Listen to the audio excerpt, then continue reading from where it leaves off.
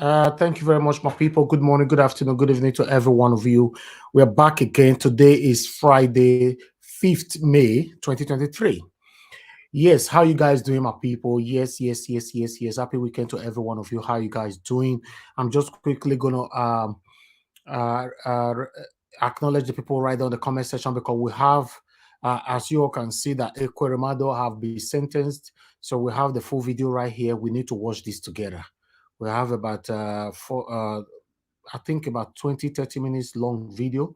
But meanwhile, let me quickly go to the comment section. I know I may get packed quickly before all that. Okay, I can see Festus Ibinomaya is already with us. Good evening to you. Thank you very much for joining us. Mother of all, Mommy Diaspora, good evening to you, Mommy. Thanks for joining us. And I can see Angie Bright, thanks for joining us. Wadia Onos, Origins, Faith, Andrew, good evening to every one of you. Happy weekend to you all. Miracle B, Zillow, I can see you, Patricia Tagbajumi. I can see you right there, type of Okongai. Thank you very much, my good people. I appreciate you all. Sunday Okonkwo, blessing Okafo. Thank you. God bless you. Love of God is my strength. Osaga Daddy, Obiajulo. Thank you very much for joining us. I can see John, Ikem Stanley, Sandra Moses, Edward Eguavon, Sam Scott. Good evening to you all. God bless you all, my people. Madam Bella Naomi, good evening to you, Madam. Thanks for joining us. Kenneth J. Brown, I can see you. Sandra Moses, once again. God bless you. Paco Barrisi, thank you. Kingsley Ogbona, God bless every one of you right there. Please help us to like and share. And I can see Peace Roberts, Williams, Winner. Thank you. Atlantic. Thank you. With anybody, if I offend you, forgive me. Show me love, oh. I go show you love, oh. But I know they do competition with anybody.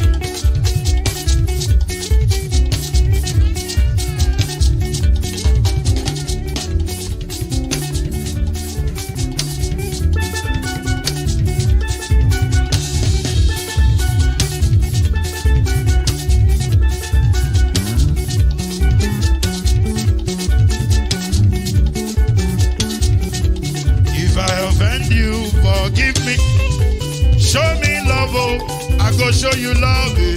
Kama bara wa lo nínú ìfẹ́ kan. I know they do competition with anybody. If I offend you, forgive me. Show me love, oh, I go show you love, oh.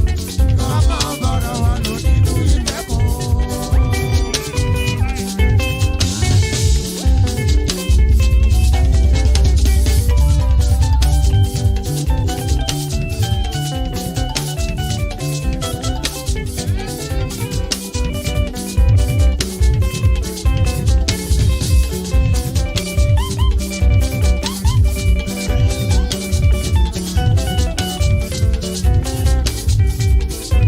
They do competition with anybody.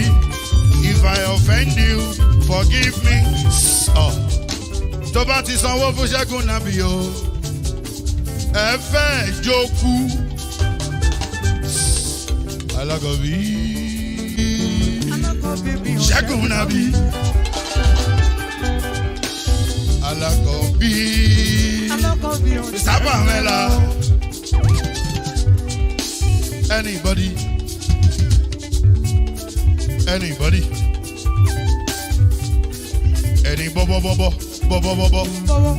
anybody.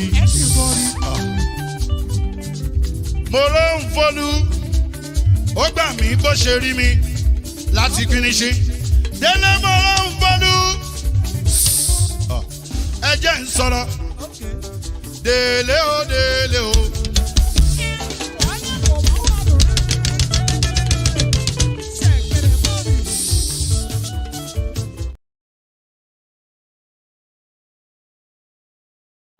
Thank you very much, my people. I appreciate you all. I can see more people try to join us. The screen is already filled up. Let me start accepting people in. I'm going to mute everybody. Please try and stay mute. God bless you all. Thank you. Let me quickly do this. Oh, somebody just unmuted himself again. Henry Gabriel, I already muted you, sir. Please stay mute. Thank you. Thank you very much. God bless you. All right. Thank you very much, my people. I appreciate every one of you. And for those of you that is trying to join us, we already have a full screen here. I appreciate every one of you right there. Good morning, good afternoon, good evening to you all, depend on your own region. Thank you, thank you. Let me appreciate you. Henry Gabriel, I'm surprised that you are the first today. Good I evening to you. have to because yesterday was I have no chance yesterday to come in. Yeah. Thank you. It's good to have you on the panel. Thank you very much, sir. Thank you. All right, Madam Rita, good evening to you, Madam. Thanks for joining us. Happy weekend. Happy weekend. Good afternoon, Sir Elvis and everyone. Good to be here. Thank you. Thank you very much. Thank you. Okay, Prince Akwashi, good evening to you, sir. Thanks for joining us. Good morning, Sir Elvis, and good morning, other panelists. I believe my left hand works faster, because I was able to capture this faster. Yeah. All right. Thank you, guys. Thank you. God bless you. One love. Thanks for joining us. Good evening to you, sir. Mr. Elvis, I appreciate your help and your time here. And good evening, good morning, good afternoon, everyone, wherever you're joining us from. Thanks for this opportunity. God bless you, sir. Thank you so much. Thank you. Okay, somebody don't lose your sport, and somebody they go take and the next 10 seconds. Yeah, talk and they don't take them. So because a lot of people they backstage. I'm sorry if you lose your sport now, you will not be able to come back in. Okay, let me quickly okay, I have my sister here. I'm here in the building. Good evening to you. How are you doing today? I'm good. Greetings, Mr. Elvis, everyone on the panel and comment section. Thank you so much. Thank you. For the past days now, or for the past 2 days now, I'm here not the fit carry first again. Before she did carry first. They don't push and go put her for one corner or for middle. Now middle, now she call now. If you like say na INEC runs, na in happen right now. INEC and Agbado. I ring on today. Yes, me I surprised when Oga Henry did first. I did one. Eh? For where people. No, I don't know how you did one, sir. Oga CM, good evening to you, sir. Thanks for joining us. Unmute yourself, or we'll not hear you. Okay. Not hear you. Okay. Hey. Good evening, everybody. Welcome to our weekend get together. Hopefully today go there great by the special grace of God. Thank you. Welcome everybody. Thank you very much, sir. Thank you. All right. We have another of us here, Omar Shola, joining us again today. Good evening to you, sir. How are you doing today? Good evening. Good evening. I think I'm very lucky today. Okay, but you didn't turn up yesterday now. Yes, I was busy yesterday. I was busy. Right. I was working. Okay. It's good to have once you. Once I'm free, I join. Once I'm not free, I will be just listening to everybody. Thank you. God bless you. Thank you so much for bringing me in. Thank you, sir. Thank you. All right. God's Power. Good evening to you, sir. Thanks for joining us. Are you there? God's Power. Good evening, sir. Okay, thank you. Okay, thank you very much. I can hear you now. Thank you. I'll come back to you. Okay, Epa Edwin is with us as well. Good evening to you, sir. Thanks for joining us. Good evening, everybody. I greet all of you. I greet all panelists. I greet the comment section, viewer session. I greet all of you. I say happy weekend to all of you. God bless you, sir. Thank you. Thank you. Okay, I appreciate you all, my people. It's another wonderful day. I appreciate every one of you right there on the comment section and all our spectators. Happy weekend to you all. Thank you for joining us. Please do your part by helping us to like and share. Also use the $sign right there. Appreciate what we do here. Coming out every day is not easy. Encourage us. We'll greatly appreciate that. Thank you. Okay, meanwhile, we don't play Ekweremadu video. I would like to tally all up again with another videos here before we start talking. Meanwhile, you get this APC woman, whether not better or butter or bitter or anything, whether they call them, I not to know. I like when we hear what she want to talk for you. To discuss women inclusion in the incoming government and what percentage they expect is Dr. Betta Edu, National Women Leader of the All Progressive Congress. Welcome to the show. Betta. Good to see you again, Betta. It's been a while. How are you? Thank you for having me and good morning. Betta. Good to see you. Good morning. Let's go straight to it, Betta. So, but also, we have to look closely at women that somebody will expect will lead the way, but the case is not the same. Like the case that happened to Madame Binani in Adamawa. that elections had not been concluded. Somebody read the election results in her favor, and she went to give an account. Okay, make I talk and make everybody, make some people, I understand, say some of them don't already understand where we are coming from, but make some people understand where we they go and where we they come from. And I know say this better, you know, a woman national leader for Tinubu. Yes, the question where if I want to ask, and so another woman where for Adamawa where they allegedly give her 2 billion naira, let she take ring election or whatever, she can't go wrong. Go declare herself, say she don't win, and make a acceptance speech, even when election never, a result collation never finish. Okay, now that question, now I want to ask this woman, because this woman before here, you know, say I tell her, say, video, wait till we want me you see, now the car recorder give now. Okay, so we can't play all videos, play the full length.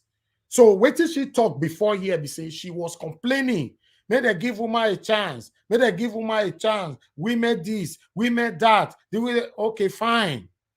Now, Rufai want ask her now, say, upon say they don't give woman chance. Now, that be none in down for Adamawa. Wait till she do. How she take do am. Wait till be your own take. You know, so I don't hear about that word they call emotional blackmail. I don't know whether that many of you don't hear that word before.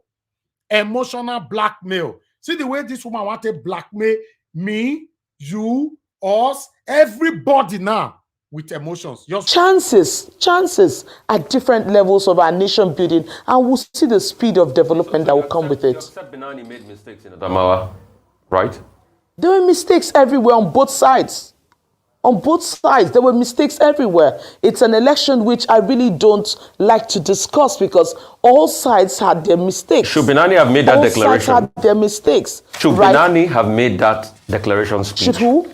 Should Binani have made that declaration speech before the elections were concluded? Well, first and foremost, I did not know. I didn't even listen to the declaration speech. I only heard later on that a declaration. Can you imagine? She says she not hear or listen to the declaration speech. Where she don't shame on her. Almost 2 months ago.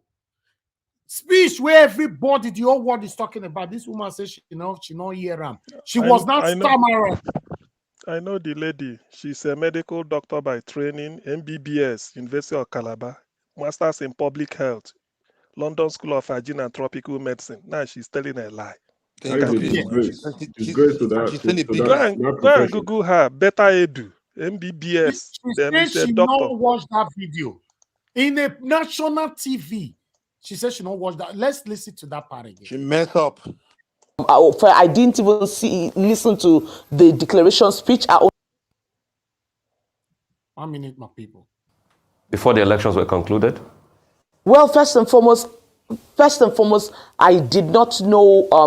I didn't even listen to the declaration speech. I only heard later on that a declaration speech was made, but she was declared by someone who I got to know should not be declaring her, the rec, who said he declared. No, my question be saying now, so she did the talk since she can't stammer now. She become a stammerer by force. Hey, what did they happen now? Mona not the shout for this woman. Mona let her talk. I beg. I be that because they Rufai the shout. I don't understand. You know, should not be declaring her, the rec, who said he declared because the other person had out of fear run away from there. So a lot of things were playing out, right? And for me, I'm on one point, and that normally, Arai supposed to play that video for her straight away. Normally, exactly. Yes, as she ought to say she never watched. Okay, madam, don't worry, wait, watch them. They don't want to put her into chair. So just make it calm down because she's already hot already because her life is not a favor at all. Let's move on. Out, right? And for me, I'm on one point, and that point is clear. We should not stereotype women. We should not use those mistakes to put women at the back burner. Okay. We are a very critical part of nation building, and we must be taken on our merits. Totally agree with you. I mean, I think what we're just also trying to clarify is that, yes, believe absolutely that women ought to be supported in politics. But should they be supported when the process is illegal or the process is corrupt? That was what we're just trying to establish with you. Bless you all. Okay, Mr. Henry, thanks for your patience. Please talk to us, sir. Good evening to you once again. Yeah, good evening, Mr. Elvis, and good evening, the panel. Good evening to the listeners. First of all, you see this lady, the video you play about this lady first. Let me go that one first. How can somebody be lying? They won't. Everybody support. I support women to become president, governors, senators, or every position in that country. It's not about. We don't want to support any corrupt process. Okay, they ask this lady question. They cannot even answer They call herself doctor. She cannot even answer the question they ask her. Okay, she said she's supporting women. They asked her about the women. All of the women, Labour Party candidate wanted to go and vote. That is stabbed in her eyes. She could not answer that question. You see, when they say women should support women, men support women more than the women supporting women. In the real sense, that lady who went to go and announce that she won the election, she's supposed to be in jail if it's a country that is working. The money they gave this lady to go and ring the election, who gave her the money? It's from the House of Rock, the so-called PDP, APC cabas. They did it, but who gonna put her in jail? Nobody. It's the same thing with Mahmoud Yakub did. Mahmoud Yakub went to announce Tinubu as president-elect when the result is not yet concluded. But now they have it difficult now to come on that figure they announce, because things are going to get dirty. From Monday, things are going to get dirty. No, when she said she came to here to arrive to gain settlement, or nobody they don't want women to be in a position. We gave women position to this Denise who stole money, minister of some petroleum. I don't know where minister she was. She run back to UK after stealing a lot of money. We give women position. We trust women more than the men either. But sometimes they form my hand, just like this lady who came out as a governor. That is Desiane Maduke, Alison Desiane. Desiane, but yeah, she formed my hand. This one came now to be governor. You come clean. To challenge the men that we can do better, and I believe women can do better, but they should not come in the dirty game. I don't support dirty game. I don't support corruption. I don't support this kind of attitude where women will come say want to become governor, but you come with through illegal way, just like they put her there, gave her $2 billion to go and pay. So it should not come about the settlement of issue that men don't like support women. Men support women more than women supporting women. So that's not true. So let me go to Agbado. You see when somebody they say I want to wipe corruption. Your DNA is corruption.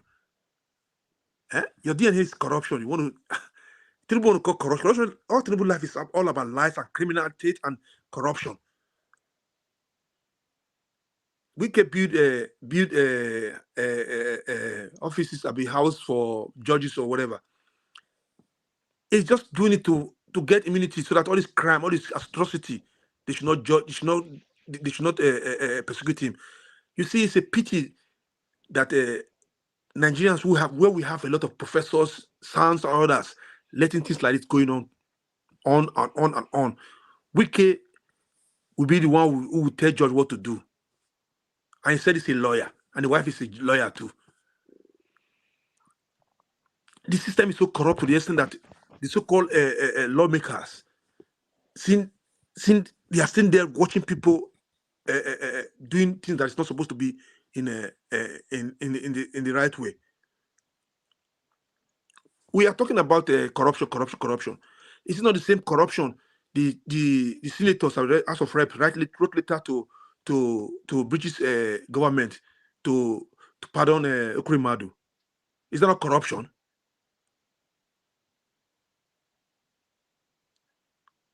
this is a country we call ourselves. We want rule of law. Where there's rule of law, where every corner is corrupt, the police are corrupt, the judges are corrupt. Look at what we saw in TV today about Ekweremadu. If we're to be in that case, to be in Nigeria, Ekweremadu will not spend one night in prison, 1 night in police station. Police will not even arrest him either. What are we saying? So they should keep that corruption aside. Still want to fight corruption. It's just a joke. Let me go to Ekweremadu.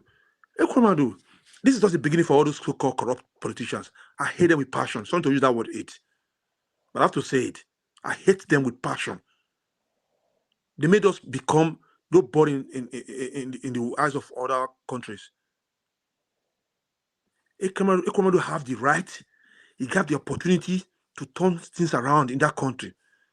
His own state where he came from, he cannot even build a standard hospital where they can do operations there.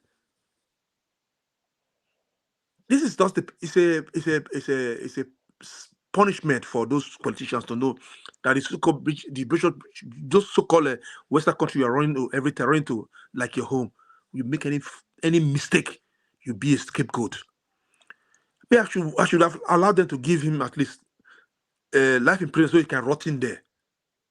I don't feel sorry for him. None of his family are sorry for them. Not even a daughter either.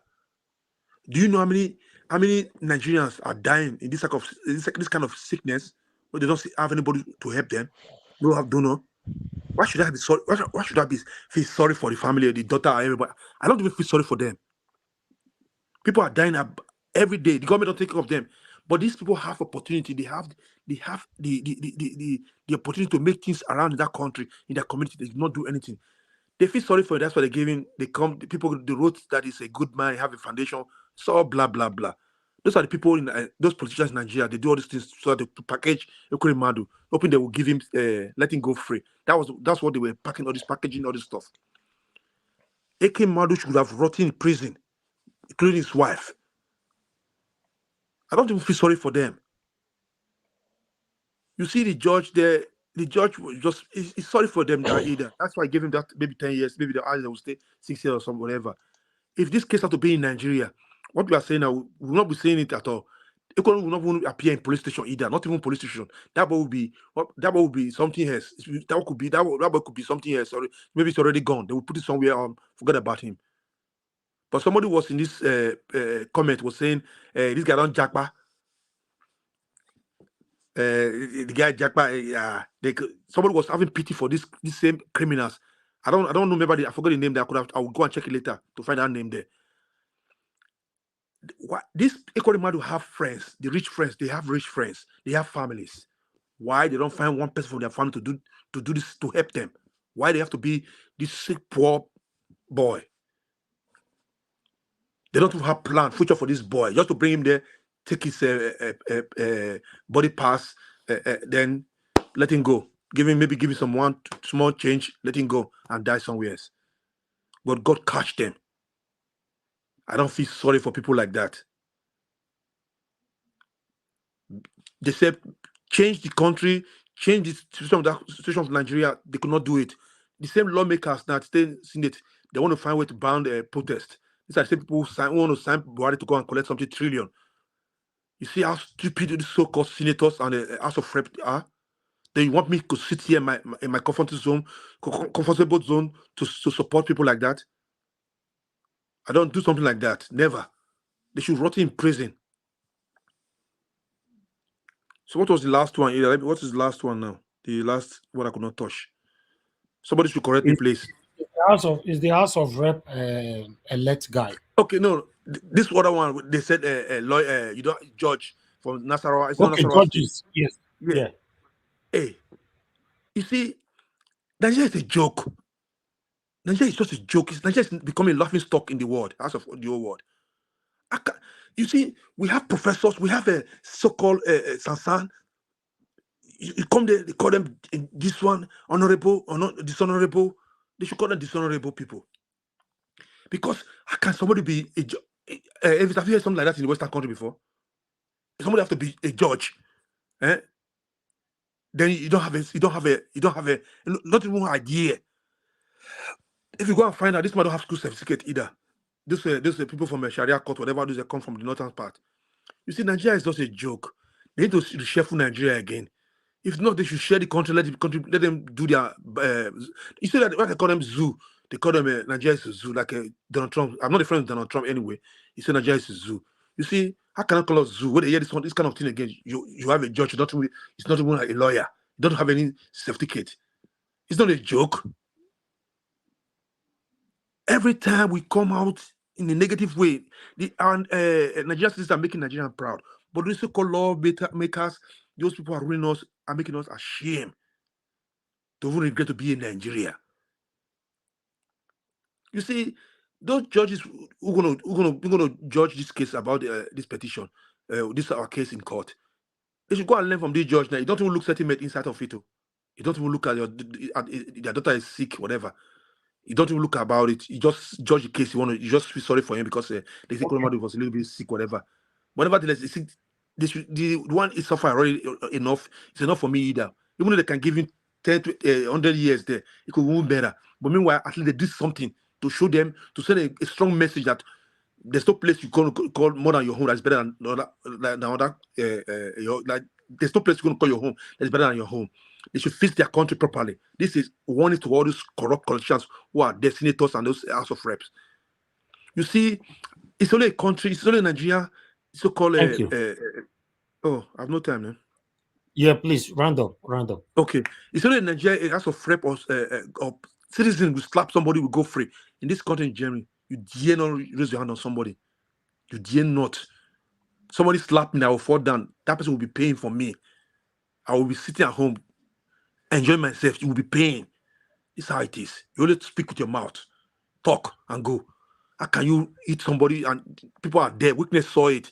You were still saying it's joke, he's playing. If he stop recording, if not, I will beat you. I will deal with you. That statement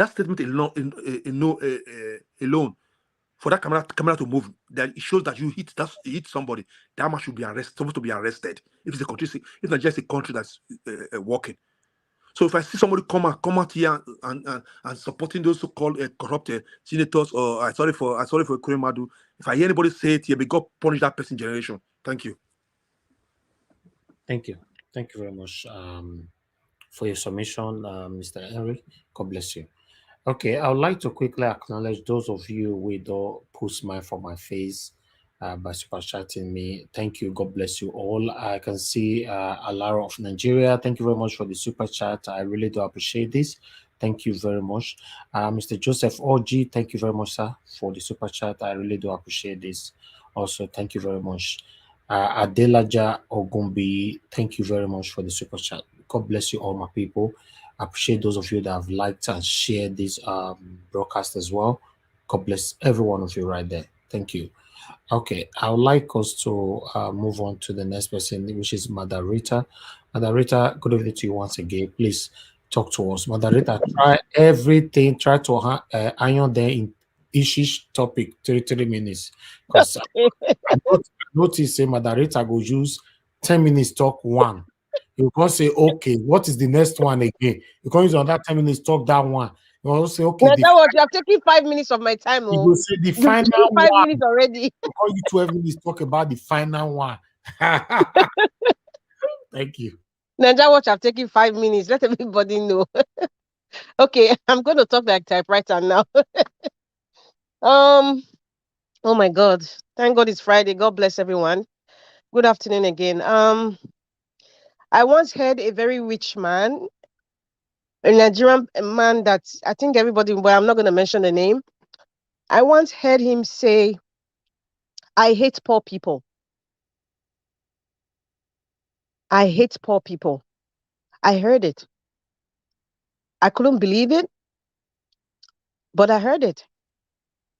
And that explains to me the typical let me use because I'm a Nigerian, proud one.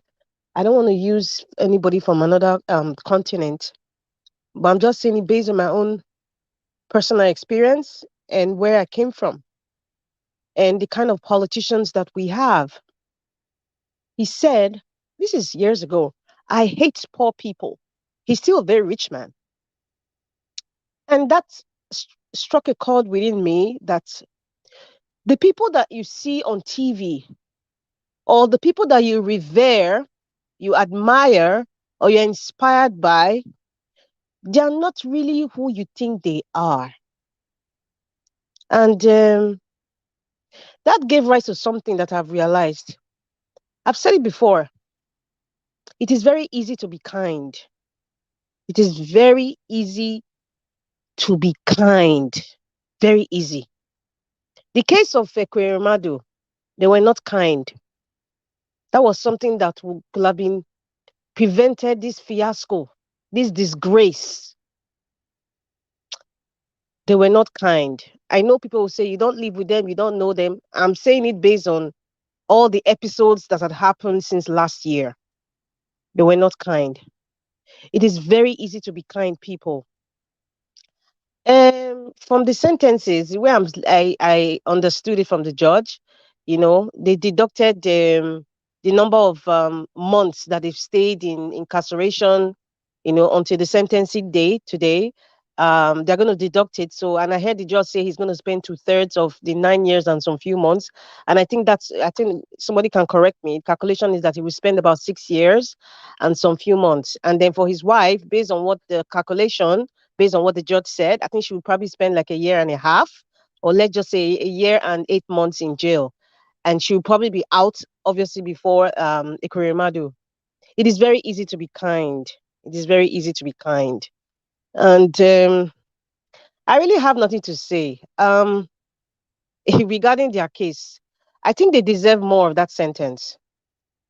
And one thing that kind of like irritated me was the fact that we had, people like Obasanjo and National Assembly members and some church members or church leader write letter appealing for Ekweremadu.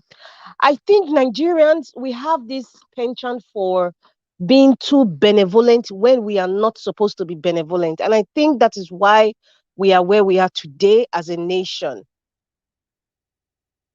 If this man was in Nigeria, I think you said so, he wouldn't even spend in fact, the police will come to his house and visit him and say, yes, sir, yes, sir. He won't even know where the jail cell is or anything. It will be reversed. The boy in question will be, in fact, we will not even hear of the boy again. It will be a cold case and nobody will ask questions. It's unfortunate that we have these people writing letters, tell this judge, begging for this guy. I would look at it in one part. The first part is, as a Nigerian, you would not want your brother or sister being incarcerated or being disgraced in another country. So you appeal on the basis of that as a fellow Nigerian. And then in the other part, as a fellow colleague in the Harlow chambers, you would also beg. But there's something that you're forgetting, being the fact that these people who are beggars are some sort of in a league of being an elite or a political influencer in Nigeria. It just shows you the aloofness, like they are just not in connection to the reality of a typical Nigerian person. I didn't see any of these actors beg on behalf of this boy or even try to say, okay, let me sponsor this boy. I didn't see it. If they did it, it's not in public. So I will say it out and say, I didn't, there was nothing in those letters from Obasanjo, from the cardinal or whoever, or the people in National Assembly.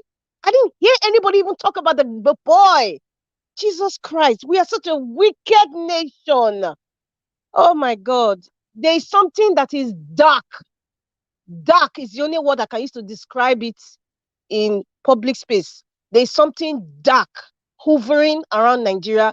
It has enveloped the people in the corridors of power, and that's why we will never get peace until they leave. I repeat, we will never as a nation get peace until this set of dark people, dark. I'm not talking about a color. Dark people leave the corridors of power of Nigeria. We will not have peace. None of them spoke about the boy. That's why I will not even bother speaking about Ekweremadu or is I'm just concerned about that guy. I pray that the British government kind of like help the guy, get a life for himself. And I pray that his family back home are being protected, because I already know that they're already threatening their family if they know where the boy's family lives, threatening them like crazy back home. That woman that calls herself Dr. Edu or something. First of all, a doctor, a medical doctor, and she's supposed to be like, I think, Dr. CM, you said Rita, sorry, yes, let me borrow from your minutes. I'll give it to you. Are no you problem. aware that the same Ekweremadu, during the time, since he has been detained in prison in London, they were still paying him 14.2 million naira every month in Nigeria. The That is why the total amount he received, to date is $370,000. Nigeria government was still paying him every month 40.2 million naira. Go ahead.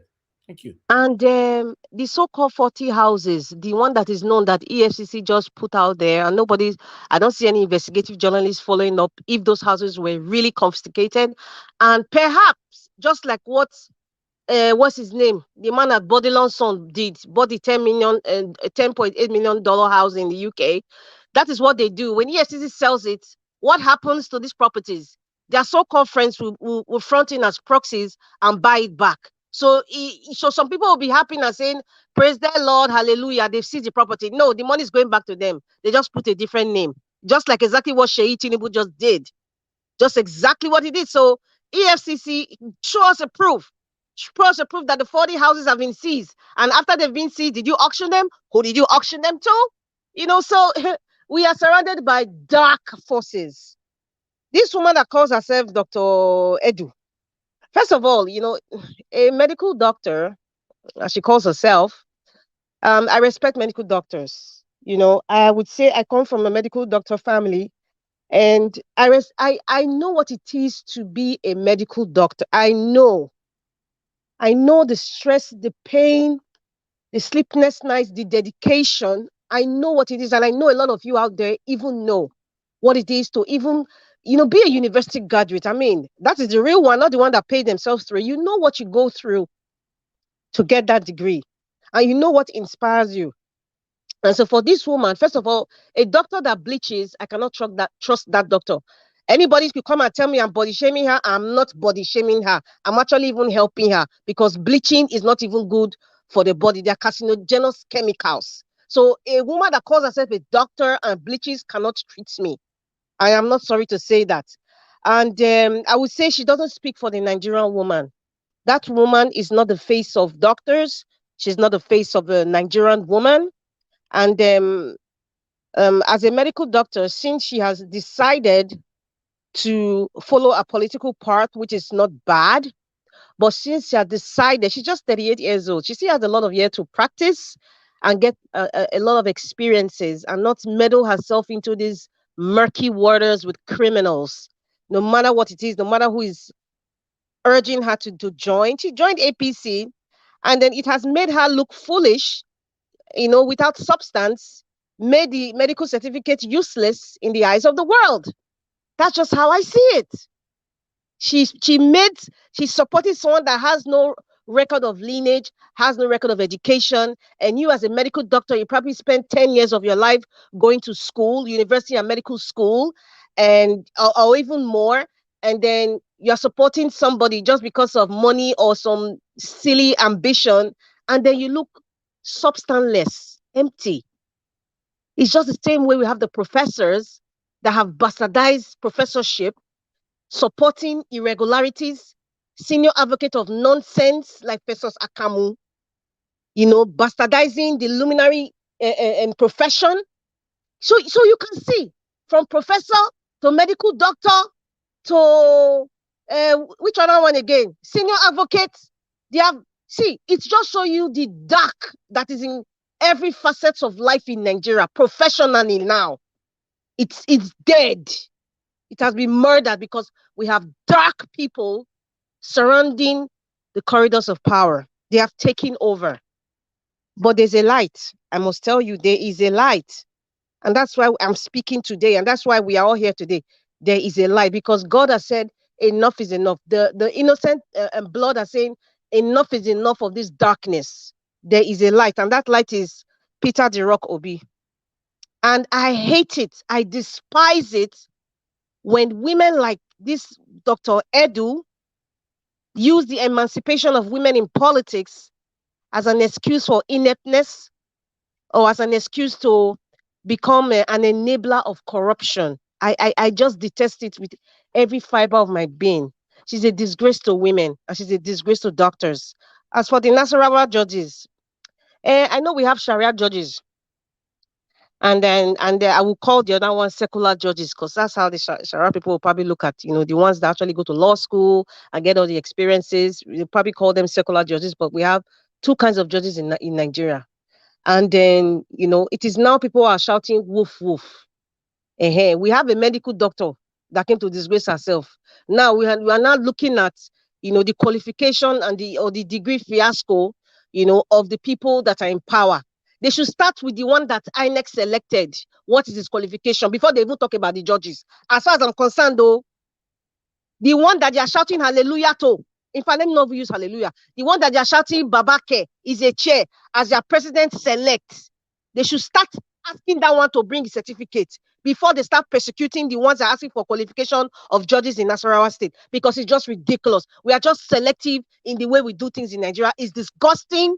I'm just livid anytime I'm just reading anything about Nigeria. And that's why Agbado talking about corruption, I just think it's just a hint of what David Hudayin was saying when he said the consequence of putting a corrupt person like him, as a commander in chief, because it's just give rise to the illusion to the world that there's none of them can even dare talk about fighting corruption, because they are corrupt. The means in which they entered the position or the corridors of power is corrupt, so they wouldn't even talk about corruption. So I dare say that maybe they're getting hints from Nigeria Watch, or when David Hudayin talks, and that gives rise to the speech that Agbado will make the next day, or the topic of his speech, or let's talk about corruption, just because somebody has said you will never talk about it, or the certificate that everybody is shouting. They should start asking Agbado about the certificates.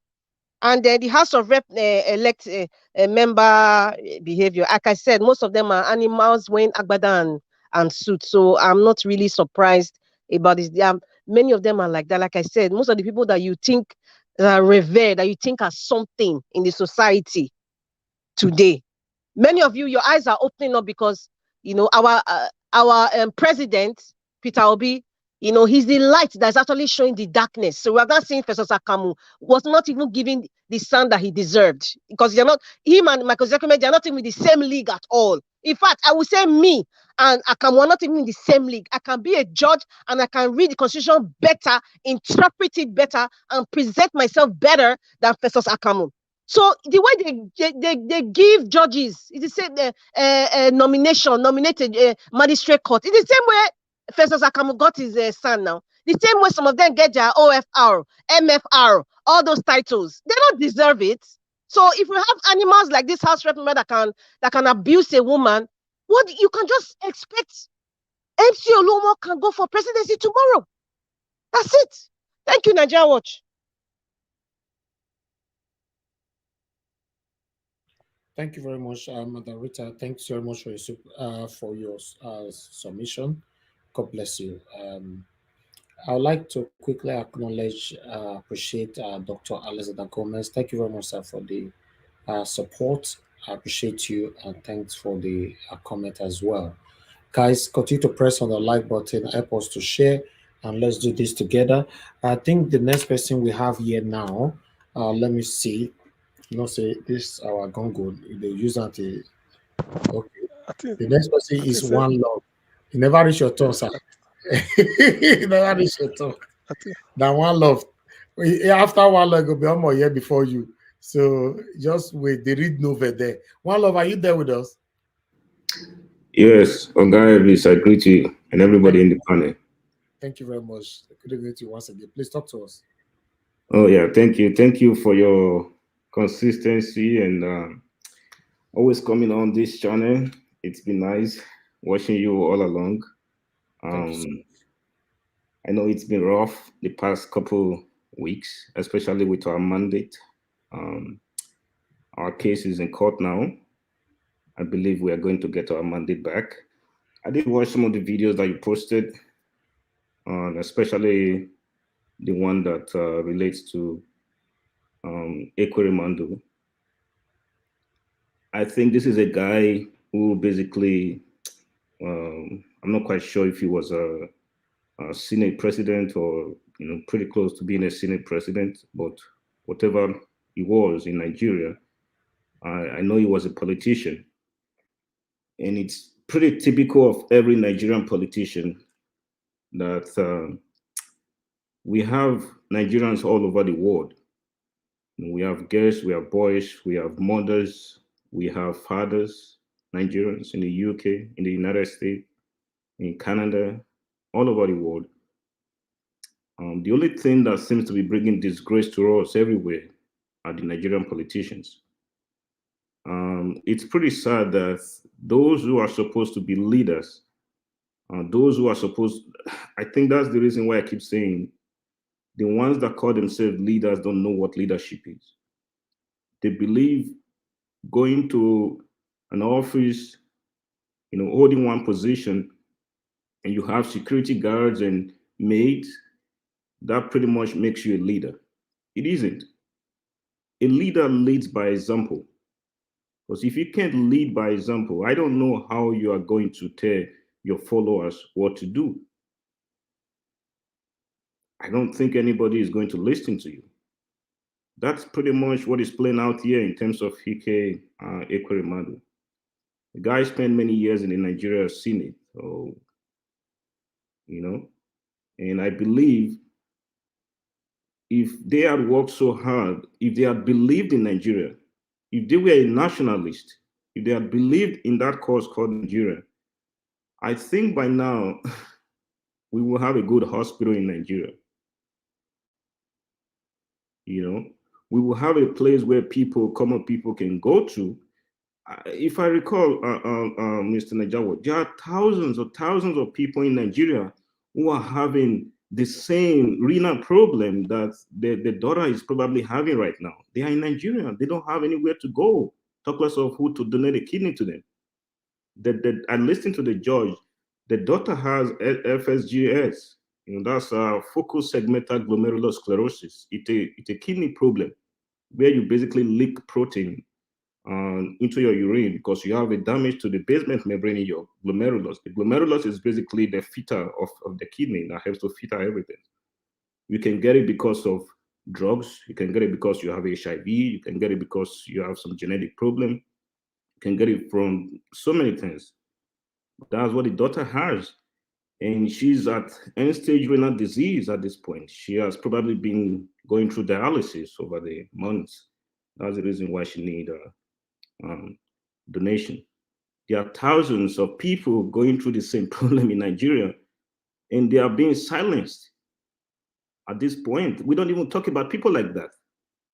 We don't even talk about the boy who was trafficked because he is a son of nobody, and he's going to be forced to be donated, to have his kidney to be donated to another person because the other partner is coming from a rich home. And that's what Peter Obi was planning to stop, things like this, where the son of a nobody will become a somebody in Nigeria. And that is what they are fighting against. Because when he stops that and makes sure things are working, people like Festus Keyamo and the other guys are not going to be fed anymore. The food are going to be taken away from them. That's why they keep fighting this guy. We have a sound guy who came out and said he wants to fix Nigeria. They keep fighting him every day. So it's pretty sad. I don't have any form of sympathy for the guy. I think the judge was probably lenient, and he just probably went through everything that has happened. I'm sure Basajo wrote a letter. So many people wrote a letter, which was disgraceful. I think they shouldn't have done that, like what Madarita said. It's pathetic for them to be doing something like that. I don't know how they want Mercy to rob justice, because if this was in Nigeria, we wouldn't have even heard about this case. This case would have been long dead because he's a senator, But I'm very happy that at least he got some sentencing, and his wife also did, because this will play out to everybody that in a country that works, just like Obi is fighting, just like we are all fighting for, why we are all here on this platform every day. Sometimes I'm not here, but Nigeria Watch is always here. In a country that works, this is what you get. Nobody is above the law. And this is what we are fighting for every day. For those that keep attacking you, Mr. Nigeria Watch, those that keep attacking this channel for nothing, this is what we are fighting for. We want to see a country that works, where the son of nobody becomes somebody. Where even if you are a Senate president, you committed a crime, you will be held accountable for it. That is what we are fighting for. Where people can go to the hospital and not be thinking about, if I go there, I don't know if I'm going to survive or not. You know, the guy did not risk even doing something like that in Nigeria, because all the money he would have used to build an hospital in Nigeria, or even try to pass a bill, I don't even think this guy passed one single healthcare bill all the years he spent in Nigeria. But there he is running to the UK because there's a country that has been built by people who died. Sorry if I use that word, by people who fought for a country, for the country to become something. That is why he's able to run there. But when are we going to stand up and build our own country? When are we going to have a leader that is a nationalist? I don't really like a whole lot about what Abacha did, but I wish we have a leader that is a nationalist like an Abacha, that stands for Nigeria, that says, this is our country. We ought to be able to fix our problems by ourselves.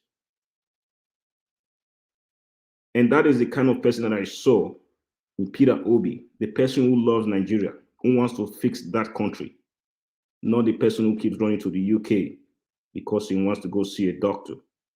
It is shameful and it is disgraceful. And I just really I wish they gave them more years, but I'm glad at least that they gave them something. 6 years or 15 years in combined is good enough, and it's better than nothing. And for the lady who came out here to so many stuff regarding APC and, you know, regarding Adamawa, I said it earlier, I think on this channel one time, that the guy who ran the election in Adamawa is still, I'm not sure if he's caught now or not, but I believe he was out for days. And the police keep telling us that he's nowhere to be found. Why somebody can make a statement on Twitter and they will track him to his home, him or her, and then they will get that person arrested. It's pretty sad, but I don't get what she was trying to defend. You know, Rufai was asking her a question, and she was just, you know, beating around the bush, going back and forth, trying to cry foul and, you know, trying to cry, hey, you're pressing my neck, when no one was doing that to her. But it's sad, you know, she was trying to dodge the question. And I don't think we should be surprised at this point. If Buhari cannot even produce a certificate, I know, I think after some time, he came out with a result that he went to high school or something like that. But again, we knew how that played out, that it took months and weeks before he could come up with something that he actually went to high school. But if the certificate, if the high school certificate of the president, the city president of a country is in question, I don't know why we should be surprised about people who come on here or people who claim to be in position without the adequate qualification. So you see the kind of country that we have today. How we get here, I don't know. But I believe we Nigerians can fix that country. And that is where we keep coming out every day. You know, to let the world know that we are not just coming out here to play or to talk every day, but we really want a country that works. So for that lady, I think it's better for us not to pay attention to her. We can see what has happened in the past, what someone like Desiani did. You know, I'm not saying all ladies are terrible, but I would have been much more happier if one of those ladies had led by example, so that, you know, as more position becomes available, we can try to push out women for that position. We have sound and educated women that can handle things in Nigeria, but because they are probably from a background of not being in politics before, probably from a background that is poor, you cannot hear from them, you know.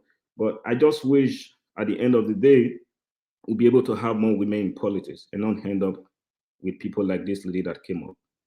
Other than that, Mr. Niger Wash, I think the other guys have pretty much said everything, but my only hope at this point is for us to keep pushing the judiciary for us to get our mandate back. Thank you so much.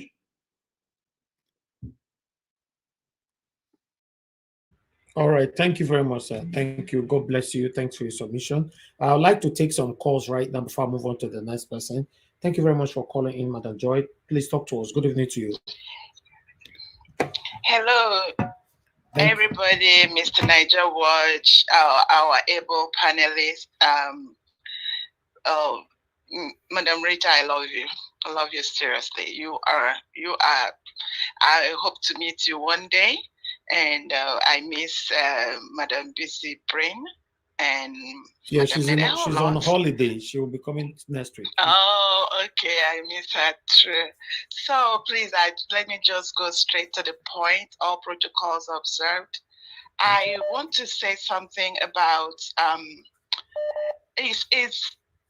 I want to declare this seriously, categorically. We know Nigeria is divided. We have labeled it so many things, tribe, this, that, and everything. Nigeria is clearly divided. Nigeria is divided between darkness and light.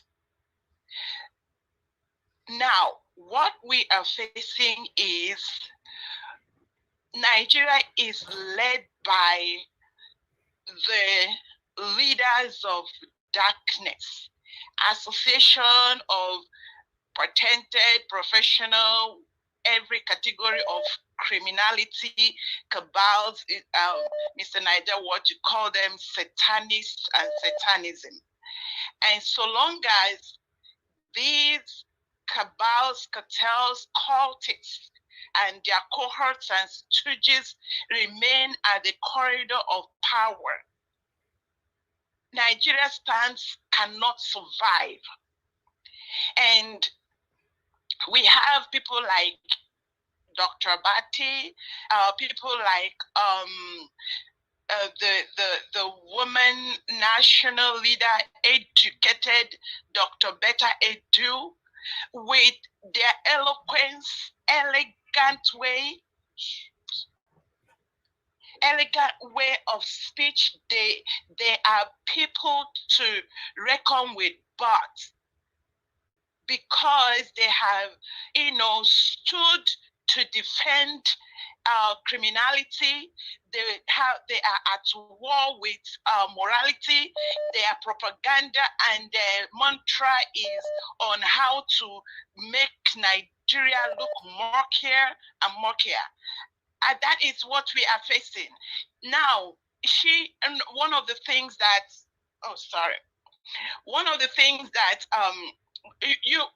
I listened to that APC woman leader. I listened to her from beginning. Initially, she was saying that when women are running, they should not put out a sympathy card. They should now, fight. They should grab it. All, kind of quoting her principle and battle it out. Now, when it came to where she needed to defend criminality, she now brought the same thing, and she brought sympathy and began to, use not a woman card. Women, we are strong. We have strong women like Madam Rita, Madam Victoria, Busy Brain, Nena. These people can lead and lead in righteousness. So what I'm trying to say is, until we they give us our mandate, a man that won fair and square, a man of integrity, a man that is ready to lead this country to where it will see the light, we are wasting our time. But I'm saying that there is hope. And I'm saying this, I'm addressing judiciary. If you guys beat this, you have that nail to either put the final coffin on Nigeria, or you have that word to say, this mandate must be given back to the people. Nigerians are tired. We are tired of this shenanigan. And please, let me say this. Why I even have to pick up this one is to address Dr. Betty Edu. Please, do not involve my God in this. Don't bring God. God is a righteous judge. Thank you. Don't bring God into this shenanigan. I hate when you people use God. God is not punishing Nigeria. All of you cohorts are the ones that are punishing Nigeria. You have decided to eat at the devil's table. You are going to receive it. You are going to get your reward from where you are working. Thank you. Thank you very much, madam. Thank you very much for your submission. God bless you. Thank you. All right. Let me pick one or two calls before I come back to the panel, my people. Please bear with me. All right, Mr. Chris, thanks for calling in. Good evening to you, sir. Talk to us. Yeah, good evening. My name is Chris and I'm calling from Dublin. Can you hear me? Yes, sir. And special greetings to everybody on the panel and those on the comment section. Concerning the judges in Nasarawa State, to be honest, I don't really know why we are surprised, because we have seen things that are worse than this in this country. Let's start from your president, the one that Buhari, the one that calls himself president of Nigeria. You see, this man had no O-level. He never had. It was a letter that was written by his principal that he is sure that he will pass his O-level. That was how he joined the army. Until he finished, he couldn't produce the O-level. He ran the first tenure. There was still no O-level. It was during the second tenure that they had to go and organize his GC or whatever from WAEC, and they presented it to him in his office. If you look Buhari, let's go to the Chief Justice of the Federation. That was what was his name? Tanko Technicality. He was a Sharia judge. A Sharia judge was made the Chief Justice of the nation, of a secular state like Nigeria. And at the end of the day, we are complaining, we are surprised that you have judges in Nasarawa State. So if you look at all these things together, you see that we run two different systems in the country, the system in the north and the system in the south. That's why people like us, we can never fault the likes of Nnamdi Kanu. When they set that country, it's a zoo. It is only in a zoo that you have things like this. You have people that didn't go to law school, you make them judges, you are giving them 10 years. And you have graduates that are lawyers, they don't have job. Tell me, what kind of a system is that? Look at the judgment that was delivered today now in the UK. Are we sure we are going to get that kind of judgment when it comes to the election petition tribunal? Are we sure we are going to get that?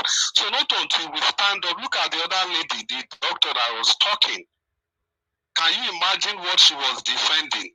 We sit down and we defend all sorts of rubbish. And at the end of the day, we are surprised that we are not moving. We are surprised that the country is not going forward. So it shouldn't surprise any person why they have all ganged up to ensure that the likes of Peter Obi is never ever going to make it. But I want to assure them that their plans, all their plans is going to fail. Peter Obi has been heavily ordained as the next president of this country because Nigeria must move forward. If they know that if Peter Obi gets into power, a lot of them will go automatically into compulsory retirement, and that is what they are all fighting against. They are all in the same. You can imagine Rabiu Kwankwaso. He refused to take INEC to court because the case Rabiu Kwankwaso has alone against INEC is even enough to annul the election. But he simply said it was not for their interest. Why? Because all of them, they don't want somebody like Peter Obi to come to power. So anything happening in that country should not surprise us because what has happened. Thank you very much for your time. I'm grateful. Thank you, sir. Thank you, sir. God bless you. Thank you. Okay, let me quickly talk to Love of God is my strength. Thank you very much, madam, for calling in. Good evening to you. Please talk to us. Sorry, I didn't know that you were sorry. Oh, let me understand. Sorry. Oh, sorry, Niger Watch. Okay. I didn't know that you picked my phone. Hello. Okay, Good go evening, ahead. everyone. Thank you. Good evening, madam. Good evening, everyone on the platform. Good evening, and Sister Rita. I listened to your comments was really beautiful. You know, you see, Ekweremadu, he said the evil that men do live before them, before they say after them. If Ekweremadu has built a hospital in his village where they have dialysis, the daughter will not be needing kidney. They gave him money. Allegedly, we heard that he was giving money twice, and he used the money for other things. They shared the money among themselves. And look at, nobody is happy that the daughter is sick. But what I'm looking at is that we should always try to do good anywhere we are. Now he is paying for it. If it's in Nigeria now, they will sweep it under the carpet. A judge will come, they will go and pay money, and before you know it, they will go to prison as Judge Kanu went to prison for only about 6 months so that they can close the mouth of Nigerians. And before 6 months, he was crying there. They took him out and he paid. That was the end of Ojikalu case. All the money stolen and everything was under the carpet. I just want to call some people. A lot of them, even the allegedly Malami too. He's taking some money and all that and everything. They'll sweep it under the carpet. Nothing is done about it. So that is the system of government, the system of running their corrupt system in Nigeria. But over here, they couldn't do nothing about it. And everything came out because you can't bring somebody's else to harvest its own kidney and make your own child live, and the boy will now live with only one kidney. That is really bad. And I just wish that someday all those corrupt politicians will come to London or America and they will get into trouble and they will all go to prison because Nigerian politicians are wicked. The other lady that called herself a doctor, I just look at that woman and I say, God, this woman, I don't want to curse her, I don't want to say anything, but I just know that maybe she has children or she doesn't have children. I pray one day Peter Obi will take over in Nigeria. And that woman, she's a corrupt woman. She's going to go down with Tulumbu because Tulumbu will not be our president. So no matter what she comes and be saying on air, fighting for women, you are fighting for a woman. The woman is corrupt. If a woman is corrupt, must we support a corrupt woman? I will not support a corrupt woman. I will always support the right woman, not a woman that comes out and go to rig election and you are saying that people should support a corrupt woman. We cannot do that. So what we are not saying, what we are saying now is that people should do right. In Nigeria, anywhere we are, we should do right so that one day it will not catch up with us. Thank you. Thank you very much, madam. Appreciate your submission. Thank you. Okay, callers, hold on. I'll come back to every one of you again. Let me quickly go back to the panel. Thank you, Dr. Alexander Gomez, once again. God bless you, sir. Thank you so much. Okay, I'll go to Omoye, my dear sister, please talk to us. Thanks for your patience. Good evening to you once again. Thank you very much, Mr. Elvis, and greetings to everyone once again in the panel and in the comment section. I want to ask Mr. Elvis, first of all, the lady that was giving the interview, did she end up answering the question or time just ran out as they were asking her the question? Yes, she was. Our attention was drawn back to that question again, and she repeated that she don't know this woman, but she have helped other women in the north. That was our final response. So I thought that place was important, so I didn't bother bringing it. But she insisted she don't know this particular woman in Lagos that got a head injury. Yeah. Okay. Well, what we're seeing in Nigeria is the result of the bad system and the horrible people that we have in positions of power in Nigeria. Everywhere is eroded. Nobody's free. And yes, I join every other woman. I join Sister Rita in saying that woman does not represent women.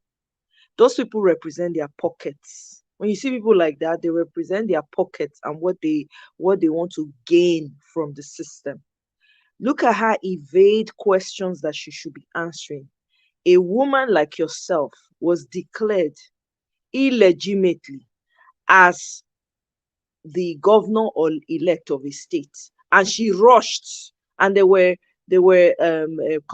talks about her bribing. You not see anything talk. Instead, you're dancing around in circles. You're not answering the question. Bad is bad, good is good. It doesn't matter who's committing the offense, man or woman, it's bad. We cannot continue to allow this. It's ridiculous. I would expect what is going on in Nigeria right now. I don't think that people realize or understand or even imagine the type of mess that is going to unfold. We are literally experiencing the trailer of what is going to happen, prelude to what's going to really, really take place in Nigeria. Women, I expect the women in Nigeria, because let me tell you, it is the women that bear children. If anything goes wrong, they're the ones who suffer the most, and the children. If the women in Nigeria knew what was up, they should all be on the streets right now. What's the point of having children that will come out and you have children to turn out to be slaves to these people? What's the point? What is the point in marrying someone who cannot protect you? Your life is not protected. Your property is not protected. Heck, you don't even have good hospitals to birth children for people. You don't have good hospitals. The barest minimum is not being provided to you. I expect if Nigerian women were really bothered by this issue, the whole country should be shut down by women. They should hold their kwekus. No more action in the other room until everything starts to work. I'm telling you, but no, they're not going to do that. Instead, most of them, they are more interested in their pockets, greed, evil, because they are all members of the same cult. They will come and be using emotional blackmail, trying to dance around issues. I'm really, really disappointed in Nigerian women. I'm going to say that. I don't care. Anybody comes after me, I'm ready. Because it's ridiculous. What we are fighting now, it's a problem it's something that's going to create catastrophic problems for generations to come. Do Nigerian women understand that?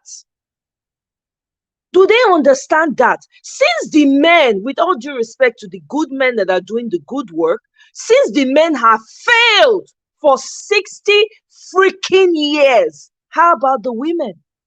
Why are they not standing up and say, not be Nasarawa be that. Women were coming out on a daily basis crying. I don't expect them to do. Yeah, I have to, because the child can digest what you talk. I don't know if you understand. What you say made the lock deny men so. Made they lock their kwekus. Mr. Elvis, Google kwekus. No, ask me. Google kwekus. Made they lock camp. If they lock camp, you go start to the work. If I pay that, you don't feel lock camp. I said that you don't feel lock camp. I beg, go. I'm not lock on the police person. But Mr. Elvis, waiting they happen for Nigeria now, with waiting they ground right now, with the fire when they burn right now. Waiting you may I talk. You know, rich make everywhere shut down. Who even feel they do anything in the other room with this kind of mess that is going on? No, it's true. It's mind, but it's not funny. I know that it is not funny though. Everywhere shut down. Ow. Including the other room, because the women will direct. No, it will send a message to the men that we need to fix the system. Anarchy. Yes, let the anarchy. Yes, let the anarchy start. I'm serious about this, because the women get role to play now. It's not just the women have. When the men have failed for 60 years, the women ought to step up. Not the women when they do a bar riot. Now 2 heads they get. Now 2 heads they get. Yeah, but now one woman ain't come out now and say the Support her. election, say the election, say the Everywhere to election. shut They down, both okay. in that room, everywhere to shut down. Support her. I'm Now one woman telling ain't come out you, now, they Mr. support the Henry, election thank you now. very much. Oh, Mr. Evans, that they laugh me. Thank you very much, Mr. Henry. You Mr. understand Henry, what wait I'm till they come. saying? We will punish you put later. They join them. Mr. Elvis, I'm not surprised what she's saying. When it's my turn, I will Henry, give you I know so you get evidence room when of you go to someone. pay the check. Yeah, All but right. me, to what she's saying now, one woman just come out now on her rise. They support say the election they free and fair. That one not represent women. That woman is a sorry for a woman. She's a sorry Is person she for a a woman. Nigerian? That's not a woman. That's not you. You cannot use her to generalize all women. I'm not like that. I know a lot of women that are not like that. What is wrong is wrong. When you see something that is wrong, you say it is wrong, regardless of whether it's a man or a woman. What are we fighting? Okay, what are we doing here? What are we doing here? It's ridiculous because women, there are no good hospitals. Do you understand that? Women get pregnant every day. The mortality rate in Nigeria, it is ludicrous. And you find these women betting, some of them, when they were showing videos of is it University of Lagos Teaching Hospital, which hospital? Women, pregnant women lying on benches outside. Are you kidding me? And nothing happens? Do you know how many children are unalived on a daily basis in Nigeria? Who does this agbero and tout work for these people? Are they not people's children? What is the point? What is the point? We are now at a place in Nigeria where it is almost impossible to live your life fully as a human being. Do you understand that? Even common dental work, just to go and clean your teeth or something, you can't do it in Nigeria. If you don't have boku money, you cannot. We are in danger in Nigeria. Do we understand that? This is why I'm calling out the women. I'm sorry, what did you say? That's as a result of a failed system. Yes, but guess what? The system is failed. The men that have been in charge, when you lock up, they'll be forced to move. They'll be forced to because it's Nigeria will cease to exist if we don't fix this. The men fail woefully. Period. If we don't fix this, when it you will lock cease up, to exist. When you lock up and the men have suffered prostate cancer, what will you say? Oga Edwin, this one when they come for them now, you know worse past prostate cancer. You know worse. Which one? Choose your pill. Choose it. Do you want to continue in this madness, or do you? Which one do you want? We are in trouble. It's not a joke. We are in trouble. So which one do you want? This is not a laughing matter. You guys think I'm joking. Do you people understand how impossible it is to live as a human being in Nigeria right now? Everywhere is corrupted. Every single place. We just played a video of a woman who claims to be a doctor. Do you know how long it takes to be a doctor? I have a brother who went to school. He finished because of the way the system was in Nigeria. He had to migrate his family to Canada. He just started practicing in Canada as a doctor. Do you know how difficult it is? It is crazy, my people. What I'm saying, I'm not laughing. It's not a laughing matter. We are at a very, very terrible place in Nigeria. Look at 60 years. What do you have to show for it? What do you have to show? Tell me. We're talking about Ekweremadu. He's a man, if he had done what he was supposed to do, built a dialysis clinic in his hometown, and done what he needed, do you think he will be in the mess that he's in right now? Do you think so? I don't know how you people, I don't know how everyone perceives these issues in Nigeria. I really don't. But I feel it for them as if I'm living in Nigeria. And sometimes I wake up and I say, why am I even bothering myself? Why? It is heart-wrenching We watch a video to show you how disrespected the woman is. A man, a House of Rep member that is supposed to represent people, is trying to lay hands on a woman, and there's no outrage. This is not the first time we've seen it. We've seen it before, where men literally slapped a woman across the face. Nothing happened. All he got was a tap behind his back, and that was it. Is that the kind of society we want? Do we even understand the role of women in our society? Do we understand the power they bring? I don't understand. Nigeria will cease to exist, and we're talking about the other room.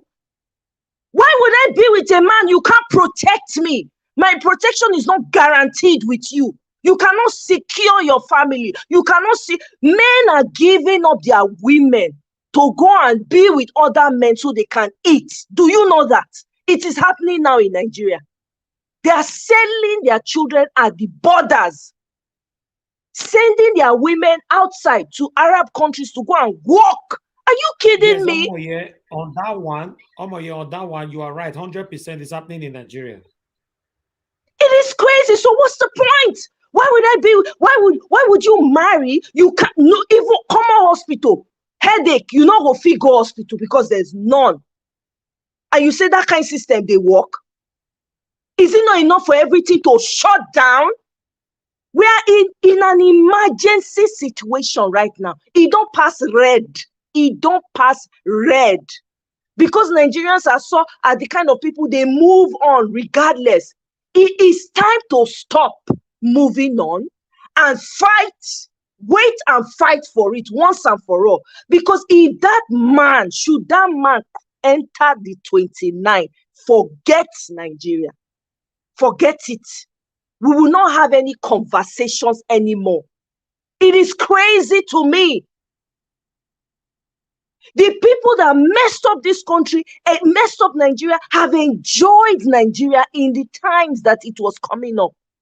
Those same people are the ones now damaging and eroding everything. Not one person is able to speak the truth in a society with 200 million people just because they're gaining from some demonic person.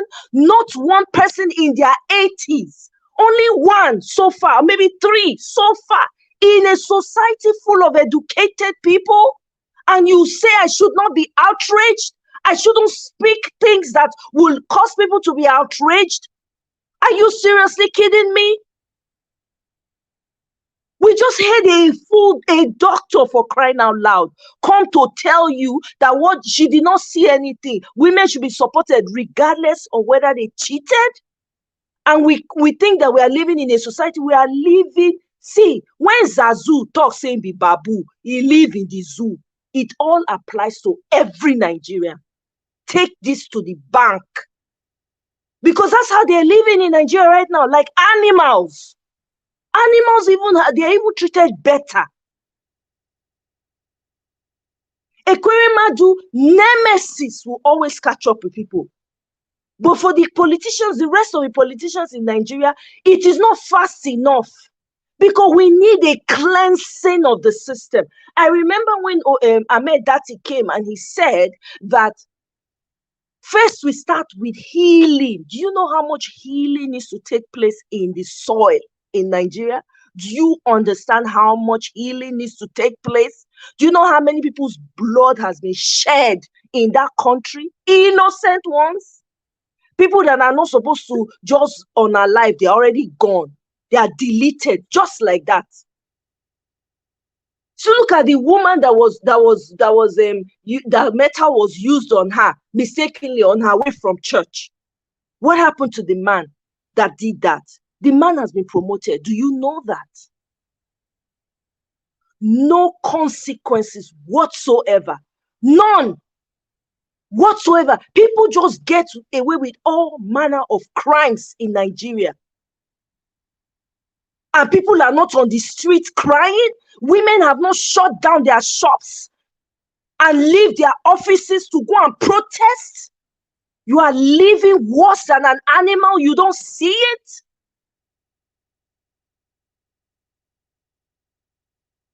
It is time. It is now or never. I'm telling you, people, it is now or the more you continue to fold your hand and just turn the other side and say it's not Kukuma me, it's not my family, it's not my children, the more this thing continues to happen. And guess what? When outsiders are waiting to take advantage. When they come in and flood and start taking resources that they need, you'll be crying. If we don't do the right thing now, we will all have ourselves to blame. The women will get the brunt of it all, and the children. This is why I'm calling on the women. If the men have failed, what about the women? There are tools in the hands of a woman that she can use to ensure that those in different offices, in positions of power in Nigeria, get their asses up and start to walk. Do you know that? No, instead, these men will marry and have 13 together. Is it not a senator that has how many children and how many wives? It is crazy. We need to call it what it is. It is irresponsible that your children are being deleted in front of you. You cannot do anything. Look at the woman that came to cry out that day. Her child went to school. Something happened. Next thing, she's gone. She's been crying for days on end. Meanwhile, other incidents have happened in the same school. Everybody pretends it's not my child. Don't not concern me. You still carry your pikin, go the same school. I'm tired of all of this. We need to get sense. Everybody's on this table.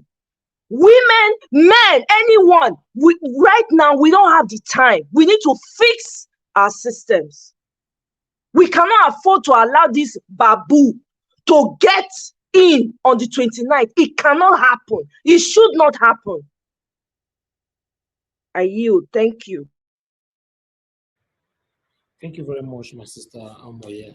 I appreciate so I can see passion from what you're saying, but I think you guys should also exclude the men that is trying, people like us, because that total I made that exclusion before I started. I said kudos. Yes, I did. I said kudos to all the men that are standing up. Of course, you're included. Many men, all the men on this panel are included. Everyone that's speaking up is included. Except for those who are not doing anything, like those people that are slapping women and doing all manner of things. Thank you so much. Thank you. All right. Thank you so much, my people. I appreciate you all. Thank you, I'm Bright. Thank you very much for the super chat. God bless you. I appreciate you. Guys, help us to like and share. Today on Friday, we the happen now. They don't sleep. I'm gonna help us share, make una like now. Hit on the $sign, support us. God bless you. August CM, it's your turn. Please talk to us. Good evening to you once again. Yeah, good evening, Niger Watch. Good evening, all of you. Those that have spoken before, today is quite, I can see so much impassioned commentaries. Of course, there's no way you could be talking about what is happening in Nigeria without showing passion. There's no way, unless you're not a human being. Actually, for today's issue, I know there are a lot of things people have spoken, but on this issue of Ekweremadu, I've always been researching it. Like, I usually read it out, the number of houses he has all over the world. Now, there's something that got me thinking. In this issue, Ekweremadu was jailed today. I don't need to repeat the sentencing, we all know it, for what he came to do kidney transplant for her daughter. There's something I want to say. While on air, I think Niger Watch informed us that Ekweremadu, even while he was here, he's been receiving 14.2 million naira a month. Now, when you talk of kidney transplant, before you do kidney transplant, it's only when your kidney fails. And before then, you can still do dialysis. It's only when the dialysis is no longer, the kidney has gone so bad that you need to remove it. But as long as you still do it, you do the dialysis. Now, I don't know whether I can zoom this very well. This is dialysis machine. This thing, if anybody can see, this is dialysis machine. It's on the internet. Yeah. If you just go to Google, you say cost of hemodialysis machine. hemodialysis machine. Now, what happened is this. I checked. There are some for over 4,000, 4,000 pounds, 10,000 pounds, 16, 17, but averagely there are some for 6, some for 7, some for 8,000 pounds. So I used 8,000 pounds as my benchmark. So one dialysis machine is 8,000 pounds. Now, because Ekweremadu is a senator and part of the legislative arm of government, if he needs it really for his community or for any hospital, he won't buy dollar at the black market. All he needs to do is to make it known, it's official, call the governor of central bank as a deputy senate president, talk to him. They will give him the rate, which is 400 naira. That was before now, because he's been a senator since 2003. So this is the 20th year. So assuming 10 years after, 2013, dollar is not up to 400 official rate. But I decided, because of we are discussing it today. So I do like P2B. P2B says 800 black market, 400 CBN. If you don't have connection, you buy black market. But P2B normally use between 600. He said use 600. So I use 600 to multiply 8,000. I'm getting 4.8 million. So this machine is 4.8 million. Some plots of land are 10 million, mind you. Okay. Now 4.8, assuming he wants to buy 10, that gives you 48 million. If he needs 20, that is 96 million, which means with 100 million naira, he can get 20 of this. And 20 of this means if you put it in a hospital, if there are 20, it means they are beside 20 beds, maybe one big ward. So with 100 million for the machine, that is buying it like me and you. But because he's a Ekweremadu and he needs it to set it up as community project or for anything, he can easily call the manufacturer. It's Nigeria, go through the embassy. If it's something manufactured in Germany or maybe manufactured in France or US, he could go to them, meet, say, look, call the commercial attaché, book an appointment. In fact, they will be so happy that you are even doing business with their country officially. You will talk to them. He said, look, I need this. I've Googled.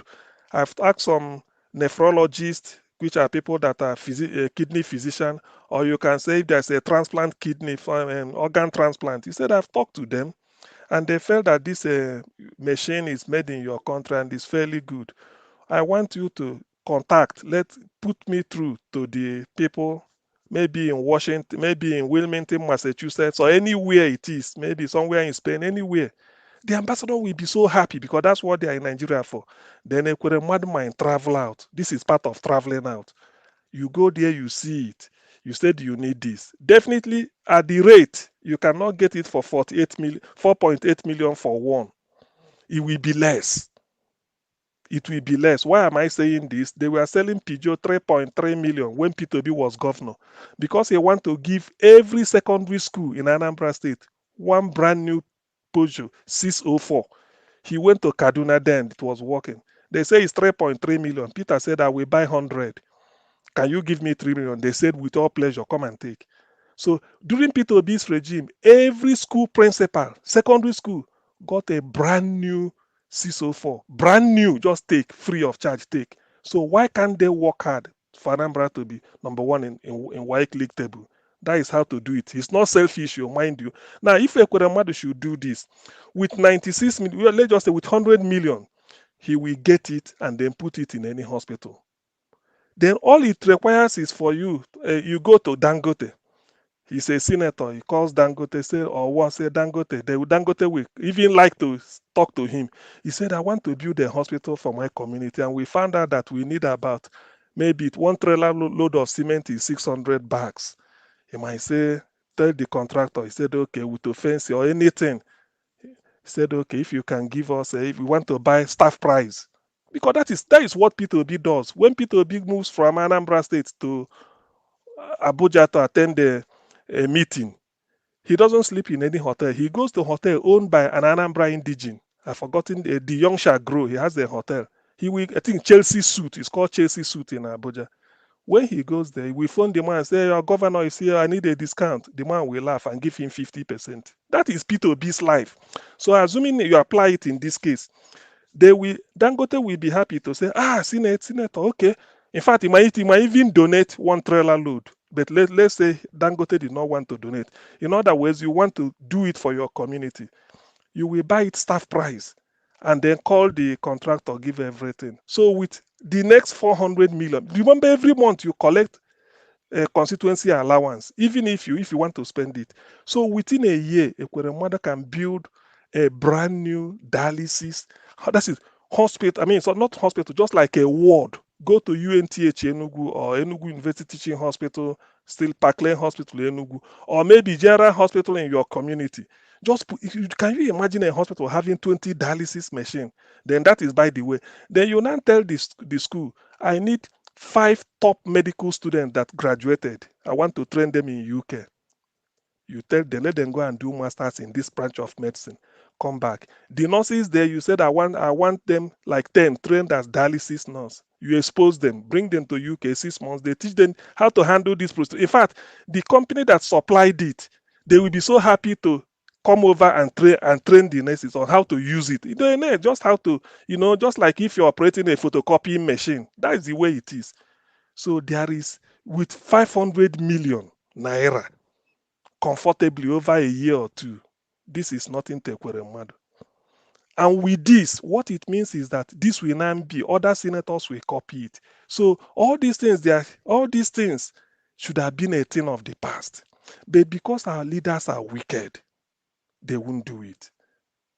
Rather, Ekweremadu spent his time buying 15 houses in Abuja, 10 in Enugu, making 25, 1 in Lagos, making 26, 2 in the UK, making 28, 3 in USA, making 31, and 9 in Dubai to round it up. That is 40. These are forfeited to EFCC.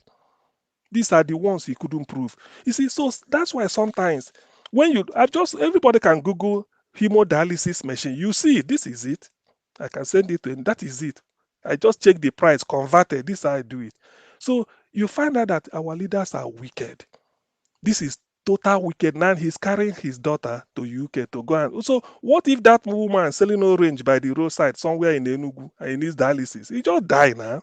Nobody cares. The dialysis in UK is for everybody. Whether you are Tony Blair, you are Tony Blair's children, or me, anybody can use it. It's meant they do it for and you don't need to leave your city and travel down. No. You see, it's every bedside. Now this dialysis machine, if you look at it, some are like a 14 inches television before. They've so made it that instead of some people that are not living close to the hospital, they come and put it in your house. When you are in the night, you just connect it. It dialyzes you after about 5 hours. In the morning, you get up and go to work. If you like, in the night, you connect it. So NHS, National Health Service, is doing it like this to help. This is government, where government works. So why is it that in our own case, because our people may like to make excuses for them and all those things, 9 houses in Dubai, it cannot be like buying house in my village in Anambra, no? 3 houses in the USA, you know how many $1,000 or millions? Yet, we are talking of 4.8 million naira for one dialysis machine, assuming the person is buying it like me and you, just ordinary person. But if you go through as a public official, in fact, they will even like to do it for you. They may even help you, give you some free. I'm sure of this. The company, because you are helping them and it's direct from the government. They do not want to do all this.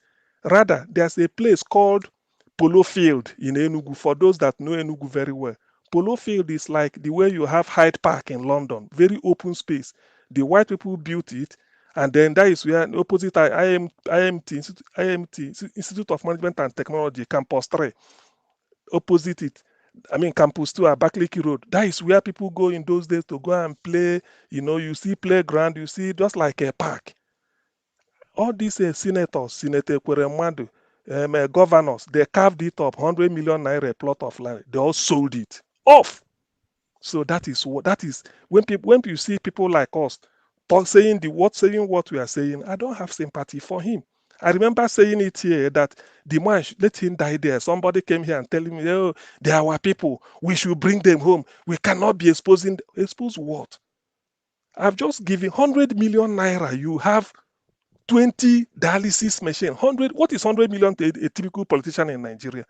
While Ekweremadu is receiving 14.2 since he's been here, since last year, but they keep dumping it in his account. Yet he cannot afford 4.8 million naira for a dialysis machine. Put it in UNTH, take the doctors, train some of them, train the nurses. They have what is it called? The dialysis specialist nurses, so that they help people. And moreover, not everybody is suffering dialysis. It's only when you have it, you go there. It's a specialist center. It's not something you see. He can't. He does not need to put it in every town. Just a specialist center, so that when they refer you dead, at least you'll be there and do it. They won't. This is why most of our people, till today, this is why most of our people go to India. You say, oh, they went to India for dialysis. India, they go to India. In Nigeria, nothing. They will tell you it's thousands of friends. So when you see something like this, it pains. It's only when P2B comes in, that is when Nigerians will experience. That is an iota of what it means to run a government, because the man is not interested in stealing. Okay, look at the other day, Festus Keyamo is showing the house he bought in this thing. Morally, how do you feel? P2B said during his time, he went for a World Igbo Congress meeting in Detroit, Michigan. After they've spoken in the plenary session, he want to address Anambra indigenes. Somebody called him and said, Peter, this is your time now. There are some areas now. This is your time to acquire your own distance. Peter said, why? How can I be buying house in America when I'm not living there? I want you people to give me an idea what I will do to turn Anambra the way here is. And you are telling me to buy. He hasn't got anything anywhere. So that's why some of us are dying for P2B. It's not because of anything, not tribal affiliation. It's just that this is a typical example of what a leader is in the Western world. You think less of yourself. You're not there to amass wealth. Now look at what Ekweremadu did. 40 houses. And EFCC has taken this over. What of the rest? How on earth can a senator since 2009 be having 10, 15 houses in Abuja? 15. And it cannot be Nyanya Gwagwa Karimu, the area that is a ghetto. No, should be the posh areas of Abuja. We know it. 10 in Enugu for nothing. 3 in the USA, 2 in the UK. So when you see this time, there are 9 in Dubai. If you hear this type of thing, you start going mental. I wish the lesson to be taken out of this is that I know other senators may be listening to us, or they've had a Ekweremadu case. Let them change. Let them say never again. Let's use the money to do it for our people. Let's do it so that the son of a poor man or the children of poor people, those people playing by the roadside, they can decide to go to hospital, and then this type of thing will be at their beck and call. For anybody that has kidney problem, they will go there. And if you do it in one, others will copy it. But they keep buying houses abroad, stealing money, packing it. Now, where is Ekweremadu? With all those billions, millions stacked every part. We are talking of houses. We are not talking of cash. You are not talking of cash. This one will be with this name. This one will be with this name. These are all they are doing. What for? When a dialysis machine, 4.8 million. This is on the Google. If you go direct to the company, you get it cheap. So when we criticize them, or when we raise issues like this, people should understand. It's painful. It's very, very painful. The money they pay a senator a month is enough. I mean, the money all of them take home as constituency allowance is enough to build hospitals from the scratch in every senatorial zone, but they won't do it. So I'm just giving you example now, what it costs to buy cement. You go to Dangote as a senator, then what order you put it on roof, train the nurses and doctors that will work there. That's all. Please round up in 1 minute. That has finished. So when you look at this, I don't want to say any other thing than this Ekweremadu case is really painful. I don't need to remind of judges without certificate and all those things. Maybe I come back to that later. But for this, I want people to go home and reflect. So kidney transplant is not a rocket science. It's something that is affordable. We can do it, but they don't care. Thank you. Thank you, Augustine. Thank you very much. Okay, I have somebody calling in. Let me pick this call. Hello, yeah, good evening to you. Your name and where you calling us from? Yeah, good evening to you, Dr. Ninja Watch. I gave you a doctor today because the topic, my name is Clifford. I'm calling from Germany. Thank you, First sir. of all, I want to thank everyone in the panel for their contribution. In fact, they are doing a marvelous work. Our brother that just spoke now, I think it's CJ, I'm not mistaken. You have just hit the nails on the head because you see, let me first of all use our normal language so that people can understand me. I want to please pardon me if you don't understand pidgin English, because this is how I can be able to express myself. You see, what our brother just analyzed now, now the complete fact of it, because me, I'm a medical nurse. You understand? Yeah. I practice in Germany. And when you talk about the diagnosis, talk about all these things, when you just explain it, they analyze. So, look, this is the problem. Is that we should not sympathize with Ekweremadu, because last week, I want to make one example. Last week, the Gambia government, they are the one taking all the hospital bed, because after 5 years, our hospital, they will change all the beds. Who are the people that the Gambia government that they apply? They take all those beds. If you see the way they don't arrange the bed, they are more than 500 beds. They are taking them to Gambia. Now, this is a typical example that if they want this kidney transplant, if they want this diagnosis machine, they go get them free. The one when they don't use here, they don't use them for abroad. They go give us. They work well. They will be able to be happy to donate it. Like the Red Cross. You understand? Just come through one of all these agencies. But you see, this our senator, these people we have, they are wicked. They are heartless. Because now we should not sympathize with them, because what they are passing through now is what they call karma. Karma is falling on them. You understand? Nobody is praying for sickness. But let me give you one example. If you are here in Germany, for example, no matter the sickness you have, you will not spend 1 naira. I mean, 1 cent you won't spend, no matter the kind of sickness you have, to kidney transplants. That is fact. You will not spend any money. You will not spend any money. But imagine in Nigeria, people are dying. Now we are here. Now we are clamoring that we should rise up. We should rise up. That these people that are coming to power, they are evil. They are evil. We should fight with everything that we have. Not to allow their mandate, this stolen mandate to stand. But what is happening today? They are suppressing. So what is happening to Ekweremadu go happen to all of them when they have power. It go happen to all of them, one by one. Because there is no way they can be able to manipulate it.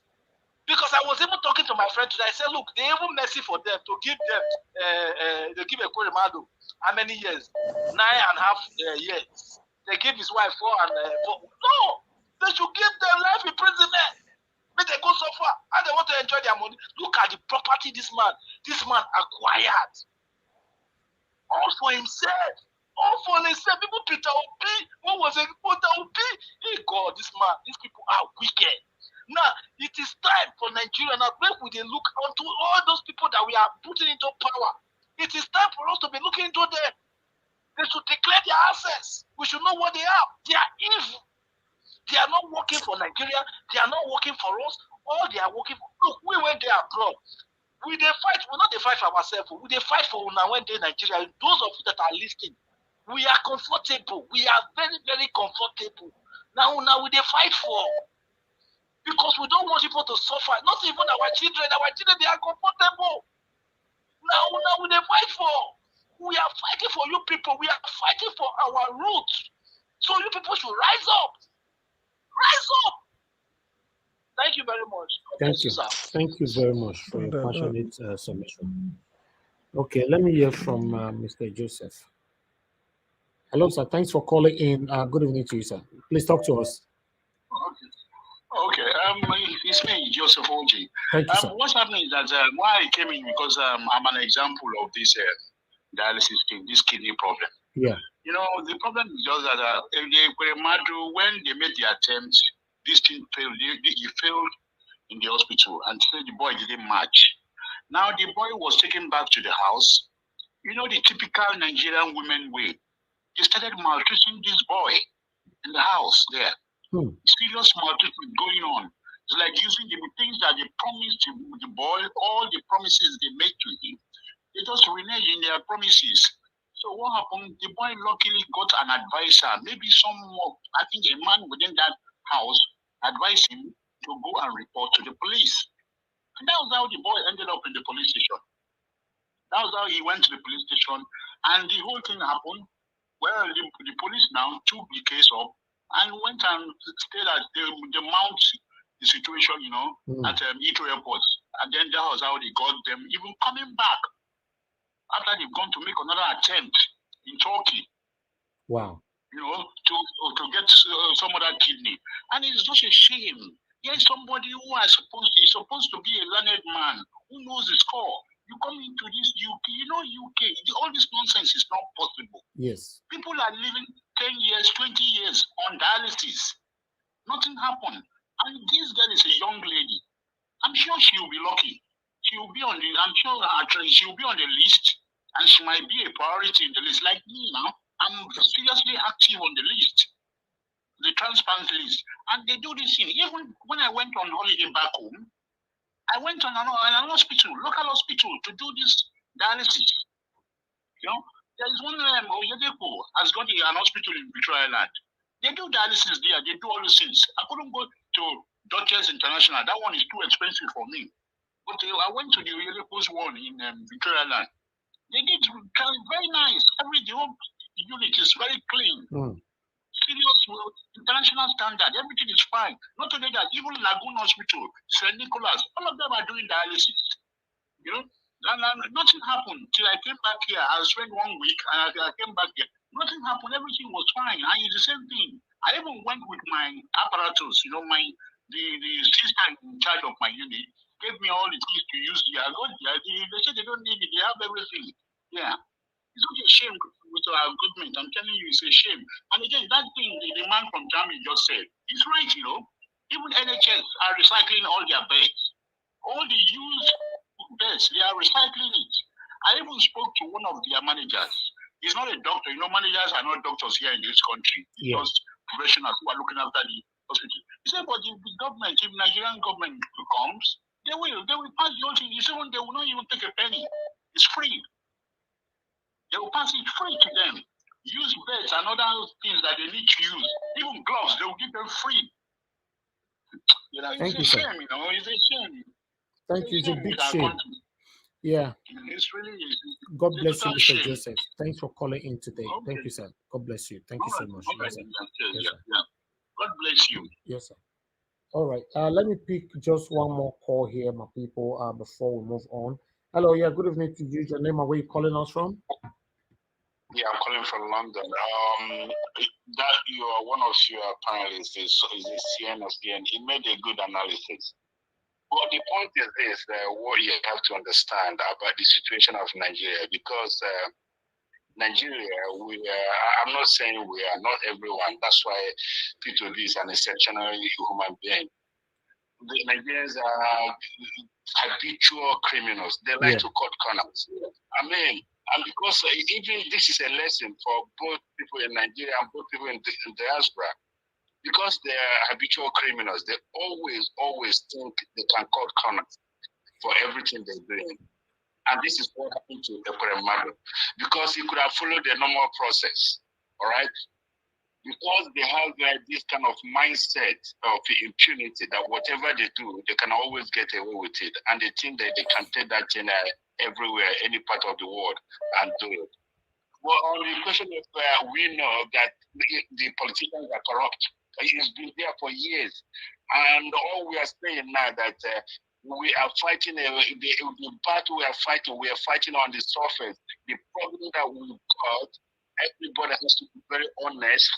The issue that is happening for Nigeria today, where this thing has to be fought, ruthlessly, that because of this is what Hausa Fulanis has been planted for many years. I'm not playing a tribal politics, but that's the honest truth.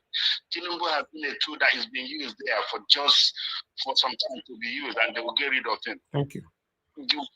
For anything to happen, Nigeria has to rise up and know that the elite of the Hausa Fulanis we have to dislodge them. If we don't, nothing will happen. Even there's something that is happening now. We start to destroy the elders in the state. And we were destroying there on government doesn't people from destroying houses. If they know that they build those houses where they're lined, why did they sell the land to them before? And I can see 120%. Thank you, sir. Thank you very much. Thank you. Thank you for calling in. God bless you, sir. Thank you. All right. Okay. We have Mr. Alex calling in. Let me quickly pick his call. Hello, Mr. Alex. Good evening to you. Please talk to us, sir. Mr. Najawash, I'm very sad. I'm very sad. When I see that the whole deputy senate president has been convicted. Can you hear me? Yeah, we can. Yeah. Has been convicted in another country. He's a common thief. I mean, it's an elitic disgrace.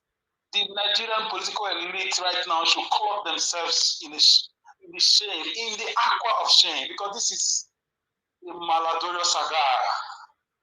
I mean, it's just so embarrassing for a sovereign country. And now the Senate's house should be resigning, all of them. They should tender their letter. They should record themselves. All the Senate, from the Senate president down to the last person in the Senate chamber, they should all resign. Because this is a national disgrace. It's a public disgrace.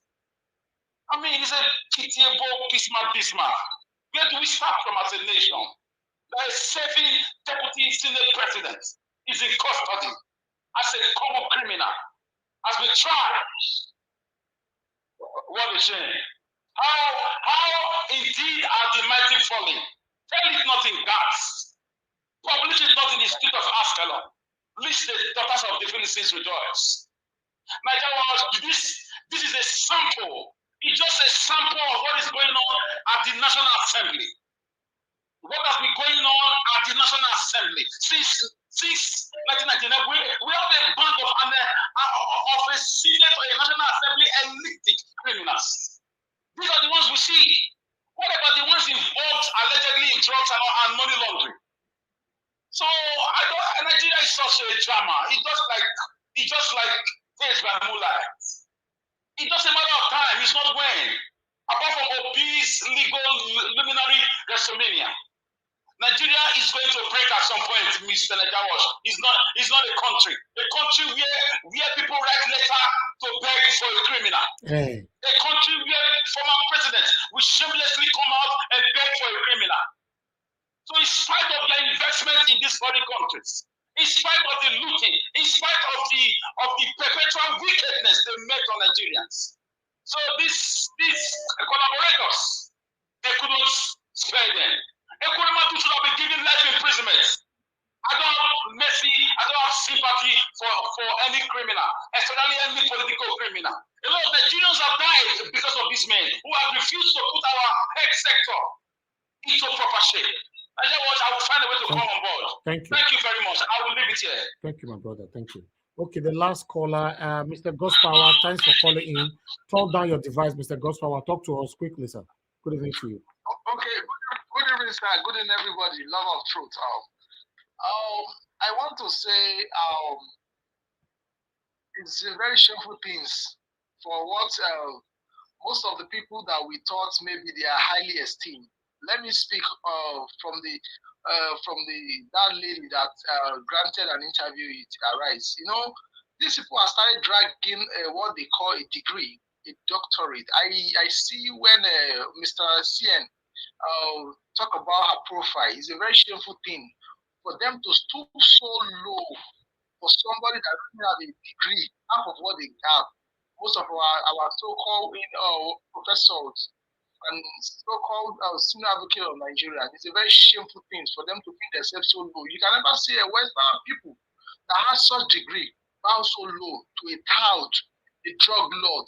It's somebody that doesn't have a good prestige. Then coming to Ekweremadu, I think whatever anyone that is found guilty, just like we always say, anyone that is bringing what is it called, pains to that DNA show called Nigerians, their pains will never leave their home. This is just the beginning of them. More of them are still going, they will fall victim of it since they decide to pay Nigerians that they benefit so much from all these good things that Nigerians are supposed to be enjoying. Pains will continue to roll in their family, no matter what. This is just the beginning. More are still coming that they will hook like this. Thank you. Thank you very much. God bless you, my brother. Thank you. Let me hello. Thank you very much, my people. I appreciate every one of you. Let us call on the. Let me go to Omashola. Thank you very much for your patience. Please talk to us, sir. Omashola, are you there with us on the panel? I'm here. Okay, talk to us, sir. Thank you for your patience. Thank you for this opportunity to speak. Please speak louder, sir. I said thank you very much for to speak on this topic. Can you hear me? Yeah, we can hear you. Thank you. Thank you. Okay. For Ekweremadu, I think I'm very, very happy that he's going to jail. I'm very, very happy he's going to jail. I wish he could just die there because they are all thieves. The issue of Ekweremadu going to coming to UK, trying to do dialysis and not doing the operation for his daughter and all that is the act of wickedness. Because if you earn so much money as a senator, how much will it cost you? Like my brother has already explained everything. How much will it cost you to build a brand new hospital in your village and let it just be there and advertise that I have so hospital? This is what it's based on. You will be remembered for life. But now he'll be remembered as one of the senators in jail in UK, and tomorrow he will come back and wants to run for presidency. I won't be surprised. Now, for the woman talking about Ashwaju and is okay with the election and all that, it's just an example of when Tinubu's money touches you, your brain shuts down. That's what's happening today. You've gone to school, you have PhD, but once Tinubu's money touches your pocket, your brains shut down, and that's what's happening. Because I cannot understand where you say a woman, if you want us a woman in politics. We've had example of women in politics that have done well, and I have an example of one that has been, I think, either Senate or House of Rep. Ete, can you remember that woman that time? Ete, that I think she had one corruption issue or maybe certificate something. I was opportune to work with this lady after some years. She's building a hotel. That's when I got to know that these senators, they have PhD in hatred. How can you want to build an hotel? This woman said she browsed everything for the hotel on the internet. This woman bought everything concerning hotel, up to kitchen equipment with spoon. The most funny thing was when she was opening the caravan in my presence, she brought the key and I opened the caravan. There were 42 caravan. The hotel is in zone 7. That was where I got to know that these people are very wicked. For you to have built an hotel, you have not plastered, you have not even done anything. You bought all the tiles for the hotel, you bought all the windows of the hotel, you bought all the kitchen, bed, mattresses, bed sheets. I can just imagine that someone would just stay. And she didn't stay long in that house. Just imagine now, that as a woman, it's supposed to be an example for other women. But now she messed up and they took her out. That's one. Then for the lawyers in Nasara, I'm not surprised. I don't know why people are so sure. You are shocked. It's only in Nigeria things happen like that. You didn't go to school, but you want to be in a very high position. That's why you have someone that wants to run for president. Bring results, you don't have results. You say you went to the secondary school, you don't have. Well, okay, show us your classmates, you don't have classmates. Show us results, you don't have. And I won't be surprised. I'm still having this feeling. The alleged Tinubu certificate that he's claiming that he has, that's the president-elect, he has certificate. I won't be, because this one is a criminal. A criminal can kill someone that has that certificate. It's very possible. If they find out and let us go and investigate this issue, where is this? You now this certificate. You will find out that some Tinubu will be involved. You understand?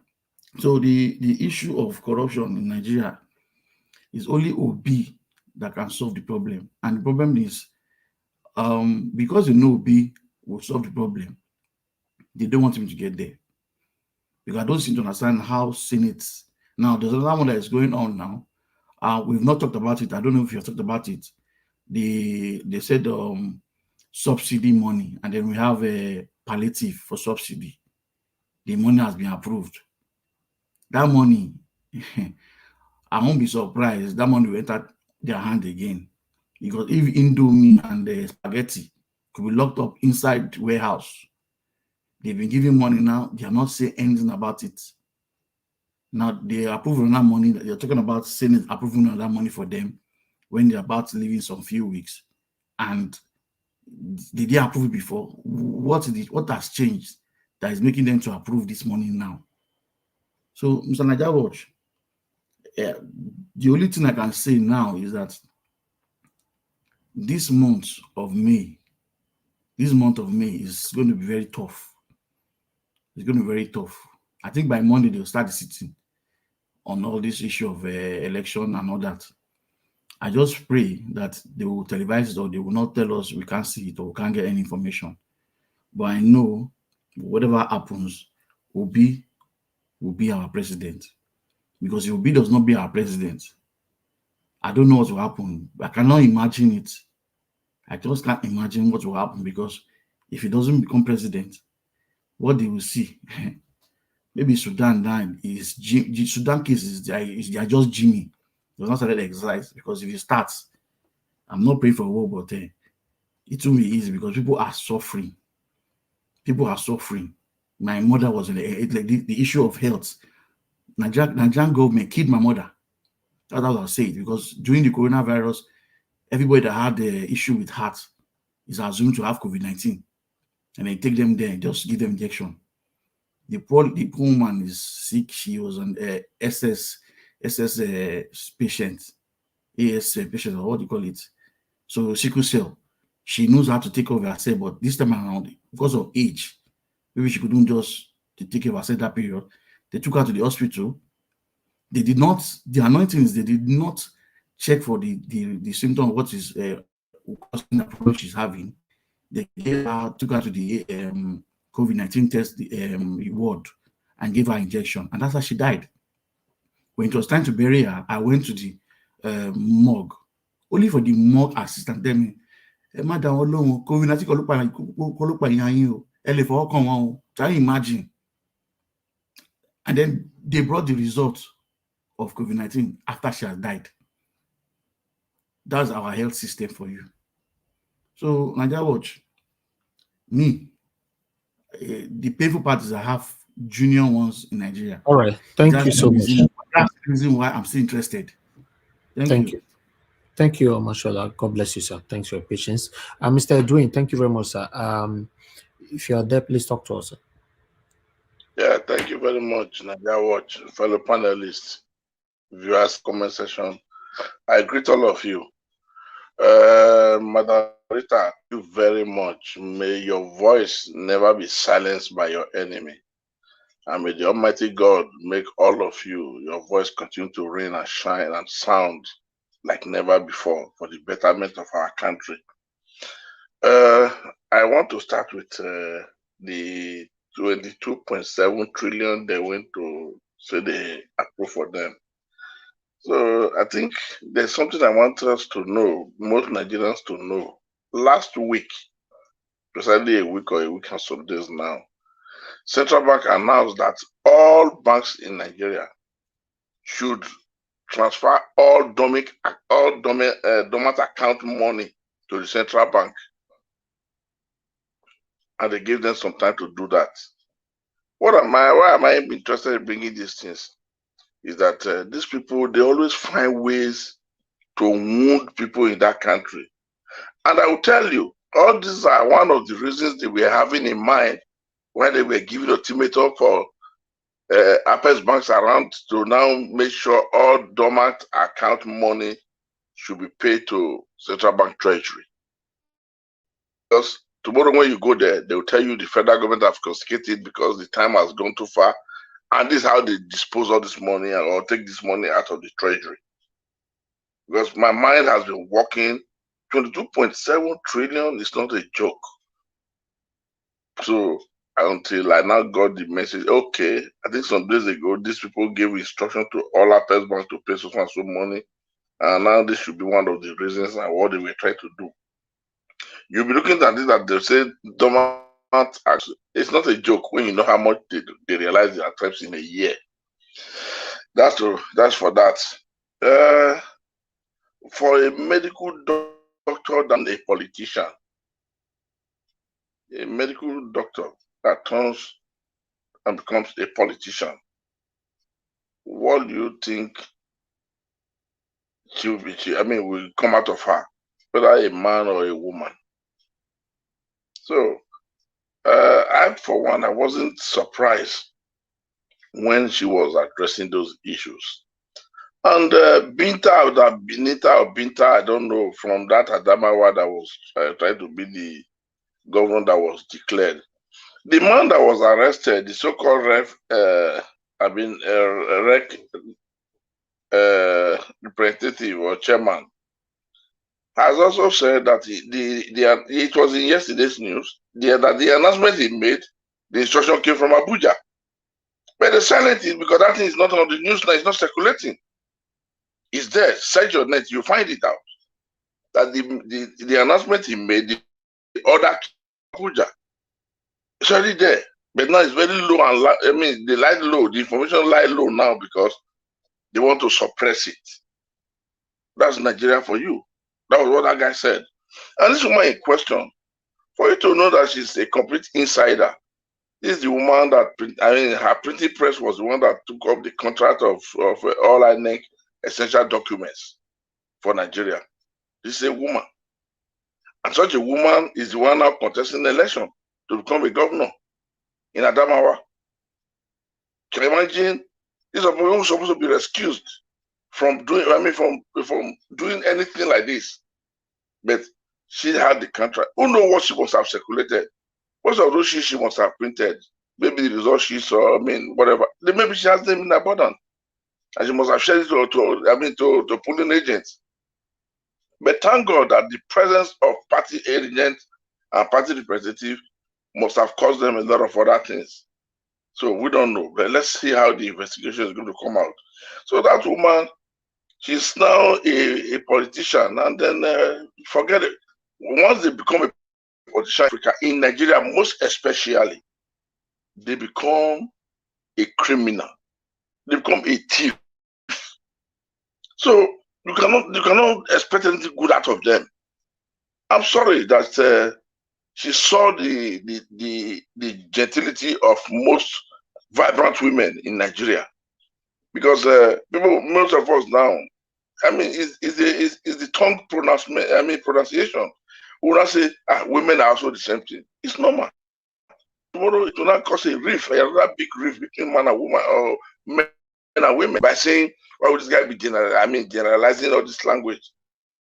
One of them has soiled that great integrity that they have as women, like the ones I have here in my as a Niger Watch by fire by force agent. They are not like that. So far, so good, making us proud. And I pray God Almighty to always guide them and protect them for their awareness and how vibrant they are to all of us here in Niger Watch. So when we now look at this thing, this is a long due issue. You see, these people are not saying Ekweremadu refused to build hospital or these things. I have analyzed this thing barely a week or 2 weeks now. I said these people will not do it. One, for the hatred of fellow Nigerians whom they classified as the poor ones. Not only that, they will also not aim and support having a standard hospital in Nigeria, because when it is there, they will no longer have an opportunity to abroad, because they believe when they have a hospital in Nigeria, that's where their political opponents will now use, because they are corrupt. That the doctors and nurses can be corrupt, they can be collaborated to poison them, to inject them, to kill them. So they will not want it for their own good, which is their own selfish interest, but they will say for their own good. That is the way they will not present it. But in sense, that's for their own selfish interest. They will not support it. They will never support it. And the second is, at the end of the day, who is there? These poor people. We have to now, we want to use our time in doing something precious to us, something good, important to us. We have to now start wasting the parliamentary time to debate how to build a standard hospital for these people. And at the end of the day, people will not be citing that as making reference to that one, that we have a standard hospital while we're traveling abroad. This is one of those reasons. And again, you see this thing that happened, why Ekweremadu has been sentenced now, it's a very good thing. Because for quite a long time, allegedly, most of them, they harvest human organs and bring it to sell them in that London for almost £1 million. It has been on. And when most of them come back, they say, Yahoo have paid, MAGA have paid. There's a lot of things people are doing. I'm not saying it might be the politician, but it has been happening. Because like German ZDF wrote that documentary about 3-4 years ago. At about 1 a.m. in the night, they ran that documentary by Saturday. I was shocked when I saw what was living in Nigeria. So at the end of the day, these people, in any form you see them, they are all satanic, like my Mr. Elvis always say. Demonic and satanic. So there's nothing that's good in them. There's nothing that's good in them. Now let's go to the Nasarawa judges of a thing. Before now, most of these people, some of them were even school set, but they go to Sharia school, teach them Sharia law, and they will then come and they will appoint them as judges. I will tell you, at the 80s, it was most happening in the 80s. Because after 80s, because towards the end of 80s, that was when I left home. So, but before I left, I knew it was happening. I knew what most things that was taking place there. So those of us who don't know. There were a lot of things that they were doing. That's why those days also, you will see one person that makes school start in the north. In that village or that community, there will be one Mohammed Musa in the police force, Mohammed Musa in the army, Mohammed Musa in immigration, Mohammed Musa in prison service. At the end of the day, this is one person's certificate we are using. There's a lot. Why these things are all coming up now is that Nigeria is getting bigger, and modern civilization is already pinching them, pinching this northerners youth. This is why a lot of things are going out. And then this social media, this iPhone, this telephone of a thing, smartphone of a thing, it's also exposing a lot of things that people are not supposed to know.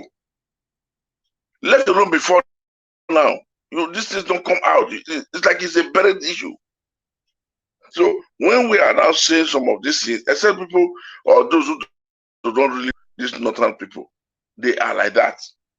They are like that. I'm not surprised, and to me, it can never be a surprising thing to me, because it's their way of doing things. Only we, the Southerners, were just. You can imagine when, as at 80s, I don't think any black man used to sleep this old handmade mattress, they call it. These Northerners, the one they put the grass, they load it with grass and some cotton inside. That time, our people were using it, but the Northerners, they were sleeping on bare mats. At the time, our people now graduated to start using Vita foam, Ugo foam, and whatever. That was when people start to buy that mattress that was at cast from South. What am I trying to say? They have the leverage of coexistence. There's a difference in the standard. And this time, when we now started using cabinet bed, that was where they were now thinking of how to graduate and start buying 6-spring beds. So I'm trying to make you guys or anybody listening as far as to understand the difference in civilization, in acceptance, and then in distance of coexistence. It has been built just like that because of what they are doing. These are the real people doing it. And in the Northerners, they were having one belief then that we all cannot be a rich man. And that thing has been long inculcated into their spirit, into their life and their belief, that we all cannot be a rich man. When one man is rich, it's appointed to be rich above all of us. And under him, we must look unto him. That's why early in the morning, the whole of them, they would not line up to go and start drinking, take a cup of tea and 2 slices of bread in his house. Whatever he's not doing with the societal money is not important. When you say Kai, then everybody must die for him. These things have been there, and most of those things are still there now. So we must not be surprised when we are seeing most of these differences that is in between us. That is how they live, and it's their own system. Now, Ekweremadu, you see, I will tell you categorically, to my own, I didn't read it, I didn't hear it anywhere. This thing that you are going through now, just have dragged you into it. Because most of you men in Nigeria who are parliamentarians, who are in House of Senate or whatever, your wife see themselves as the ultimate semi-divine God wife. They drag you into it. They will tell you, you brought somebody from Nigeria to come and do something. You've lured him, you've lied to him. On getting here, that's why he has been sensitized. He doesn't want to do this thing. Because it's Nigeria, that's how people do it in Nigeria. He chased the boy to the street. And the boy now submitted himself to the police. I know by now, you caused it. Your wife will now say, you caused it. When you now make a dear mistake, I tell you, want to try to blame your wife. I'll tell you what women are meant for. They will tell you, are you not the man of the house? Are you not supposed to stand ground as a man? Then you become a born fool. It's normal.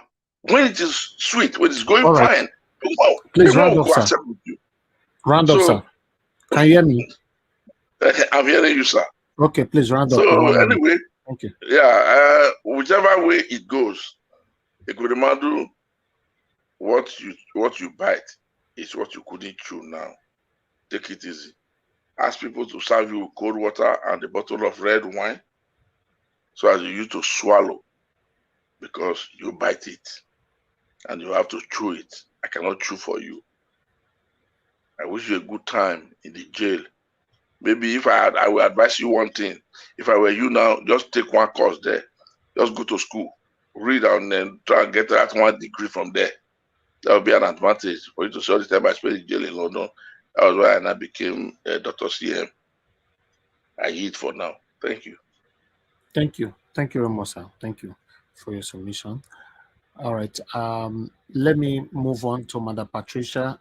You know, we have the 2 women, Mother Patricia, then to Mother Victoria. Mother Patricia, thanks very much for your patience. Good evening to you. Happy weekend to you. Talk to us. We can't hear you. Mother Patricia, we can't hear you at all. Fortunately, okay, let's move on to the next person. We can't hear you. Okay, Mother Victoria, thank you very much for joining us. Good evening to you, Madam. Good evening to you too. How are you? Yeah, I'm good. I'm very good. Thank you. Yeah, so much. it's good to be here again. I guess, did you follow up with the videos? I did. Wonderful. I have an idea. I kind of rewind and listen to few of them. I mean, not all the way, but I saw the highlights of the Ekweremadu, and I saw the one of the she's APC, right? That woman that was on Arise. Yeah, let me start with her. When we say APC, they are satanic. I don't think we are saying the men in APC. I think we are saying APC, period. It's logic reasoning. When they say all lawyers are liars, if Victoria is a lawyer, definitely Victoria will be a liar. So it's when we say APC are satanic, be it woman APC, be it a man APC, they are all satanic. I do not expect anything different from her. So there's really no much to be, to be discussed about her. She just went there to do damage control, and she wanted to play the sexist game. Unfortunately, we have passed that level.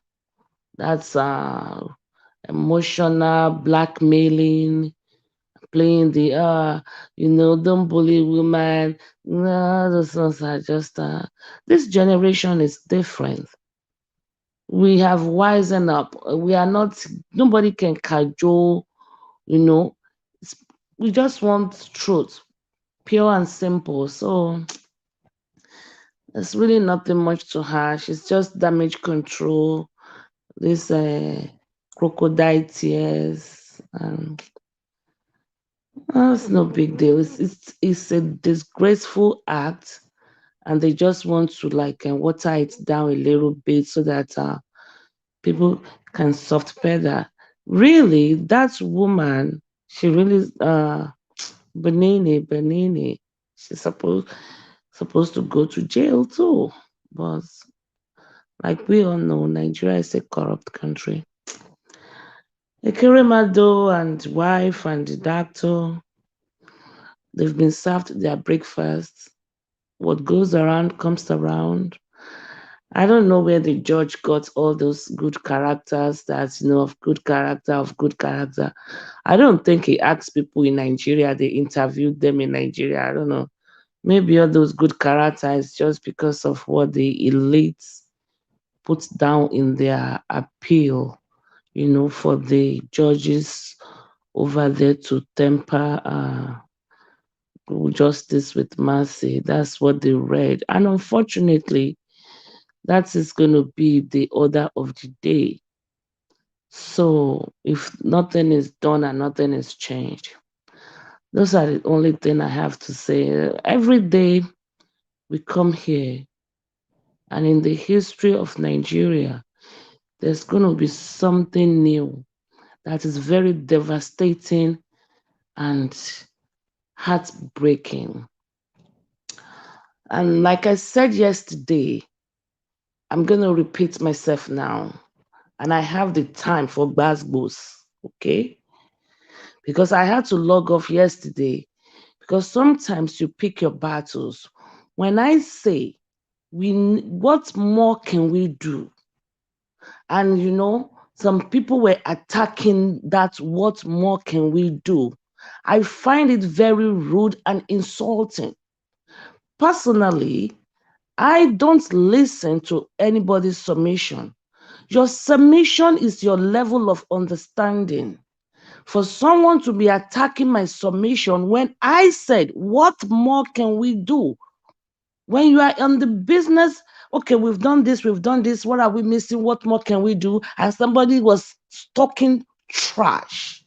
I didn't have the energy yesterday, but I do today. Manda Victoria, nobody talked. Hold on, please. Hold on. Nobody talked trash yesterday. Nobody attacked. What more can we do? The only question that people or one or two persons, which I'm one of them, go against, you said people come here to talk and talk. No, that was extremely rude.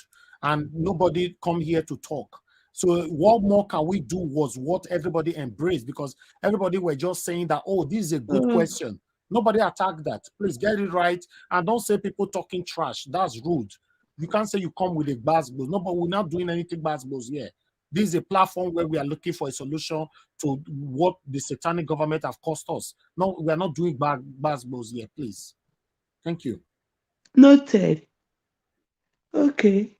So my stand is, what more can we do? Tomorrow, something else is going to happen. We're going to bring it here. We're going to talk about it. It's not going to change if we cannot attack it from the source. So my point, my contribution, my submission is, what more can we do? At Omoye's corner, I love the focus. Judiciary, judiciary, judiciary, judiciary. She does not want to deviate. I love the angle she's attacking this things from. Because right now, the ball drops on their table. In order for us not to see anything like the Ekweremadus, the 22 billion or trillion, this, that in Nigeria, we need good governance. We need good governance. So that's why I was asking, what more can we do? We cannot be talking about the symptoms when we do not attack the source of the infection. Nigeria. Can I ask you a question, please? Hold on, let me yes, say something. go ahead. Go ahead. You just said earlier on that you are not interested in anybody's submission. So I believe you should focus on what you can do. Don't remove the we. I said it yesterday. That's what I'm saying. But I'm I telling you now, asked the question. I said I brought up some suggestions. No, yesterday. you didn't. You asked a question. What more can we do? You didn't. No, I did. Any suggestion? I did. Okay, go ahead with the Let me suggestion. repeat it. The suggestion. I said, is it possible to have Madam Otiti come on the panel so she can help us appeal to her co-INEC people that are going to be taking stands on the starting with the when they start their preliminaries. I said that. I said if some of our discussion cannot be aired, maybe there could be a WhatsApp group. I came up with those two suggestions yesterday. I also included, go ahead, I'm listening. All right, okay, that's fine. You've said this now. You've been talking now for the past 7 minutes. You have not contributed to the topic we are having today. Do you want to focus on the lane you are now, or you still want to talk about the topic at all? I already talked about the topic. I already spoke about the woman. The APC lady, right? Yes. And I already spoke about Ekweremadu. The 22, the corruption they did, I'm not interested because it's not going to change. I'm not interested in talking about the Madam Otiti. Yeah, this week I'll see how we can invite her here if we can. And can anyone hear me? Oh my God, I don't think so. Yes, now we can hear you, Madam. Yeah, I'll come back to you, Madam Patricia, shortly. Let me, Victoria, finish. I wanted to ask her a question, Madam Victoria. Yes, sir. I'm listening. Madam Victoria, don't you think the role of a media is to pass information, educate people, and sensitize people, like channels, like CNN, BBC? I've not seen BBC solve a political problem because information is the key. So it's discouraging for me, in my own opinion. Don't you think it's discouraging to the moderator sometimes when you say you can't just keep talking? Nations are built through talking. Okay, is that a question or are you? Yeah, it's a question. It's a question. Okay, The media is not a answer the question. It's a place of information dissemination. You are very correct. You are very correct. And I also mentioned that yesterday. We are here for a common goal, and you are 100% absolutely correct. And I also mentioned that yesterday because I said, even Udein said, all the medias and the way everybody is giving out information is also helpful. That is why I use the word, what more can we do? And I also said something here yesterday. I said that, right? There are a lot of people doing giving information out, What more can we do for the judiciary to do the right thing and stuff like that? Some platform, like all these channels, they might not be able to say, okay, come, let's brainstorm. What more can we do so the judiciary can do justice or can do right? They might not be able to, because they have this constitution that they have to follow and balance. But Nigeria Watch is a free platform, not free as such, but you are not under any like government influence and this like that. You have to be politically correct and stuff like that. So what I said is, maybe in the next few days, this were the things I said yesterday. In the next few days, if we can channel it to focus only on the judiciary, calling them out, judiciary do the right thing, this, that, just in the next few days, when these court cases are on, that's it. And that is why I love whatever you said platform. yesterday, did anybody oppose everything you explained, apart from you saying that people talk? That's the only thing that was opposed. What I was expecting from you to apologize with that statement, but you left and you came now, you are defending the statement again. It's wrong. What is wrong is wrong. What is right is right. I don't know if I say we just come here, we talk, what happened. No, it's a wrong word, madam. There's no way you want to talk about it. There's no way you want to bend in no corner you will go about it. It's still wrong. He's belittling to everybody on the panel, everybody that be on this panel, everybody that is listening to this broadcast, everybody that is on the comment section is belittling. Me that comes out every day since April last is belittling. You don't use that word on anybody here. It's wrong. Mr. Elvis, on behalf of Madam Victoria and everybody, please forgive let her her speak. on her behalf.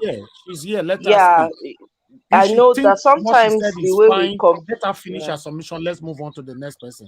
Yeah, Madam Victoria, just say sorry so we can move on.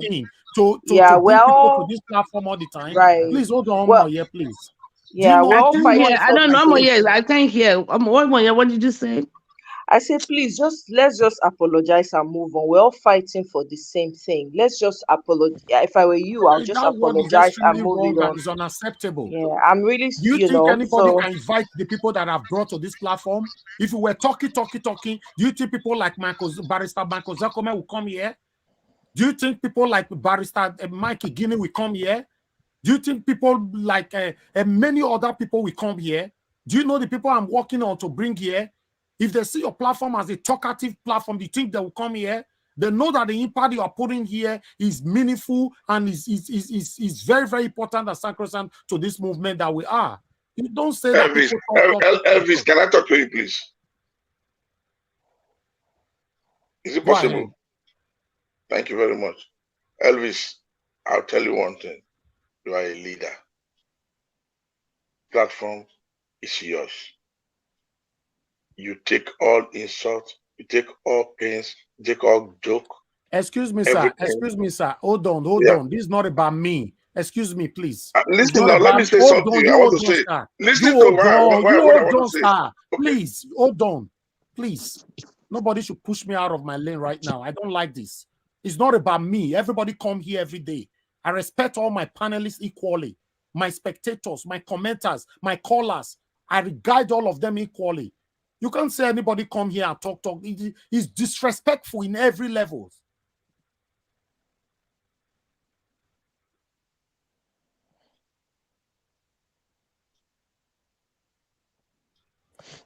Please, if she's finished, let me move on to the next person. Anyway, what I wanted to say was what I wanted to say was not just on you. I wanted to say, please, temper justice with mercy. Let us all accept with our sister that she did not mean it. That I was just thinking. Is she not here? Does she understand English? Yes. Anything you people are saying she don't mean anything is inconsequential. I'm not interested on that. Please, if anybody is rude to her, I will not accept it. If she's rude to anybody, I will not accept it. I carried everybody equally. I don't like things like that. Please, nobody should justify rubbish here. That's why this platform is here. I don't stand for anything that is wrong. I don't care who you are. I don't stand for anything that is wrong. Nobody comes here and talk. Do you know how many people that call me after I finish my broadcast? Do you know how many prominent individuals that call me to reference to some of you on this platform? Oh, that woman, wait till she talked today was a meaningful thing. Wait till that man talked today. Wow, please, let's push more on that. Do you know? You think if I start mentioning their names here, don't you know Nigeria will be on fire? Do you know the people I talk to? Do you know the people I communicate to? If you guys are not doing well, you think they will call me? They will come to my platform? Please. My experience, Yeah. my experience of Niger Watch is this, because I speak for myself. News are presented in the mainstream media, but when we come here, probably because there's no time, much time to analyze it on our rise and all those things, we talk it in a layman's position so that the people back home, by analysis we make, we encourage them. Those listening to us, those, because I've been here for, when I see people, when I listen to people phone from US, Australia, and the countries in between, two extremes of the world. So I feel that when we come here, we're only analyzing news. In fact, we are doing this pure journalism, the way it should be, in which you analyze the news from different perspectives. And because we are tired of Nigeria, we tend to slight it to bring out the criminality that our leaders are doing. For instance, when I discussed about what is it called, Ekweremadu, and why we blamed him and what dialysis machine could have done and how much it's costing, I use that just to let people know that these people, this is what they are doing. And then I link it to if Obi enters, that is when we will have a veneer of an idea of what it means. However, because this trial is before the court, to be honest with you, as a person, as an individual person, there's nothing I can do. That's why I said, may God influence the mind of the judges because it is in their hands. As at 25th February, it was on our hands. We went out, we did our job, did it very well, in which everybody recognized that, yes, we did our job. But because of the satanic people that are in charge, they changed it. And now we are now hoping on the judges. That's why when we discuss it, that's what we are saying. That is my own understanding. Thank you. Thank you, Mr. Sinem. Amada Patricia, good evening to you once again. Can you hear us now? Good evening. Can everybody hear me now? Yes, you are good. Please talk to us. Sorry for the delay. Thank you. No, thank you. Even my device is playing off. So yeah. Anyway, good evening to my co-panelists and all those that are on the chat comment page. Yes, Ekweremadu. Wow, wow, wow, wow. That is something else. You know, he being a senator, he's a lawmaker, and he's been there for many, many years.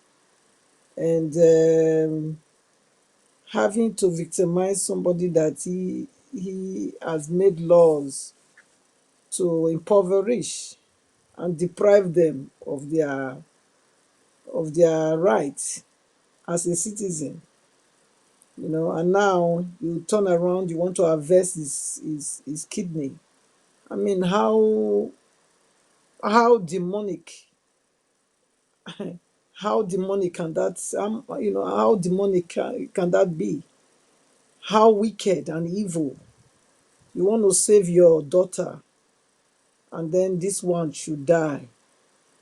He should, even if he wants to do it, I think he could have, even if the guy, the Mr. C, wanted to do it, I think he would have been able to talk to him or agree before taking that step. But taking the guy there without really telling him what he's going to do, promising him that he was going to, you know, give him a better life, you know, in UK, and then not knowing that he was taking him to a slaughterhouse. You know, it's a shame. That just shows how wicked and evil, inhumane these people are. They don't care about Nigerians. That's the truth. Because just imagine you are a lawmaker. You are the ones that have put this boy on the street hawking because of the laws that you people pass in that parliament, House of Senate. You go there to only pass laws that favor you, only you people. The rest Nigerians can go to places. And now you turn around, you pick the boy from the street, you meet, with your help of course, another cousin of yours who also has suffered the same thing. He also have a kidney problem. He also does take dialysis. So it's crazy to see that this is how wicked these people can be. This is how satanic they can be.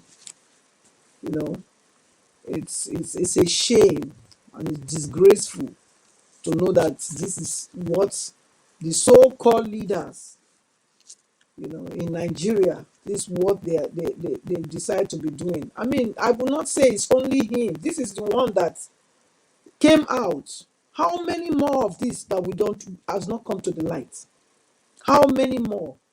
This is only one that got leaked, But who knows how many more innocent children these people have taken from the streets and even killed to avenge their organs? How many? Who knows? It's only this one that we know. So I don't think that punishment was enough, honestly, because I'm thinking I'm a mother. I'm a mother and I care for my children and also for humans all over. Why does he think that his daughter supposed to live and then this one's supposed to now give him one of his kidney and not even making provisions for the aftercare? Not even making. How much was he going to give the guy? 3.5 million naira. Can you imagine? 3.5 million naira after you stole his inheritance, you deprived him, you impoverished him, you made him to be poor, you made him to be hawking on the street, and now you want to harvest his organ, you want to give him 3.5 million naira when you have 40 houses, when you have 14.5 million naira being paid to you every month. So what are we talking about? That is the height of wickedness in display. Wickedness, high level wickedness. I thank God that they caught him. I thank God that this boy, his head, as Nigerian people they say, his head not let the feet take one. Because you can imagine how many more like this has happened that we are not aware of. God will continue to disgrace them, continue to expose them. God will continue to bring every wickedness they are doing in the dark to the scene, so that everybody will see them for what they are. They are a disgrace. How can you be a lawmaker and this is what you end up doing? The better, as Rufai said, she's shame, and she's a shame as a woman. I don't think she's even a woman, because let's just put it that this APC, like although your network is not very clear, there's so much noise going with it.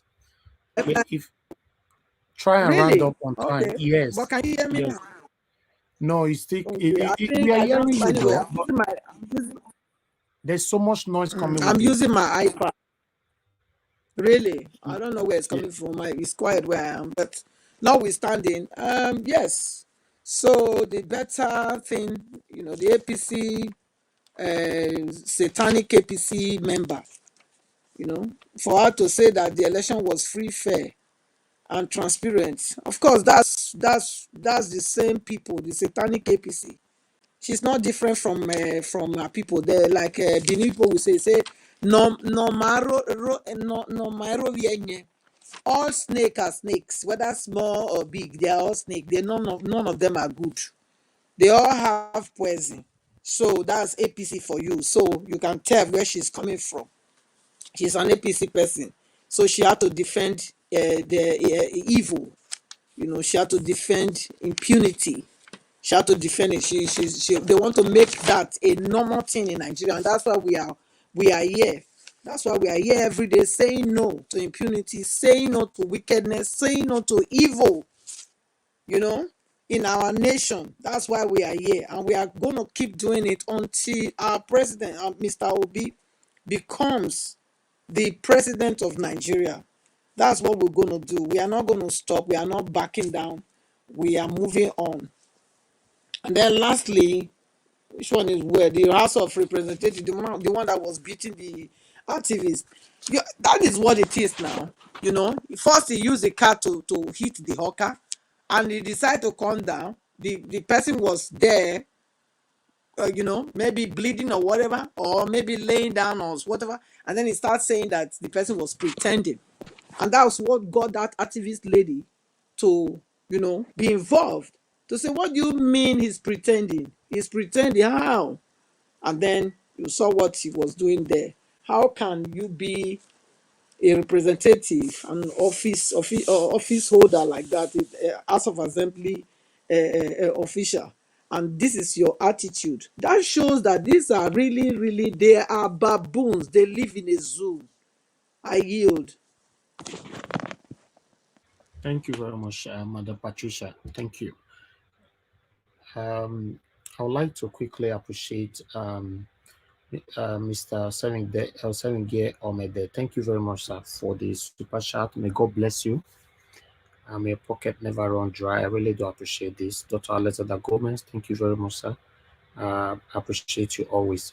Guys, please, can we have some likes? You guys have done well. We currently have 472. I would really do appreciate if we can take that to 500 now. Please press on the like button if you have not yet done so.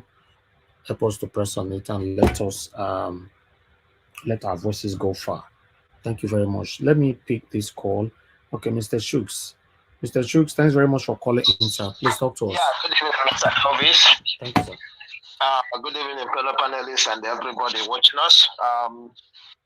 Yeah, thank you for this opportunity once again. I just want to speak on Ekweremadu. I was so happy, when I saw that the speakers, despite everything, our legislators and kinsmen and whoever, the court still, was able to analyze everything and they gave their verdict, even though they took into consideration his health and other things, to say he was a good man. Yeah, it's the reference, the people who were writing, all these top officials of Nigeria. They don't forget he was once number 3 citizen of that country. So, it's not something, if anything, that's supposed to be something, this country should respect. But they know that these men they are calling themselves honorable for nothing. That is why, I was so happy that they let them know how justice is dispensed. I can't wait to hear what Dr. Abati will say tomorrow, whenever he speak on that, because this is about the morality we are talking. We all listen to the judge. We all listen to what he said. It's all about morality. If it is in Nigeria, they will find one technicalities and they give us stories.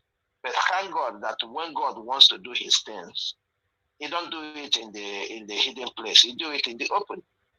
He makes sure that everybody understand what he is doing, or So I am very, very happy. Because we can't continue to say, oh, the daughter is sick, this and that. If it is in Nigeria, they will give you all this excuse and let him go. But they forgot the people. I listened to that judge who was so beautiful. It was so beautiful the way he delivered justice And it there. was very, very calm. It was calm, you know, when he was passing the judgment. Yeah, that is to show you that he knows what he was doing. You know, he took everything into consideration, including the daughter. You know, because other people's life. I heard when he said, "What about the guy?" You know, you go there, you take out his kidney, go to hell. Nothing happens, you know. So I was so impressed when he gave that judgment.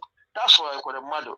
And you know, the woman leader or whatever that came on Arise. I was, you know, I was on Arise when you know, that lady came, and you know, immediately I went off, you know, because I'm not supposed to kill my data for that nonsense coming out of her mouth, you know. Look at what she's saying, trying to defend women with wrong thing, telling us she's a woman, she's a victim. That's what she's trying to tell us, you know.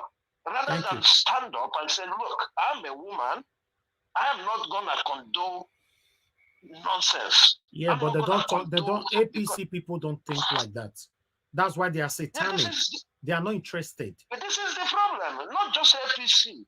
90% of these people, including this our level, I'm so sorry, including this level, they are all the same. The only thing is our principal, we believe once he gets there, and that's why, you know, I'm happy the way he speaks, because he made it clear that obedience is different from Labour Party. Of course. It's as simple as ABCD, because he knew what Labour Party is like. We are beginning to see it, you know. We are beginning to see it, but I hope and pray that it comes so soon, so that he will organize everything. Thank you. That woman leader is just a disgrace to women. That's all I can say. Thank you. God bless you, sir. Thank you very much for your submission. I like the part that Mr. Shoes just came from now, because I've stated it before for some of you that have been following me for a while, so many times, that this platform is not supporting Labour Party. We are supporting Mr. Peter Obi. So let me quickly reiterate again to let people know that we are not for Labour Party. So, for example, Peter Obi decided to pack a load today, say he want come out, he want go create another smallest party. We go follow him. So everybody should keep that in their head, though. Because for me, I'm not supporting. In fact, I don't belong to any political party. Yes, we should have that in mind. I'm not part of any political parties. I'm supporting the person, and which is Mr. Peter Obi. Thank you. All right, Mr. Elvis, please, can you hear me? Yes, I can hear you. Yeah, go ahead. Okay, please, can I quickly say something? So I just want to say again, I know you don't want to hear it, but I have to apologize on Madam Victoria's behalf, and also to let her know, in case she's listening in, she should please not bring up my platform when she's trying to address you. I personally don't like comparisons. You've been doing your work. God knows how long you've started. So please, FYI to everyone, if you're going to talk, just talk directly to Mr. Niger Watch. Please don't make any comparison. I just do the small when I fit, I beg. So Madam Victoria, that's a message directly to you, in case you're listening, to just let you know, please, anytime you want to talk, don't bring up my name, okay? And on her behalf, again, I apologize, because sometimes we communicate in very different ways, but it's okay. Because I want us to live on a positive note, especially with what we're fighting for. Thank you. Thank you. All right, Mr. Alex, please talk to us. Thank you very much. Thank you, Mr. Niger Wash, my own media Pichichi. So Alex, thank you so much. I'm very grateful. I greet everybody.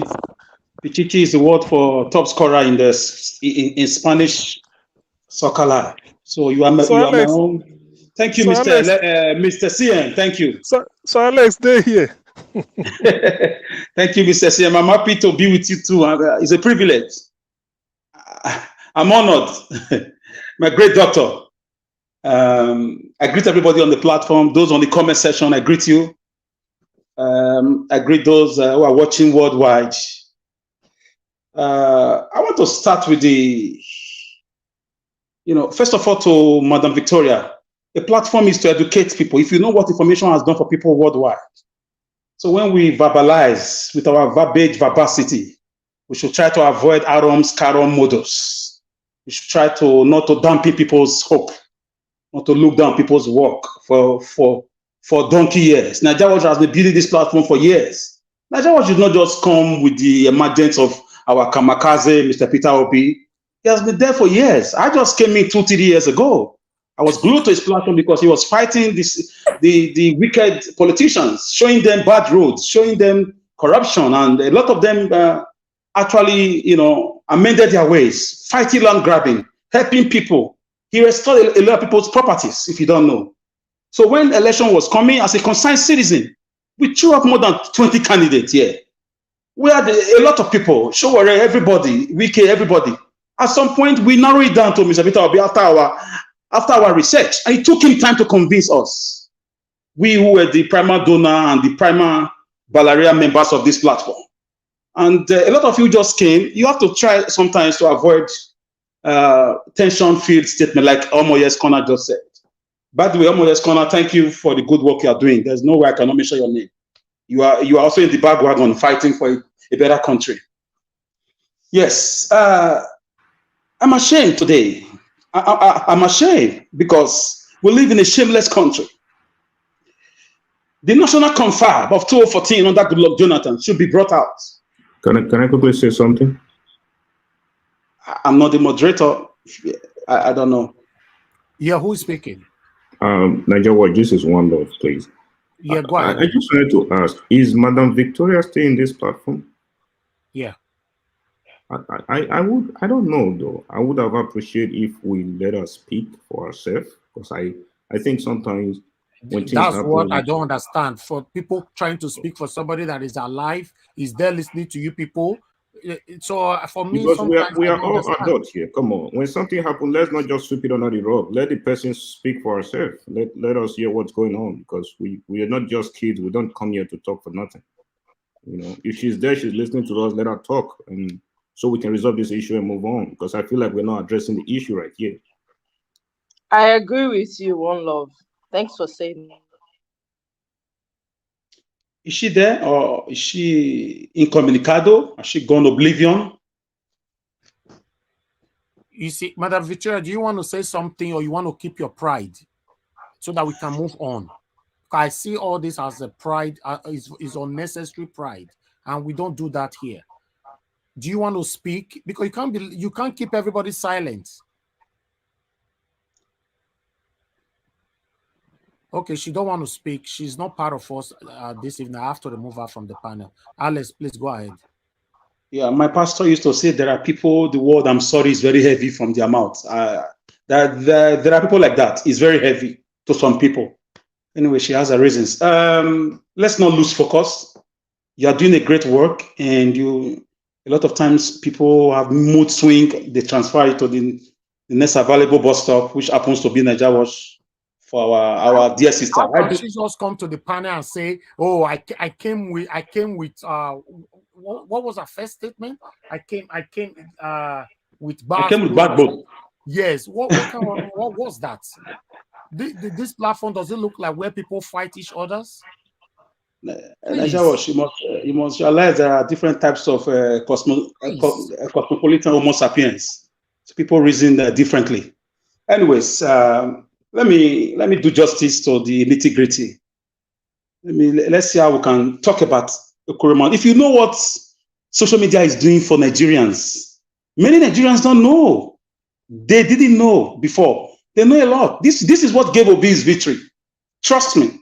It started from the social media, all sister platforms worldwide. It translated into reality. They said we were 4 people who pressed the computer. We became more than 50 million. We took the fight to them with our PVCs. So let me go to Ekweremadu. You see, I think the Nigeria Gazeta Giallorosa was our constitution. It should be suspended. We need a new constitution. Nigeria is a normal society with abnormal leaders. Because I don't see what these guys are doing in the National Assembly. Where one of your players, one of your gladiators, has been found wanting of criminal activities. If this was to be happening in China, either they are killing themselves, or they are resigning, or they are turning themselves into prison. But we have this man who does, what laws have they passed since 1999 that has moved Nigeria forward? They just come to the National Assembly. For me, I see National Assembly building as a decorated sepulchre full of dead men's bones. The outward look reminds me of the cedars of Lebanon. They just come there to bestir, to cocoon, to maroon, and to quagmire themselves in the corruption dance macabre. That's all I see them to do. They just come to speak and collect money. 27 million naira per month. How has that changed the Nigerian state? How has that changed the Nigerian problems? Common elections we cannot even supervise, and we say we have a National Assembly. So one of their own went abroad and committed a crime. I'm sure they've given him uniform already. They've taken his fingerprints. His name has entered records of the Criminality Gazetteer of the British colony, of the British United Kingdom. It's a shame. Number 3 citizen of the country. The president should be resigning, even if his days are just a few days to go. The National Assembly, especially the Senate chamber, they should be turning in their letters in tears, in apology. A country with 200 million people. So all we say is an eclectic band of criminals. Why do we run to our bazomos, our colonial masters? Why do we go there like the Uganda impalas? Why? Why can't we fix our country? Why are we like that? Why? What is wrong with Nigerian leaders? And you find Nigerians all over the world doing great things. Doing great things. Nigerians are mayors in different countries of the world. Nigerians are in some parliaments in some countries of the world. Nigerians are in some of the most sensitive positions in different companies of the world. For example, the WTO building chairperson, Ngozi Uwela, is a Nigerian prodigy. You see the kind of criminals you have, and they even had the guts. They even had the guts to write to the British judicial system. For me, that is a legislative infamy, political rascality, legal gambadoism, because they have no moral justification to write. To write for what?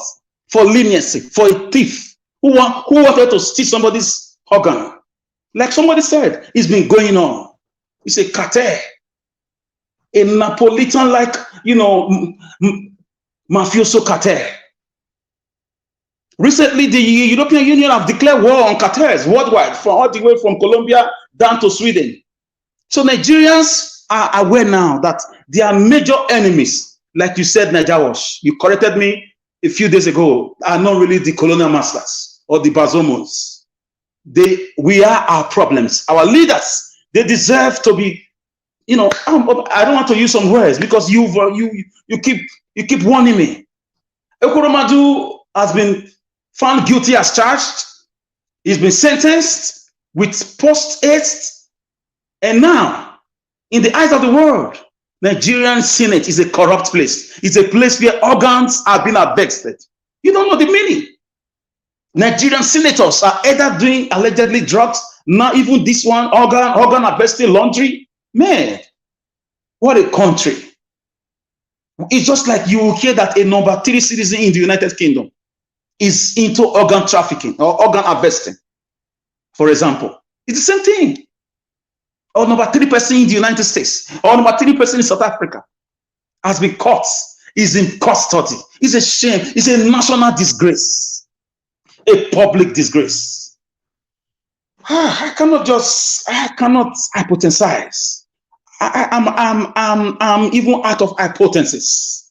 I cannot rationalize. How did we get it wrong? Since 1999, what have they been legislating? What have they been doing? How has that transformed the ragtag and the buckets, the necessity of the Benin Kingdom, or the hyperlois of the Oduduwa Republic, or the Kalakawas of the Amino Kano? How has that changed us? We still have no electricity. We still have no security. We still have no industries. We have nothing. We have nothing. And we have a National Assembly. It's a paradox. Paradoxical, nonsensiating, non sequitur. Is what these men are doing. They should scrap that National Assembly. It's just a puppet of the executive.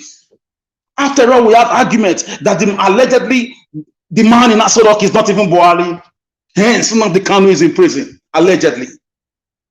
So it's a lot of political cacophony, political ups and downs going on at the federal, at the executive and the legislative arm of government of the Nigerian federal government.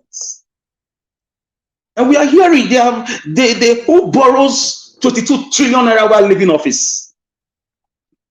If this was France, the country will be consumed in fire. I'm not instigating violence.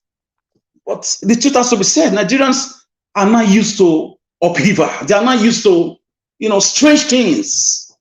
Billions of dollars have been cutted away by a man who is living in the next few days, going to Niger, his real country. Niger Watch, I hope this will serve as a deterrent, as a warning. One of them has been caught already. The rest of them are going to fall into different traps of the world. So now they can see the reason why it's good to fix your medical system. How much does it take to fix medicals? They just see Nigeria as was Donald Trump right? I used to be his fan, not anymore, after I heard from my brothers and sisters who lives in America. But he said Nigeria is a shithole country. Are we really a shithole country? Or are we not really a shithole country? I leave that vabagogical colloquy for you to hypothesize into the night. Let me move to the other topic. If you remind me of other topics, okay, that woman that was speaking, she's a disgrace for me, trying to blackmail everybody into corruption to make another woman win and talking from the both sides of your mouth for me, capital rejectment of that.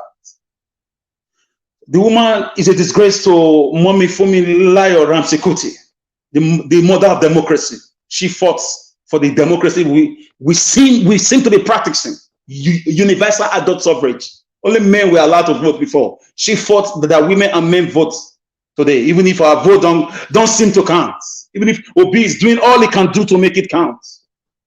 So I'm very happy with the problems of Ekweremadu. I'm happy. I'm glad. I wish Obasanjo can be in that situation. I wish all the past president, Jonathan Goodluck, can be in that situation. I wish Buhari, as he's living, goes into that situation. All the National Assembly members, past and present, should be in that situation. I wish. But wishes are never horses. So citizens cannot ride. So I will leave it here, Niger Watch. I rest it here. Thank you so much. Thank you for your media, voyage. Thank you so much, sir. Thank you. God bless you, my brother. Thank you, Mr. Alex. Thanks for always saying it, Iris. I like the part where you mentioned that we were in a deep contemplation on who to support, especially between.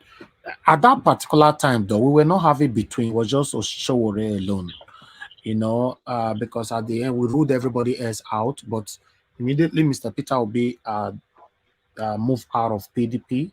That's when I changed my mind, and many of you were opposing me at that time. That why we have a mission. I said no. I'm sorry. I've changed that mission. And unfortunately, Showore came here. He came here. He's still part of the thing that he still talked to me. He's still not very happy about today privately. That's why you see I've never used my platform to criticize Showore till tomorrow. Why? Yes, I have my own reason. But he came here. He spent almost 3 hours with us here. Every one of you asked him question. Why do you want to rule again and all that? Then, but where Peter Obi matter come, may God forgive us, but stand for what is right. It doesn't matter if it's your mother that is standing in that position. Many people, even before Showore, we finally narrowed on Showore. People supported Mongalu, people supported Wike.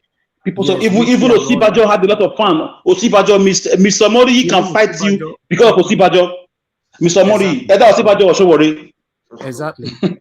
So the truth of the matter is, my stand remain. Please, my people, stand for what is right. Even though now your papa hold that position and you see a stranger and you know in your heart this person will do it better, support the stranger over your father. I know this might not make sense. No, now my own I go support. You are supporting your own, and then at the end go create problem everywhere. Now in Nigeria they end up like this. So we don't put the right people in power. That's why you and I are suffering today. You want your brother to rule, your father to rule, your mother, you yourself. You know you cannot do this job you want to do. Just look. Today we get to discover. Me myself, I'm still shocked. Even I was surprised in the studio. Rufai was shocked. OG Okpe was shocked that our judges Alex did not even address that our judges don't have they don't have a degree. Where how is that possible? It can only be possible in a zoo. I'm sorry to say, a zoo. It's very sad. Let's stand for what is right, my people, regardless of whatever. At the moment, like I said, before I call on Mark Okonsai, I'll let everybody know. I like that. In fact, for Mr. Shooks to be able to call in means a lot. And for Peter Obio, and not be for Labour Party. When I not go carry that native Dr. Corner saying I'm my national chairman, I not be for Labour Party. I bought Peter Obi. And they come blind for one eye too. All right, Mr. Mark, are you there? Okay, Bank. I'm not sure you're available right now. I don't know whether you don't leave message for me for. I'm here. Sorry. Okay, talk to us. Elvis. Yeah. Sorry. One guy was asking me directions here. He wanted to make me forget my points. Go ahead. Talk to us. Yeah. The point of this Ekweremadu, who is in, I'm not sure if they've extradited him. I think it's still in the UK, This one who is in the jail now in UK. That one is Juju Man. So I think Juju Man, he deserves proper sentence. This one, I think they say in Nigeria he tried, he failed. The kidney is not match. He go to Turkey again. He tried, he failed. The kidney is not match. So he comes to London again. So that one, every crime get his own section. But when you're doing juju, that one is terrible because this one is spiritual something. That's like spiritual something? What are you talking about, sir? Is he not the one who is looking for a liver? He's taking somebody's liver and afterward, he discarding him. He just wants to use his liver and let him go. He doesn't want to know again. Is he not the same person? No, yeah, sorry. Kidney now for his daughter. Didn't you know the story? Of course, that one. No, be juju. Not be juju with that. No, that's what not juju. It doesn't have anything to do with juju, sir. You know why I call it juju? Because to me, it carries the same weight. Juju, they're using spiritual darkness or something. Taking somebody's liver to me, almost like the same thing. Kidney. Yeah, almost like the same thing to me. Because that one is very dangerous. I'm talking of the level of wickedness. Kidney transplant is happening everywhere, sir. Yeah, of course. In UK, that one is even legal. It's fine. But the way he done it, it's very illegal in Nigeria. It's not illegal in any way if you pass through the appropriate way. So okay.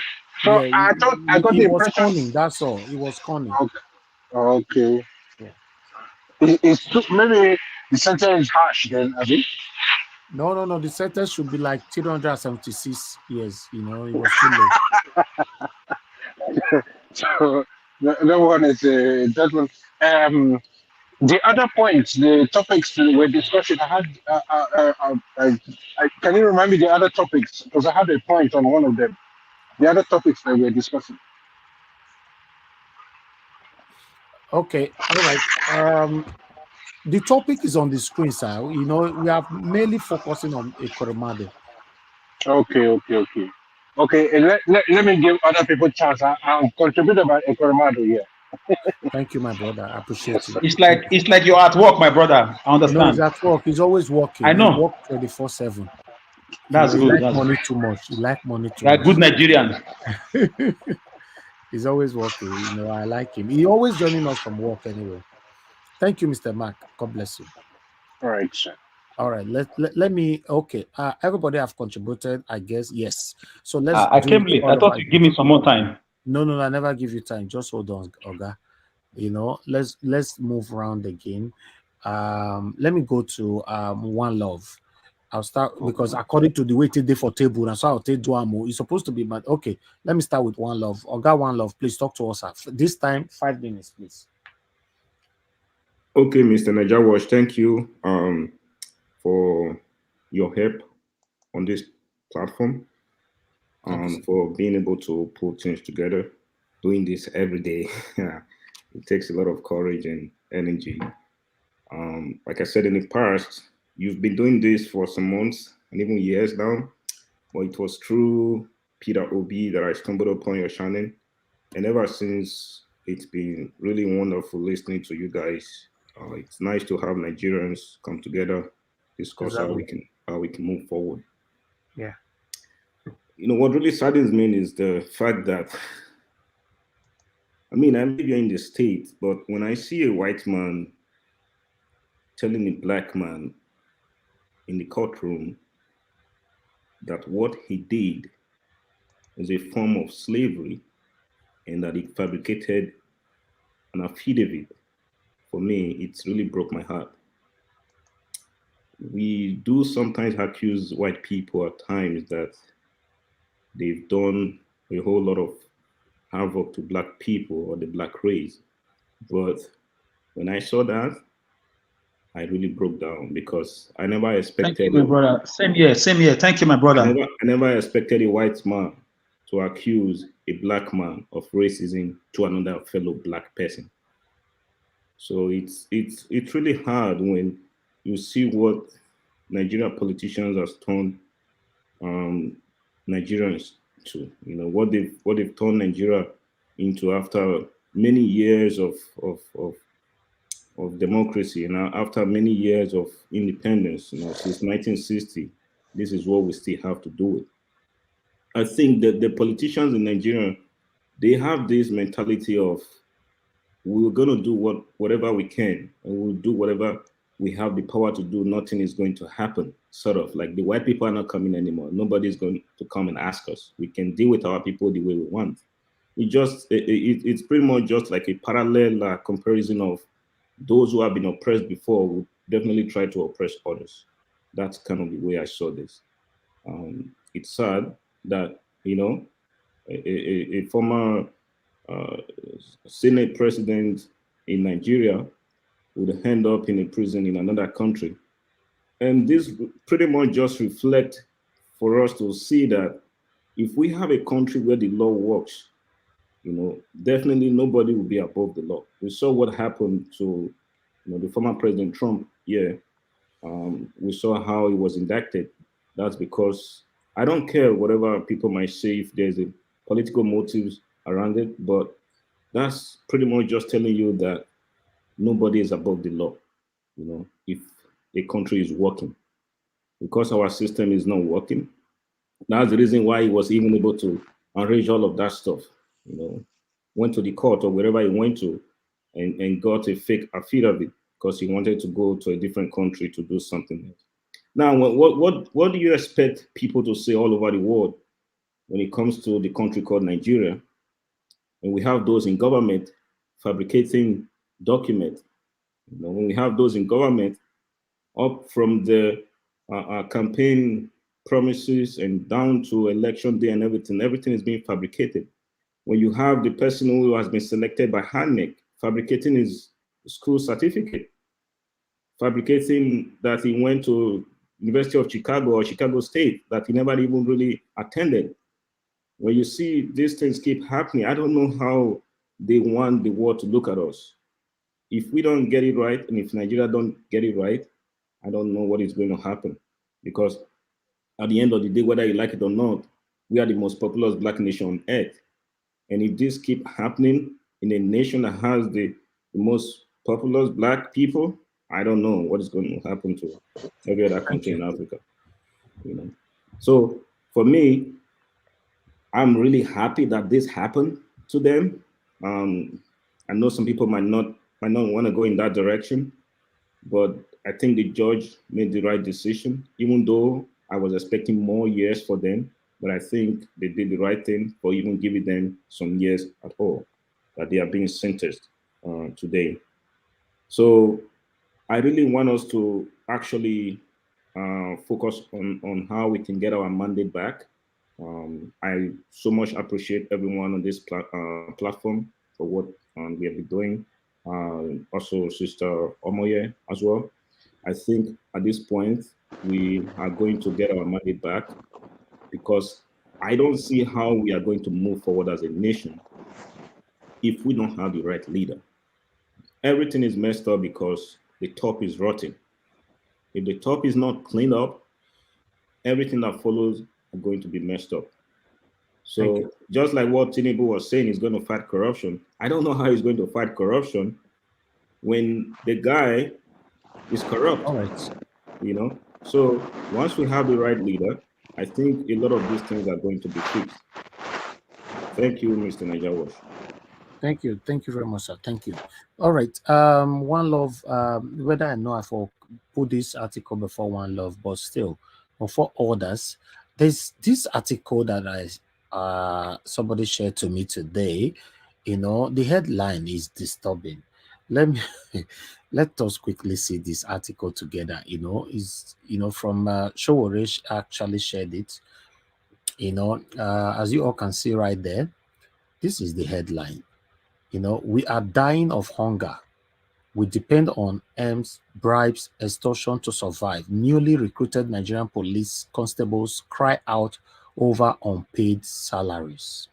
So, you know, my main concern here is that they relied on bribery and extortion to survive. That means Nigerian people don't finish for streets. You know, so you can see there, you know, one of the affected officers said that the situation had demoralized many of them as they, oh, mute yourself. I'm hearing myself back. Oh, God. I've said this thing so many times. Human being is so difficult to manage. Okay. Kai. Let's move on. One of the affected officers said that the situation had demoralized many of them as they were finding it difficult to meet their responsibilities to their families. Thousands of constables who were recently recruited into the Nigeria Police Force have not been paid salary for the past 4 months. The recruit passed out of the police training institution on December 29, 2020 and have not been paid since then, despite resuming at their duty posts across the country. Speaking to the Sahara Reporter, one of the affected officers said that the situation had demoralized many of them as they were finding it difficult to meet their responsibilities to their family. He added that most of the constables were surviving on bribes and extortion due to the delay in the payment of salary. Now there I go read and reach. This one is disheartening. And we want a better Nigeria. How? How are we going to? Sometimes we blame these police officers. They behave like animals. But you see why some of them are behaving like animals, right? All right. Najawash, for me, I still blame them because they are the ones that rig election. They are the ones that succumb to this men sometimes. Hold on. I still blame them a bit.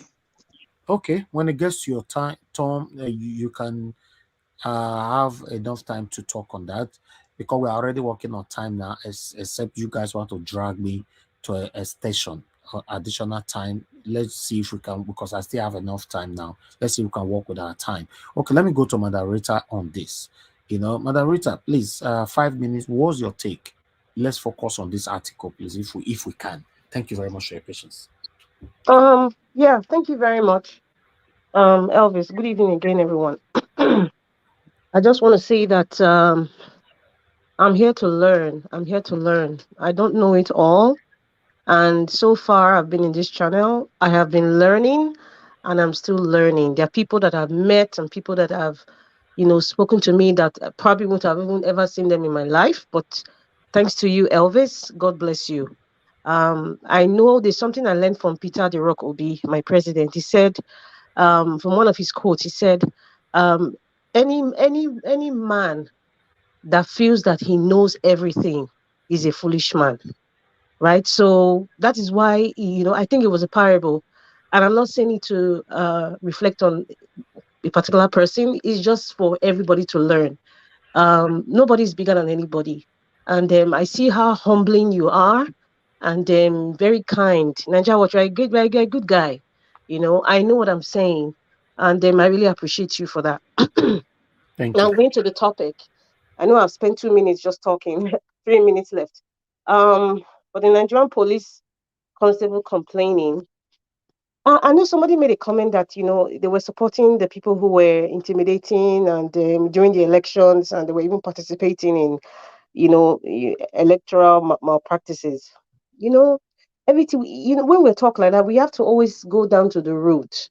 It stems down to the root. Every phase of corruption affects every phase of multicultural life. The quality of your life is even affected when corruption, the quality of your life down to your children, even to an unborn child, corruption happens to them.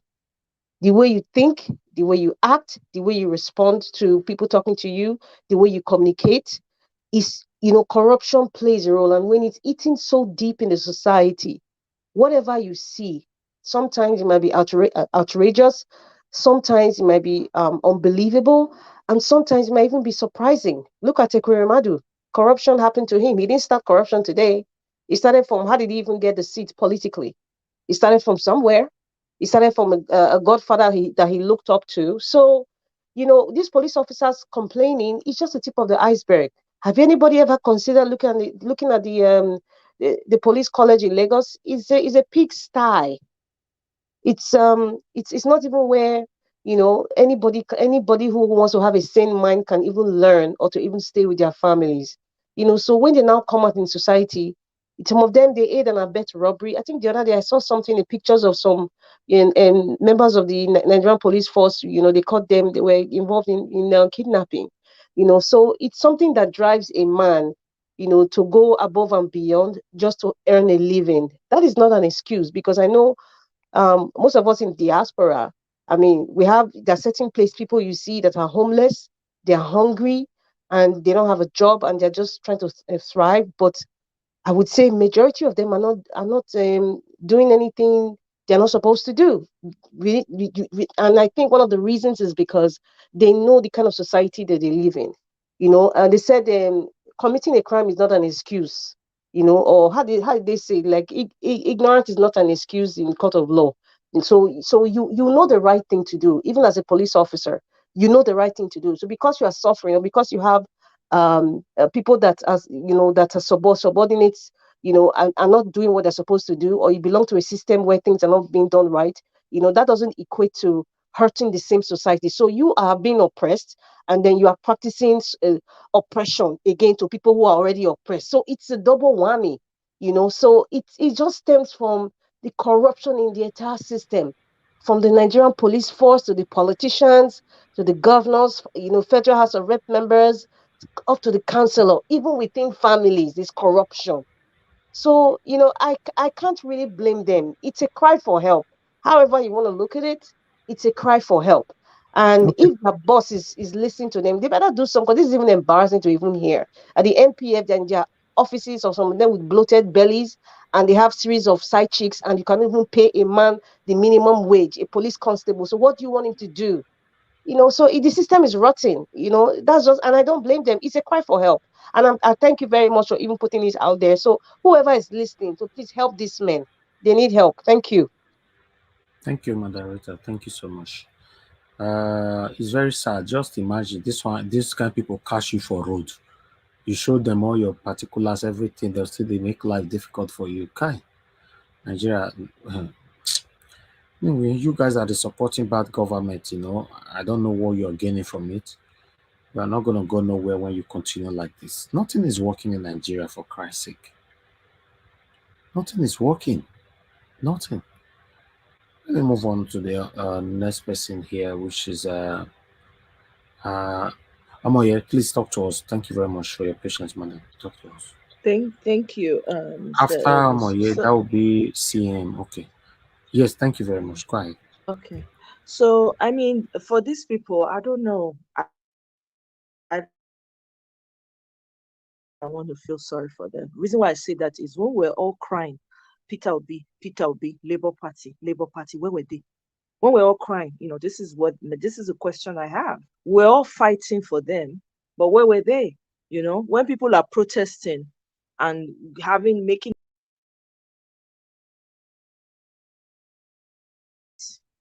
are they not the same people that are still going behind and doing the unimaginable things to people?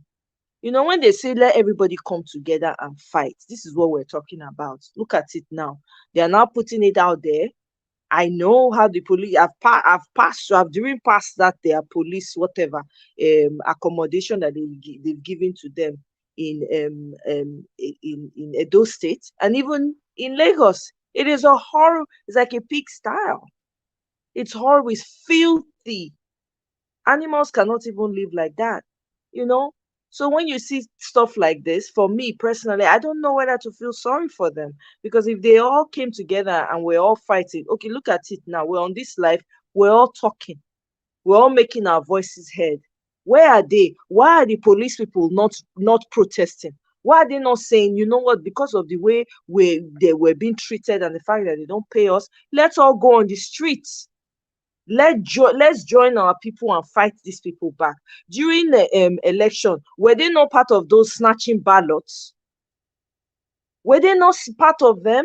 Did they not stand aside while other people were snatching ballots?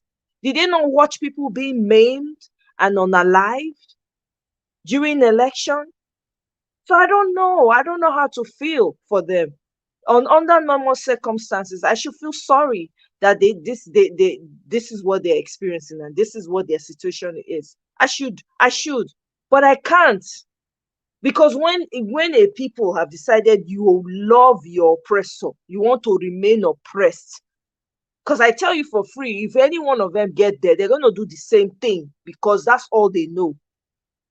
I don't know if I think it was here, Mr. Elvis, you showed a video where they were talking to a senior officer to walk out because he refused to allow them take bribe. Was it not you? Was it not this Yes, life? yes, that was during the time of the election. You are right. Exactly. His junior staff were waiting. They came in and they were demanding for him to leave, walk out of the room, because he refused for them to do the wrong thing. So I don't know. I don't know whether I want to feel sorry for them. This is what we've been shouting about. If the police, if the military, all of them, first, they are human. Before being a police, before being an army person, you're a human being. You have flesh. You have blood flowing in your veins. Look at when they rioted here during, what's this guy? The guy that, the policeman snuffed the life out of. There were officers that joined that protest. You know that? There were officers that, because they couldn't join, maybe because they were on duty that day, they were protecting people. They were even gathering people together, hearing their grievances. I don't like to compare America with Nigeria, but this is humanity we're talking about. Where is the humanity in all of these people? Because when shit hits the fan, this is what you get. They're suffering, they're crying out now. We're here, we're fighting now. All these things we're doing, talking, we're all fighting so that Peter Obi can get his mandate back. How many of them have added their voices? How many of them? How many of them have said, no, these are the people, we didn't vote for these people. Yes, we really want change. Let everybody come up, protect those people that are coming out to protest. Even if you don't want to protest, protect their lives. No, you won't do it. You are crying. Who do you want to come and save you now? Me, I don't know whether to feel sorry for them or not verse. Thank you. That's all I have. Yeah, but one thing you must understand, Omoye, is that not that I don't get your point, but if we don't sorry for these people, God forbid these people may they not catch pest for corner. You know. But not be sorry with the sorry for them. Not be because they talk this talk now. Not be because every day, every single day. Because their anger, if these people pour their angers on anybody in one corner, I know, but they're not already they do them now. They're not already they do them. They just come out because maybe the thing don't reach them for. They don't already they do them. You know how many people they go just delete throw away for bush. If they catch you. Yes, ma'am. Yeah, I want us to say that, you know. These ones, they are young ones, isn't it? Yes. They are young ones. They are newly recruited. Yeah. So, which means I believe these ones, they are the ones that before they are crying out now, it means that they are not comfortable with this life. The kind of what they express there, bribe, begging for arms, and extorting people to survive. I believe before they are crying out, they are not comfortable with it. These are the ones that still have conscience. So I believe. Let me take this call before I move on to Augustine. Hello, good evening to you. Your name and where you calling us from? Hello, turn down your TV now, guy. We can't. Okay, do you hear me now? Yeah. Your name and where you calling from? Hello. We can hear you, Oga. What's your name? Where you calling from? Yeah, I hear you. Okay, my name is so I'm calling from Nigeria. Thank you very much. Where in Nigeria? Where? I'm calling from Abeokuta, Ogun State, precisely. Wonderful. Ogun State. Talk to us, my brother. I just I've been following Nigeria Watch for about I think about a month plus now. Yeah. So I just want to make some contribution. Now, so first of all, I want to talk about this issue of Chicago State University issue, because I really followed Mr. David Hudein. The work they did a very great job. But I just want to make one contribution, and the contribution is that I don't know, but for what we can see now and for what we are experiencing now, it's as if Jagaban has really compromised US. UK doesn't want Nigeria to even survive.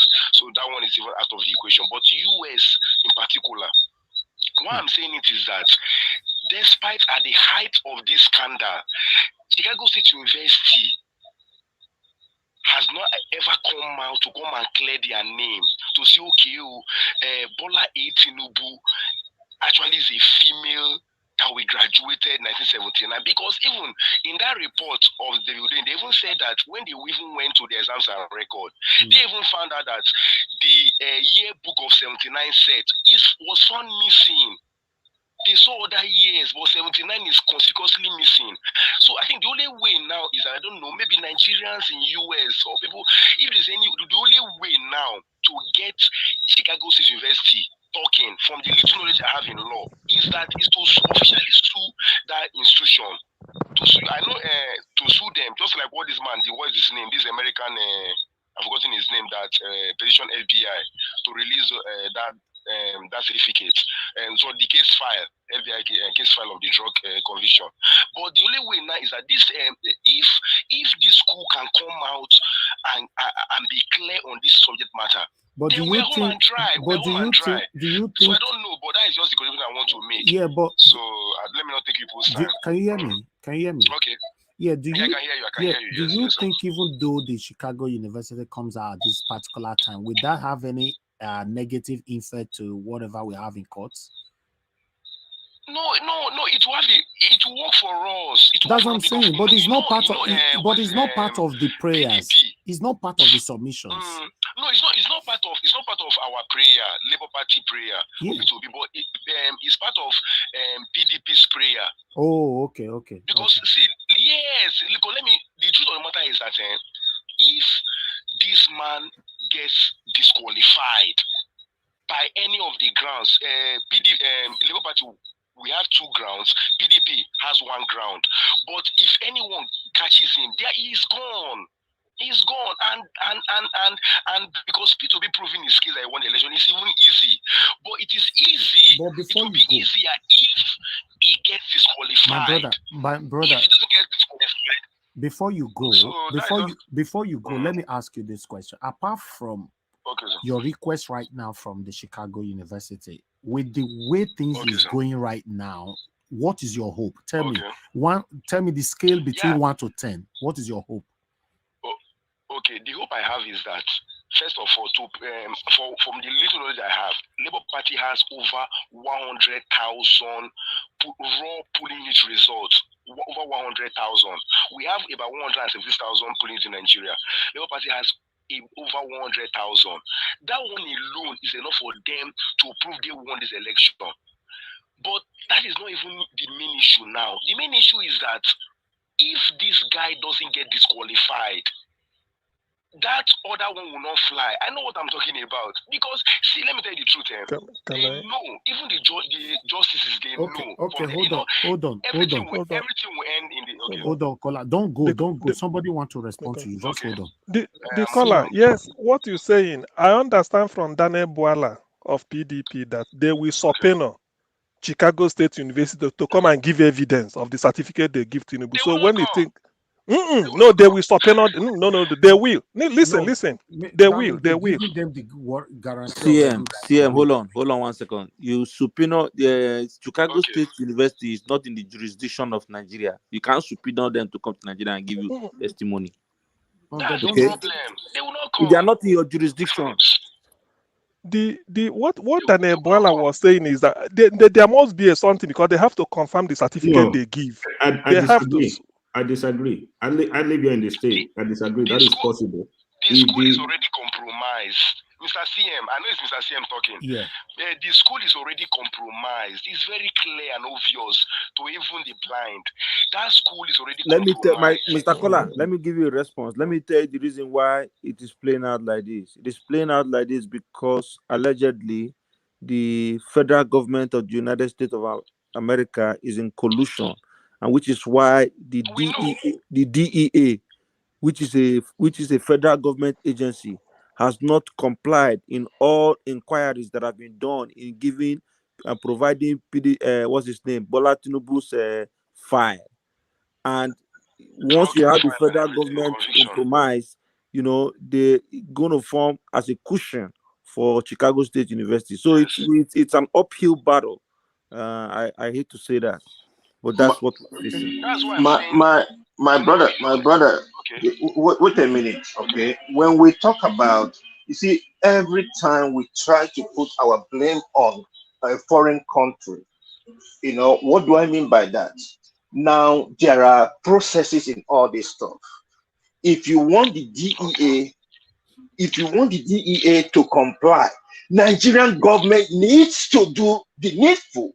Exactly. But the Nigerian government is not doing the needful. Who is the Nigerian government? Are they not the Nigerian government? The APC. That's what I'm saying.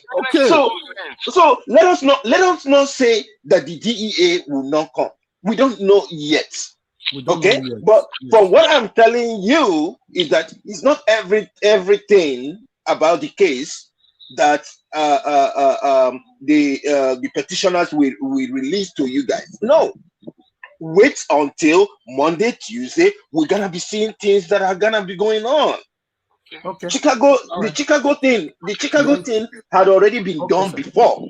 Even a lawyer subpoenaed it, and they tendered the result. Mr. Elvis. Thank you, caller. Thanks for calling in. Thank you very much. Mr. Elvis. Thank you. Okay, thank you. Bye. Yeah. All right. Mr. Elvis. Yes, sir. I have a question for you. Okay. I don't know if it's a question I could ask on air, but I asked you that question privately. I did not get the response. I have not heard you talk about it, but I want you to confirm. There's an article on the mainstream media that talked about a legal representative that was flown in from Russia to speak on the Labour Party's behalf. Have you seen that? No, I could not answer you because I've not got the certainty. Okay. Yeah, I could not verify it. Maybe by tomorrow, if I can, I'll respond to you privately. But I saw your message. Okay. Yeah. Thank you, sir. All right. Thank you very much. CM. Okay. Thank you. What I want to say about this. You know what will happen, CM, I beg, because in the next 1 hour, because I still have 1 hour to go. Make una manage yourself, I beg. I can't call on people again. Make una just manage yourself with the remaining time. Is that okay, Mr. Alex? Unless you go there, ask, the beg. No, Alex is here. Mr. Elvis, you don't come Yeah, now. I'm here. Yeah. Me we don't cry. I be enter as I want talk. Now everything I know that everything just go. I No, want enter again. I no, cry. they'll let you talk. Oh They'll let my you talk. God! I just want All to have right. a You go few talk. minutes rest. Yeah, Just you know. Yes, ma'am. Alex then. Alex then. Please So, hold okay. on, CM. Hold on, Okay. CM. Mother Patricia, were you calling me? I was. Okay, go ahead. Talk to me. Are you leaving? You leaving? No, I'm here. I just want you guys to call yourself, know, Okay. when it gets to everybody's turn. Okay, thank you. Yeah. But don't worry, everybody, we know how we take day for year. After Oga CM, we'll go to Mashallah. So it comes like that, before you. Okay? Okay, thank you. Okay. Thank you so much. Go ahead, Oga CM. On this police issue, I have something to say, and then I have an experience to share too. The thing is that at least there was a time I used to listen to Journalist Hangout. That was about 2 or 3 years ago. This program that some people do on a TVC. So the day I felt bad was the day they were talking about a police brutality. Even before that was before NSAS, because all these things was a build up towards NSAS, the atrocities of the police, particularly at checkpoint. So this man they call D Babajide Kolade Otitoju, BKO.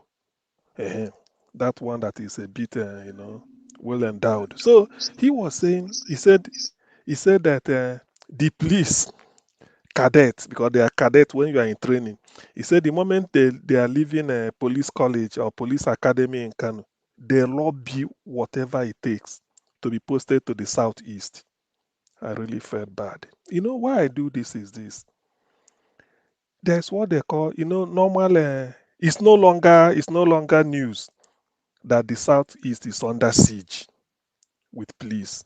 Just on the road, extorting money from people. Nnianwodo, when he was president of Ohaneze Ndigbo, went to Channels TV and the interview, he said it openly. He said even he has to commission people as chairman of Ohaneze Ndigbo to know the veracity of all those claims. They were using camera, filming them. They even drop the money. Like he said, they drop it like you're dropping corn for chicken. They will go and pick it from the floor on the main road. But that is not it. That is not actually the whole thing. The thing is that they will beat you and kill you. Now, to some of us, when you get home, there is this thing. There is this toilet soap, Joy soap or Lux or Imperial Leather. All these things. They are very. It's not what they sell it in Onisha that you are going to get it in the village. And if you see the margin, when you complain, they say, by the time you are leaving Onisha with your pickup, you bought sugar, you bought Lipton, you bought sachet milk, sachet, Nigeria, sachet, the sachet that, bought soap, so you are welcoming when you get to Newi or all those small villages. Police will be stopping you at every point. Say, what are you carrying? You say, I just from Onisha. I went to buy provision to sell in the local, all those lock-up shops. They'll be collecting money from them, or else they delay them. So a local businessman, by the time they keep paying police, when they come home, they put it as margin on top of the distance. So they complain. But the thing is this about police. That's why when they are talking of their feeding, they don't have anything. It's because Nigeria has gone bad. I remember traveling those days from Lagos to the east. On our way, immediately you pass Onisha, you start seeing police anyhow. I mean, Michael Zekome, Professor Zekome, who was here with us, he wrote an article about it. He said he was surprised because when he traveled to the east to see some of his clients during festive occasion, they invite him. He said every corner, even on Third Road, you will still see police there because they know if you want roadblock in the major road, people will like to avoid you because of the money. They choose a keke or whatever to go through on Third Road to cut you off. Police will still go there and join. All they want is money.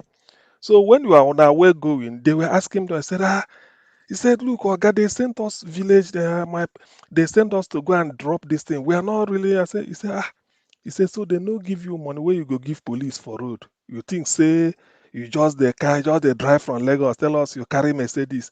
They no give you money. When they buy petrol, Abi, I say yes. Hey, they no give you money. Where you go give police? So this has been the issue. Nigerian police, it is not a case of they are under trained. They are not properly trained, because if you go to a police, I remember when Mother Rita said it here one time. If you go to police barracks, you will know that this is where they train criminals. And the trust police in their barracks, they burn like what is it, like a cockroach. Every policeman will get up to 9 kids, 4, 5, 6, 7, everywhere, and they are not well behaved. So the police, their life, it should something to be looked into. I'm saying it because I'm in sympathy with them, although we have had a bitter experience with them, but in sympathy, these are some of the changes that P2B gets in. You have to fund them very well and then be a reorientation. I don't care whether it takes billions of naira to reform the police, because they are the symptoms of a decadent society, and they are the signpost to a civilized society. If you want to know how a civilized the society is their police. All of us living abroad, the first thing you know is that the way the police is professional, they don't just go beating you up, molesting you, doing anything. If they're talking to you, it's friendly, unless you want to be violent on them, in which they will call for reinforcement or maybe something like. Otherwise, the police is really your friend. When I came to Europe newly, if I see police, I will just I fidget, say, what is this man? But over here, because I'm used to Nigeria, when you see police going through this way and you are here, you will think he's coming for you, and you won't like to pass police as he's coming, you are going. You will be afraid. But over in the Western world, it's not like that. Even you and police will be at just you pass and then go do what you want to do. So when these people are crying, I feel for them really, because without bribe, they won't, they can't survive. And then that bribe now, there's no more money in the country. Now they are introducing cashless and everything. During this, at the height of this cashless issue, when we were changing money, they said even bribe has lessened because nobody carries money. So police won't ask you for money because you don't have money, not to talk of when you are going to give the police. So the condition of Nigerian police is another thing. Only that when P2B comes, he must have something to say about it. It's terrible. I know what they are saying. They are not missing words. Some are not even paid. And then that's why if you are lucky, they attach you to a politician. That's okay. You carry gun. Whoever they tell you to kill, you kill. Not because you want to, but because of the fact that that is where your life depends. You have to eat. If you don't do that, maybe they didn't pay you. They may not pay you your salary in time. And even if they do, how much are police paid? You are at the mercy of an armed robber if you do not play ball. You are at the mercy of a politician that if he sacks you, you won't be getting what you are getting. You go back to the office, there's nothing coming in. So Nigerian police is really, though it's a disgrace to a civilized world, but somehow our society has to take responsibility and take the blame for keeping them that way. They are not really treated the way they should be. Police is an evidence that a country is civilized when you see the police, because they maintain the law and order. But in Nigeria, they don't maintain. So that's why they are crying. They don't have money. Everybody is complaining, no money. And even the small bribe they usually get, people are hard up. Some of the things, people will dodge them. So all in all, our police is not the best. Please let me put one more word for this issue of many judges not having law degrees. You see, the way, that's why I was saying earlier, when we come here, I know the news, what we do here is to analyze news, because Niger Watch, we sort of play the video for the day, either interview in Arise or wherever he gets it from, or some article. Before we come here, most of the things he will play, we've already seen it or listened to it or heard it, just like a Ekweremadu case. But the way we analyze it and then sort of a review, either what somebody said or this, that is what attracts people to Niger Watch, is the analysis, because we don't invent news here. So when you hear that many judges do not have degrees, what will readily come to your mind is, but these people has been pronouncing pronouncing judgment on their fellow countrymen and women, and even sentencing some to some maybe for some periods in jail. Now you ask yourself, if you do not have a law degree, how then do you understand the basic, the elementary knowledge of what you are going to apply? How then do you have to? No, it is not that they wouldn't say that they did not understand. Some of them may forge certificate or write that they did it, or they one type of termite ate their this thing. So when you hear this type of thing, that is done to tell you the level of decadence in Nigeria. And this is in Nasarawa. For them to even make it open, to the extent it's now a national news that either you get your law degree or you lose your job. So you now ask yourself, how did they get in to the extent that they become maybe magistrate or judges, I don't know, without a degree? Nigeria is really, we are really in for a shock. So, which means if you review it, people will now ask you, so because they are not supposed to be where they are, meaning that all the judgment they've discharged, if it's like in a civilized world, they can call for a review and say, look, we found out that these people are not really qualified to do this type of thing. Now, can we review the judgment or the cases they handled, say for the till God knows when, as far back as they could go? Then you now look through it and say, look, this shouldn't have been. So when you see this type of thing, you now know that Nigeria is really a country in which there are some rules for some people. I don't think in the southern part of the country there should be somebody who should be a judge without a law degree. I doubt, but I'm really not. I can't say 100% that I'm quite sure. But the tendency, Mr. yes, CM, yes, yes, please. even though they can be in the south,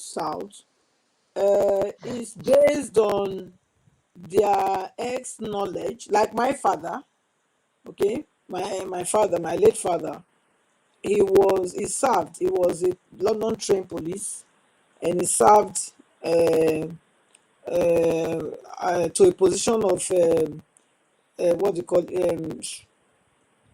it's the what's it called, supreme inspector or something like that. Yes, and after he retired at the age of 40, and then he studied some more, and then he was made a customary court judge. Okay, but that was because of his background as a Yeah, but police pretended. okay. Yes, Okay, man, you know. but and that is customary court judge, because customary is only about the law, the tradition and culture and traditions of a people. Yes, So yes. yes, Then study. a customary judge, a customary court judge in my village of Anambra somewhere cannot be transferred to Bauchi, because you may not know the culture and do something of the people. You only No, but then localize. then he now studied and became a magistrate court. He went back to law school, Okay, and okay, yeah. that's not okay. In that case, that is okay. That one is not a. Is a if he did the right thing, because as a magistrate you can walk anywhere, do all these things. So when you look at this, CM. yes, please. So what just quickly. So what you are saying now is that because of somebody worked in the hospital as a cleaner or as a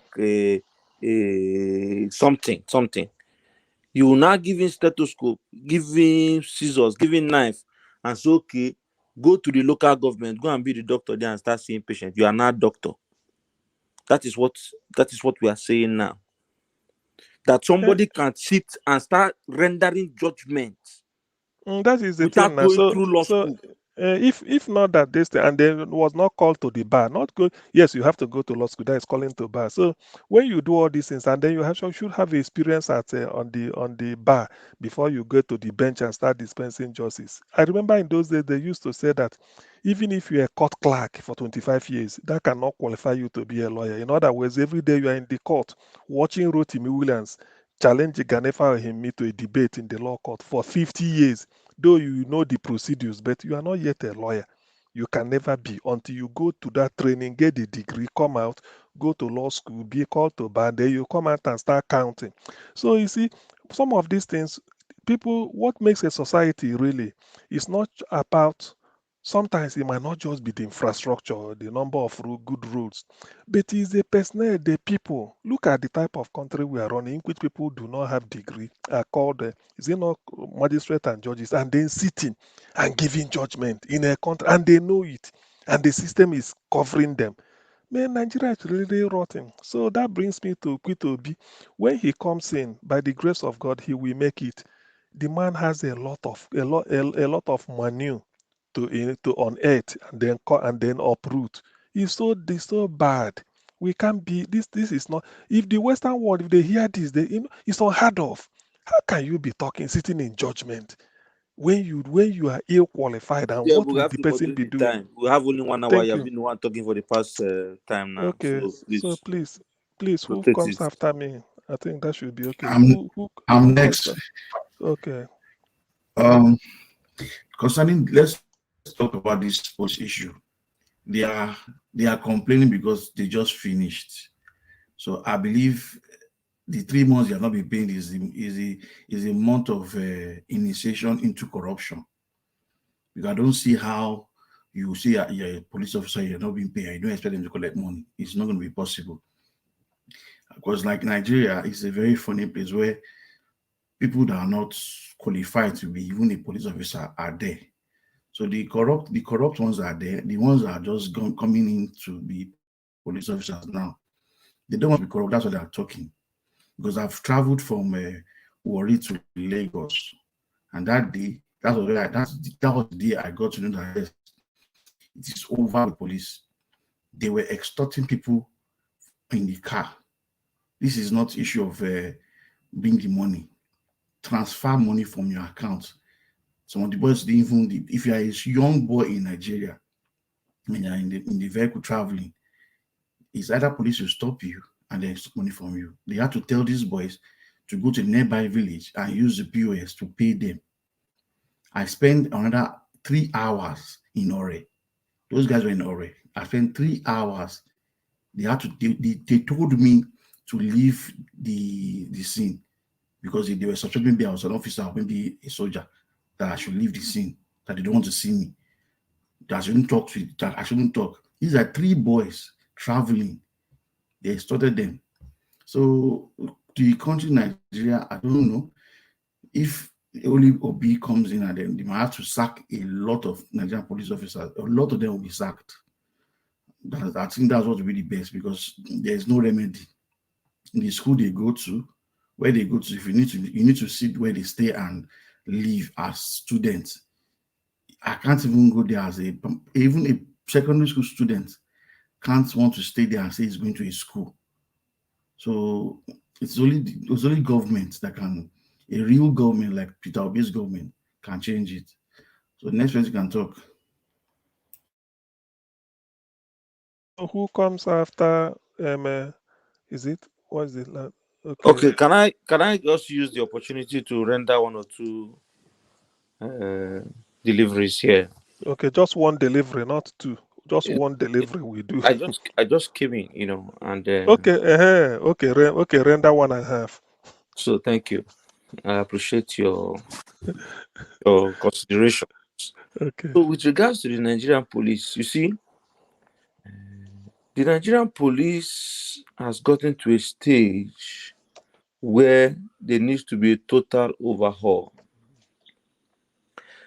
In Ghana, when Jerry Lawrence decided to carry out that revolution, he was broken out of prison and he went around mobilizing those military men that were already in the mood for change. And that was how, using their mights and his, they were able to carry out that revolution that reformed Ghana. Nigeria right now needs such revolution.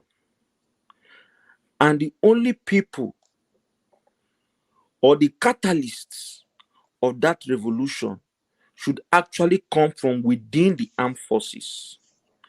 Those members of the armed forces that are patriotic Nigerians, that are seeing that the country is going down the drain, they are the ones to stand up and begin this revolution. Because let me tell you, somebody just said that if P2B comes in, a lot of these police officers needs to be sacked. I agree with you, but they will turn to criminals because right now they are legal criminals. They are criminals operating under the umbrella of the law with a uniform. When you remove that uniform from them, they become the real criminals on the streets. So Nigeria is ripe for a revolution because if you see what is happening right now, the decay is from top to bottom. The decay is even in the judicial system. You can imagine judges not going to law school, not being called to bar, and now sitting on the bench. We have three arms of government. We have the executive, which we know is the chief president of corruption. We have the legislator, which they only go there to sleep and to thief and to come and show their wives they are corrupt. And we now have the judiciary, also corrupt. So it tells you how bastardized and Bangladesh that the nation is. And what Nigeria needs at this point, P2B has done very well. The coming of P2B is what has exposed a lot of wrong going on in the nation. If P2B had not come, it would have been business as usual. But for the emergence of P2B, Nigerians got hope and began to inquire, ask questions, analyze. It's the emergence of P2B that makes you and I on this platform making analysis, sharing questions, speaking to the conscience and minds of Nigerians. And we begin to uncover a lot of rottenness. So I believe that Nigeria is ripe for what I call a revolution. The political revolution has already started. The political revolution is in motion, which is what we saw on the 25th. People came out. There was participation. Even before the 25th, everybody was registering, collecting their PVC, going to stand. That revolution is ongoing. We need to move to the next phase of the revolution. And that is completely taking out these bad elements that has held Nigeria to captive, that has sunk and sunk Nigeria in the drains. The catalyst of that revolution, I am now speaking to the minds of those patriotic Nigerians in the armed forces across the board. It is time for you people to lead this catalyst because Nigerians are ready. The Nigerians that do not have the weapons are ready. You guys that are within the armed forces, that are patriotic, that want to see the birth of a new Nigeria, it is time for you guys to concur, bring yourself together, ignite this revolution, and you will see that Nigerians will follow you people behind. Because we can only talk, we can only write, we can only protest, but when we do more than that, those bad elements point their guns and nozzles at us. But when we have you people there that want to see the birth of a new Nigeria, like these ones that came out and are complaining, it is good to vent. We have heard you, but you are also hearing us. It is time for us to birth a new Nigeria through the second phase of this revolution. Let me rest my case for there now on this matter. Concerning Ekweremadu, when they were writing those letters, I knew that it was just a show of shame because the white man will not, deviate from justice because of you wrote a letter. You guys, we can practice that corruption in Nigeria. it's not going to fly in the Western world. So if like let it be Buhari, whether it's the one that they say don't violate allegedly, or it's the one that is parading himself with the mask, let him be the one to write that letter. These judgments would have stood firmly. So let it serve as an eye-opener to those people who have been privileged enough to be in the arms of affair. They say charity begins at home. There is no reason why what our politicians go outside of Nigeria to enjoy that we don't have that in Nigeria. Why I say it is devilish, satanic, and wicked is because the intelligence, the manpower, the brains to operate those things that they are going to look for in a foreign land, we have them all in Nigeria.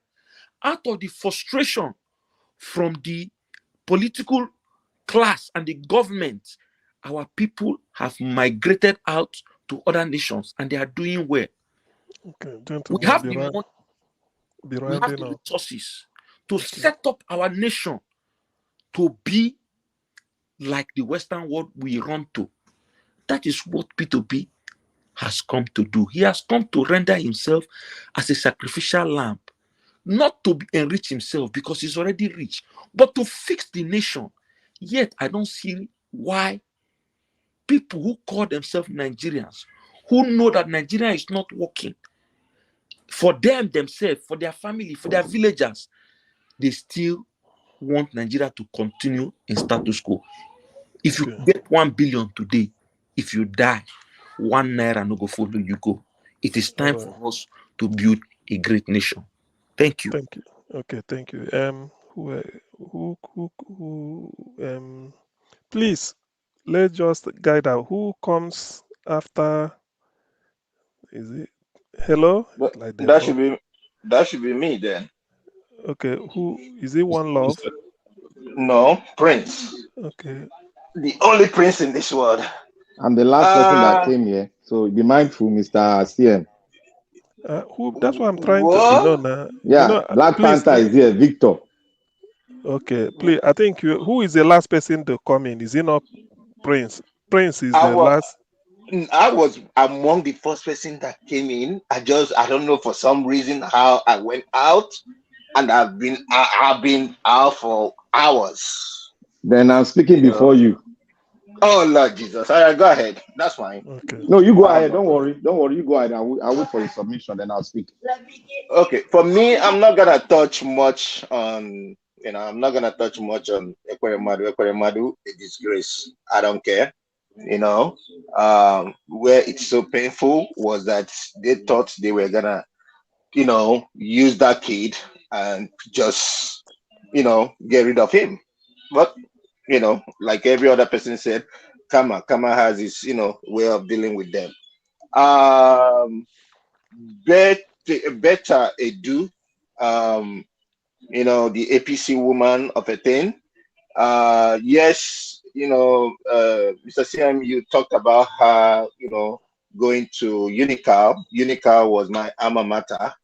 However, she is among the people they call, Achalacha ladies. When I mean Achalacha, it's those people that you think they go to class, they don't really go to class. It's always what do you call it? Lecturer help me, and all that stuff. Why did I say that? Brother, if you see her, you will know now. You will know that she's one of those dogs in the campus. So I actually kind of like have an idea, of what year she was, because at that time I think I was almost getting out when she was in there. One, she was a commissioner of health in Cross River, and what did she do? Go there, you find out she was a mess. How did she even get to that commissioner? She only got to commissioner based on the fact of her relationship with the governor. She was a mistress to the governor of Cross River. It's not a hidden thing, If anybody can do a research on, there's somebody called Jalingo Agba. Okay, Agba Jalingo. Good. Agba Jalingo is a Yes. journalist. You understand? And fortunately, he came from the same village with almost the same village with the governor. He knows all those secrets, and he's been revealing a lot of it. And what the governor with with his brother, they wanted to tame him to the extent that they even accused him of being a terrorist, a kidnapper, or to get rid of him. But thank God, God has been on that guy's side. Even there was even a time they wanted to eliminate him. The thing is, there is, when I think most of the courses we did, there is something called critical thinking. And in critical thinking, why did I bring up that critical thinking? Now, when Rufai was asking her a question, Rufai did not say, did you listen to or did you hear what the lady said? All he asked her is that, was the woman's character or what the woman did, was it right or wrong? All she needed to do is that it's either right or wrong. It's a simple question. Either a yes or no question. But she went ahead and said, oh, I did not listen to it after beating around the bush. Then if you did not listen to it, then how did you know that the woman was being bullied, or that the woman was being pounded upon by other people and all that stuff? After trying to dodge that question. But thank God to Ayo, she still, tried to remind her about another woman. And she said, oh, she never saw the woman. So she wants to tell me she never heard about things that happened in Lagos. She wants to tell me she never heard about the things that happened in other states, in River State, even in River State. But she claimed ignorance. And tomorrow she will come and say, oh, that she was fighting for women rights, or she was fighting for women. I rest on that. Talking about oh, you thought I was going? Okay. Let me see. For the police. Well, before the police, let me go to the judges. Okay. It's not surprising what has happened. After all, the chief judge that just all of a sudden decided to resign wasn't that educated. He never. I wonder how can somebody be a chief judge when you don't even know the constitution? You don't. It baffles me. That is why I love, the way the white men do things. Over here, judges are being voted for. We vote for them. In US, is it? Yes, in US we vote for judges. The only judges that is being appointed are, the district,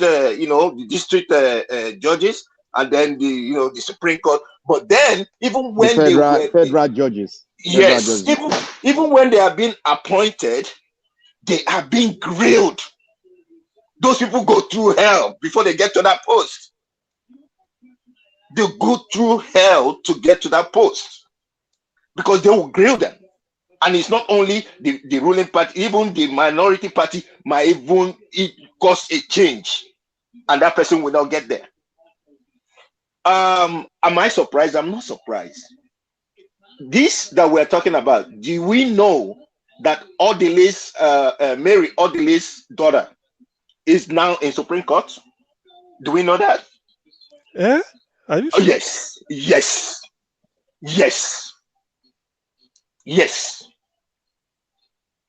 She's a judge.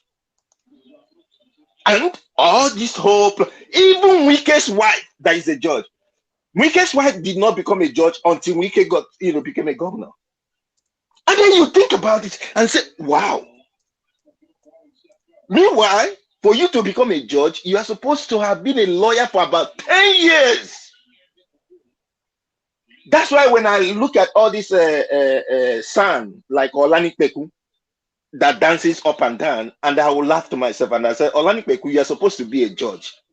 This thing that you are doing, that you say you are a son, is just, It's just I don't know what to classify. It just I don't know, but probably he likes the money, you know. And for some of them, they don't even know that being a lawyer is not supposed to be for profit. It's not supposed to be for, you know, for you to make money. Rather, it's for you to defend the Constitution and for you to defend people. But they don't know that in Nigeria, a lawyer is either you be a charge and bail lawyer, or if you are the other one, you become a corrupt one that will go after money, and then you dine with the judges and do what you gotta do. It's a shame. For the police, I don't have much to say. I have friends who are policemen, and I tell them, I said, I'm sorry, you guys have to go through this. You know, at the end of the day, I tell you, they beg every day. They don't even have health care. They don't have health care. One of my friends told me that even when you go there, they can't even give you paracetamol. They can't give you paracetamol. You know? And then they don't even have a bed that they can even admit you in. So why are you even doing that? Let me rest my case. Let me rest my case. Because talking about it now. Then Yeah. I think, is it who comes next? Is it Black? Is it who? Yeah, Black Panther is next. Okay, I thought you were the last Yeah. to get into the. Thank you all. Thank you, Mr. Nigeria Watch. And thank you. Please be brief, eh? Thank you. Yeah, I'll be brief. And my turn now, I be talk brief, Abi. Mr. Sien. Not like me at all. No, I do. I just want to make you to save your energy, make you know to.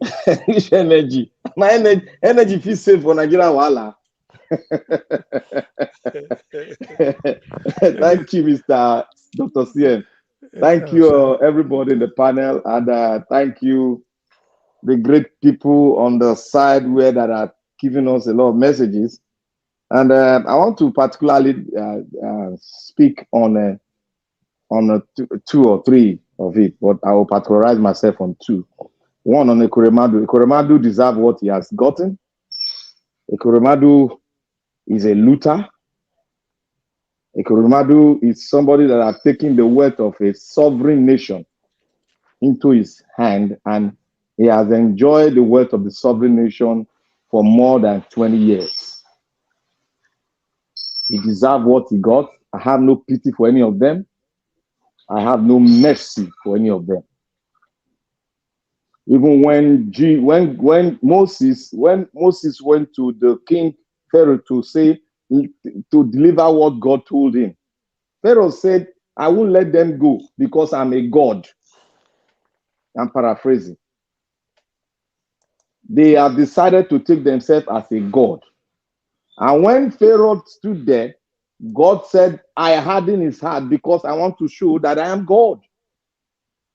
They have hardened themselves, and God will show them that he is God. And God has started gradually. And this is not a mistake. This has happened before. Hey, an ex-governor of a state who was thrown into jail in London after stealing the sovereign wealth of a nation. So I'm not surprised. They will never change. Even when the ex-governor went in, they never changed. The ex-governor came back. They gave him a royal welcome in a state that they are so dilapidated their resources and eating everything. He came out and brought out his daughter to become something, and brought out so-called criminal, quote unquote criminals, to rule the Delta state. He's still there, flouting himself as the godfather in the state. I will mention the state, but you all know it. I don't want to interrupt you, but the person you are talking about was even being praised by the INEC Select. God bless you. God bless you. So they will never change. Their heart is hardened, but God will prove that he is God. The Bible says, "Let man be a liar and God be the truth." God is the truth, and we are on the side of God. We are the truth. We are the truth. We always say the truth. So let them continue what they are doing. They will end up in the lion's belly. That's where they will end up. So anybody saying I'm pitying, I don't pity. You see, the sins of the father will rest upon this generation. If you're a thief, it's in the Bible. If you're a thief, the sin will be transferred to the children. The children, it will be transferred. There's no mercy on the children. That same God that brought out mercy, if God wants to take off his mercy, he has the sovereign right because he's a sovereign God. He had no mercy on the children. It's in the Bible. So when you people stand there and start, oh, I pity for this. So I don't have no pity. No pity for the wife. Because the wife was dead. He didn't see mercy. But what she saw was have it. Mercy is out of the way for them. Let them face the judgment. I believe when he comes out of jail, he will be about getting to 70 because they are all liars. We begin to say 70, we are push one aside in the east. Let other people come up. And if they keep on continuing, then the wrath of Nigerians will finally arise and will eat them all. They will be in our belly because we are the lion. And I want to speak on the Nigerian police. I would say I'm a son of the Nigerian police that was Nigerian police then. People served in the force and people were given honor. My dad served in the force and he was given honor by Ekweremadu government when he was in power, the governor.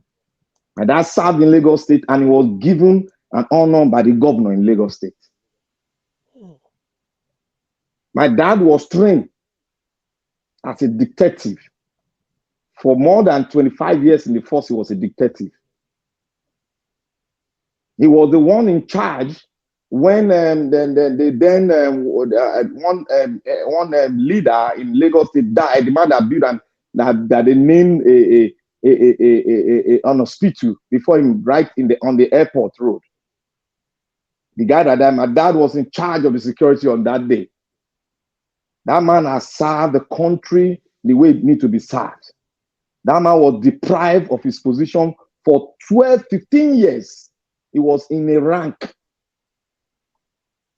For 12 years, he was in a rank. Not that he doesn't have somebody up there. Ara said that was the IG of Nigerian police is my dad's cousin. It's my dad's uncle, sorry. It's my dad's uncle. But my dad did not go for it, but my dad merited everything and retired as a police chief. He was also retired as an assistant superintendent of Nigerian police, but he retired as a chief. That is what the Northern Caliphate did to a man that diligently served his country. He retired. In his retirement, his benefit with other savings that he have gotten, he built himself a house, one house. While those people my father was a lecturer in Nigerian Police College. That place you people see, Nigerian Police College, people are decimating. That place was like a Garden of Eden. When I was in the base, I was in that base for 15 years plus. It was like a Garden of Eden. People come from various countries. They want to look at Nigerian Police College. But when this so-called Obasanjo came in, the wrath of the police force was decimated. Obasanjo so much hates the police to a level that he doesn't want any budget to be allocated to them. I will tell you one corruption they had. You see, every Nigerian police college you see, every Nigerian police barracks you see, there is sort of billions of naira allocated to them every 5 or 10 years to renovate. Those money are being eaten by the politicians. You know what they did one time when the Queen, one of the prince of in UK were about visiting Nigeria. You know what they did? The road leading to Nigeria Airport, where you have the Nigerian police building there, they painted that road, but they left the inside rotting. That was the day before Nigerian police were being painted, the barracks were being renovated every 10 years. But they stopped when Obasanjo came in. Corruption now eats. I said Nigeria now, because of the constitution we have, the constitution is a constitution that is built on the foundation of corruption. But people are not still getting it clear. Nigeria does not have a constitution. People are not getting it clear. It's a makeshift they are giving you. And I want to say one thing. I said everybody should. I've been saying it. I'm like a soothsayer. I see the future. I've been saying it that now you people are not watching the mindset of the military. You are looking at them as loyalists to the politician. It is not like that. We should also look. They gave us this constitution. If we cannot do it right, they will come in and do it right. They will rectify it themselves. Thank you very much. Thank you. We now move to who are still here with us. Alex, are you still here? Is it Gingerbread Man? I'm here. I'm here. Patricia. I've been here. I've not spoken. Hi, yeah, you called me, sir? You called me? Gingerbread Man, right you say now? you've not spoken. Wait, one moment. Who is speaking? Is it Patrick or see? No, you or called my Patricia? name. I'm trying to respond to you. Call me. Okay, Did you call me? Which name? Sorry, what? You called Gingerbread Man. You called Gingerbread Man. This is Gingerbread Man. Okay. Wait, Gingerbread Man and Gospel, who came first? Gingerbread Man. Gingerbread Man. Can I speak? Gingerbread Man, when did you start talking like that? Oh, I get to Gingerbread Man. Man, I know can rig election here. Man, I know rig election here. Things say my INEC they different. Good night. Mr. Alex, what you I have talking not about? spoken. Okay, it should be God's power. Let God's power. Ginger, take him.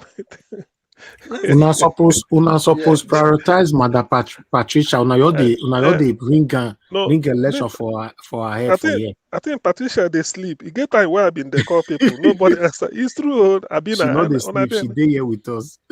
Okay. So and she's the only woman left, isn't she? You know, I believe she's leaving. Mother Patricia, do you want her to say something? Okay, let's give her the. Yes, now she's the only woman here. She should, Gingerbread Man. If you change your voice from what we know, that one a rigging. That one we go take and come out to you. Nothing say you Mother clever. Patricia, please talk to us before you go. If you don't like your voice, go to court. Mr. CM, go to court. Okay, thank you. I don't know whether is it still? Yes, it's good. Yeah, it's good. Okay. No, the Nigerian police. Wow. Like I said before, I think these ones are crying out because they are new, and I believe it's their conscience that is judging them. I think they're crying for help, and what we are doing now will help. I believe they are the ones they are the good eggs. They are the good ones among them, because that place is like a satanic place too. It's like everybody that goes into that. Even the name Nigeria Police Force. They are a force. They are not a police. They are not a civil police. You understand what I'm saying? Because the name even, you have to forcefully do everything. So I believe that these ones, because they are new and their conscience is judging them, that's why they are coming out to cry. And they need help. They really need help. I hope the different states, government should look into that their affairs, so that they can be helped, they can be reached, because it's not so easy now for somebody to be serviced. That's somebody that went involuntarily to protect the citizens, their lives and their properties, and here they are not being paid. They're not being paid. They have to be begging for arms, and then of course bribe and extort others that they can. So I believe that's just the level of deterioration that Nigeria has come to. Because how can you not pay a policeman? The police, they are there. They're supposed to be your friend. The police are our friends. The police is the one you call for if anything is going. If you are experiencing crime or whatever, violence in your house, the police is the one you call for first. So for them not to pay them, I don't think. Of course, the government, they don't have. They are not in their right mind. If you want them to guide you, and yet you want them to guide the citizens, and you don't take care of them, what do you want to make out of them? Monsters. And that's what they have become. But I'm glad that these ones are crying out and they really need help. And I hope the people that are supposed to do something about their situation are hearing us, and they can, go to meet them at their point of need, go to their aid, so that they don't get uh, deep in the corruption.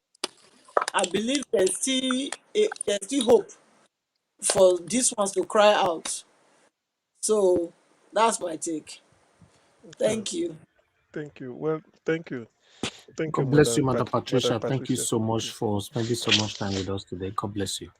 Okay, Gingerbread Man. CM now, Gingerbread Man now, right? I saw, No, okay, Naja was no, me. I'm a very fair man. I was just no, trying to spice everyone up. I don't speak, so I think it's somebody else. You get people never no, talk. it should be God's Okay. power. God's God's power. power and God's power. Yes, so yes, it's me, it's me, it's me. Yo, Go ahead, good Go evening, bro. ahead. everyone. Good evening, my fellow panelists, the lover of truth. Mr. Ibis, I want to say God bless you for this opportunity that you have given us, your Thank you, my brother. countryman, Nigerians like you, because I believe for you to be called a Nigerian, that means we really have the same common interests in our dear country. Not like those ones that have selfish interest for their pocket and their entire family. Sometimes they forget that nobody has been buried with a dime, or nobody has taken money down to heaven. I don't know why they don't put that in their mind whenever they are doing their havoc and occultive, way of treating people. Let me go straight. First of all, I want to talk about our Senate. I always say these things. To me, our Senate, our House of Senate, to me, is not functioning anything, because that place is like a place, just like Mr. Halle said, it's like a place that they build for thieves to come and embezzle and take our common resources, which is all what they do. They will say nay and hey. If you agree, you say yay. If you don't agree, you say nay. At the end of the day, you see that nothing is being done. That place is like a retirement place whereby people will just go and sleep. And sometimes they'll be snoring. To me, the Senate House should be eradicated, because it's not doing anything. And if you check most of the law that they passed there, is a law that benefit their pockets and their family and their relatives. So I see no reason why it should be done. There was a time I was telling somebody, what we really need, we need a presidential house and maybe judiciary, because of maybe some people might want to go against the law of the land. Senate house is not, is not benefiting Nigerians. Okay, moving forward, for Ekweremadu, like they said something, when a purpose of a thing is not being known, abuse is ineffective. And that is why you see people that they are in the government house, they are abusing it, because they don't know the purpose why they are in that place. They don't know that to be in a government house, you are supposed to be a servant. You should be serving your dear nation, your dear country. You should be serving people that voted you or that choose you to be there. But in our own land, it's something else. It's another thing entirely. And it's so unfortunately, sometimes I don't know whether anytime they sleep or before they sleep, maybe they always think of, what if I sleep, I did not wake up? What would be the next things? But because of the devil are blindfolded their eye, they don't reason in that manner. They think that okay, every day now so life go they go, and this thing keep going. Now the Nigeria has shown them. I don't want to. Now they are Nigerians is happening to a lot of us, just like me. I lost my two parents because Nigeria is not working. But him too, should I say Nigeria has happened to him? Because imagine the years that Ekweremadu, has been embezzling money. How much does it take him to build the same to build the same health center that will benefit even him? According to what I got this evening, I think it's from this platform, that even himself is sick. Imagine, he's sick. So you can see that he's like a man that throws a stone to the glass house. That's how the thing now fall back to him. And if you check these people very well, like somebody said something, all their wives too, they are companies, because like they said something, two cannot work except they agree. If you see a righteous woman, a woman that is very right, she will always, you know, correcting her husband. If her husband is going astray, if her husband is doing evil thing, you will see that that marriage will not last. But when you see a very selfish interest, because for such a woman to come and disgrace womanhood is so ashamed. I look at the woman when Tinubu was speaking at his jargons that day. I look her at the back of the Tinubu that day. I was like, I was shaking my head, saying, "Now person born this one. Now from person womb, this one born from when they get back to her and they say, my daughter is going to be a great person. It's going to be a what is it called? It's going to affect this country. It's going to help people." But I look at it that is something that is opposite side. A woman that's supposed to be the one to correct men when men are going astray, she's being used by the devil. It's so ashamed. It's so unfortunate that this kind of woman are the woman, they are denting the image of womanhood in the world. Now, going forward, like I said, like I used to say, Because that lady is a certified, as we are she's a fighting this certified cause, because bovo.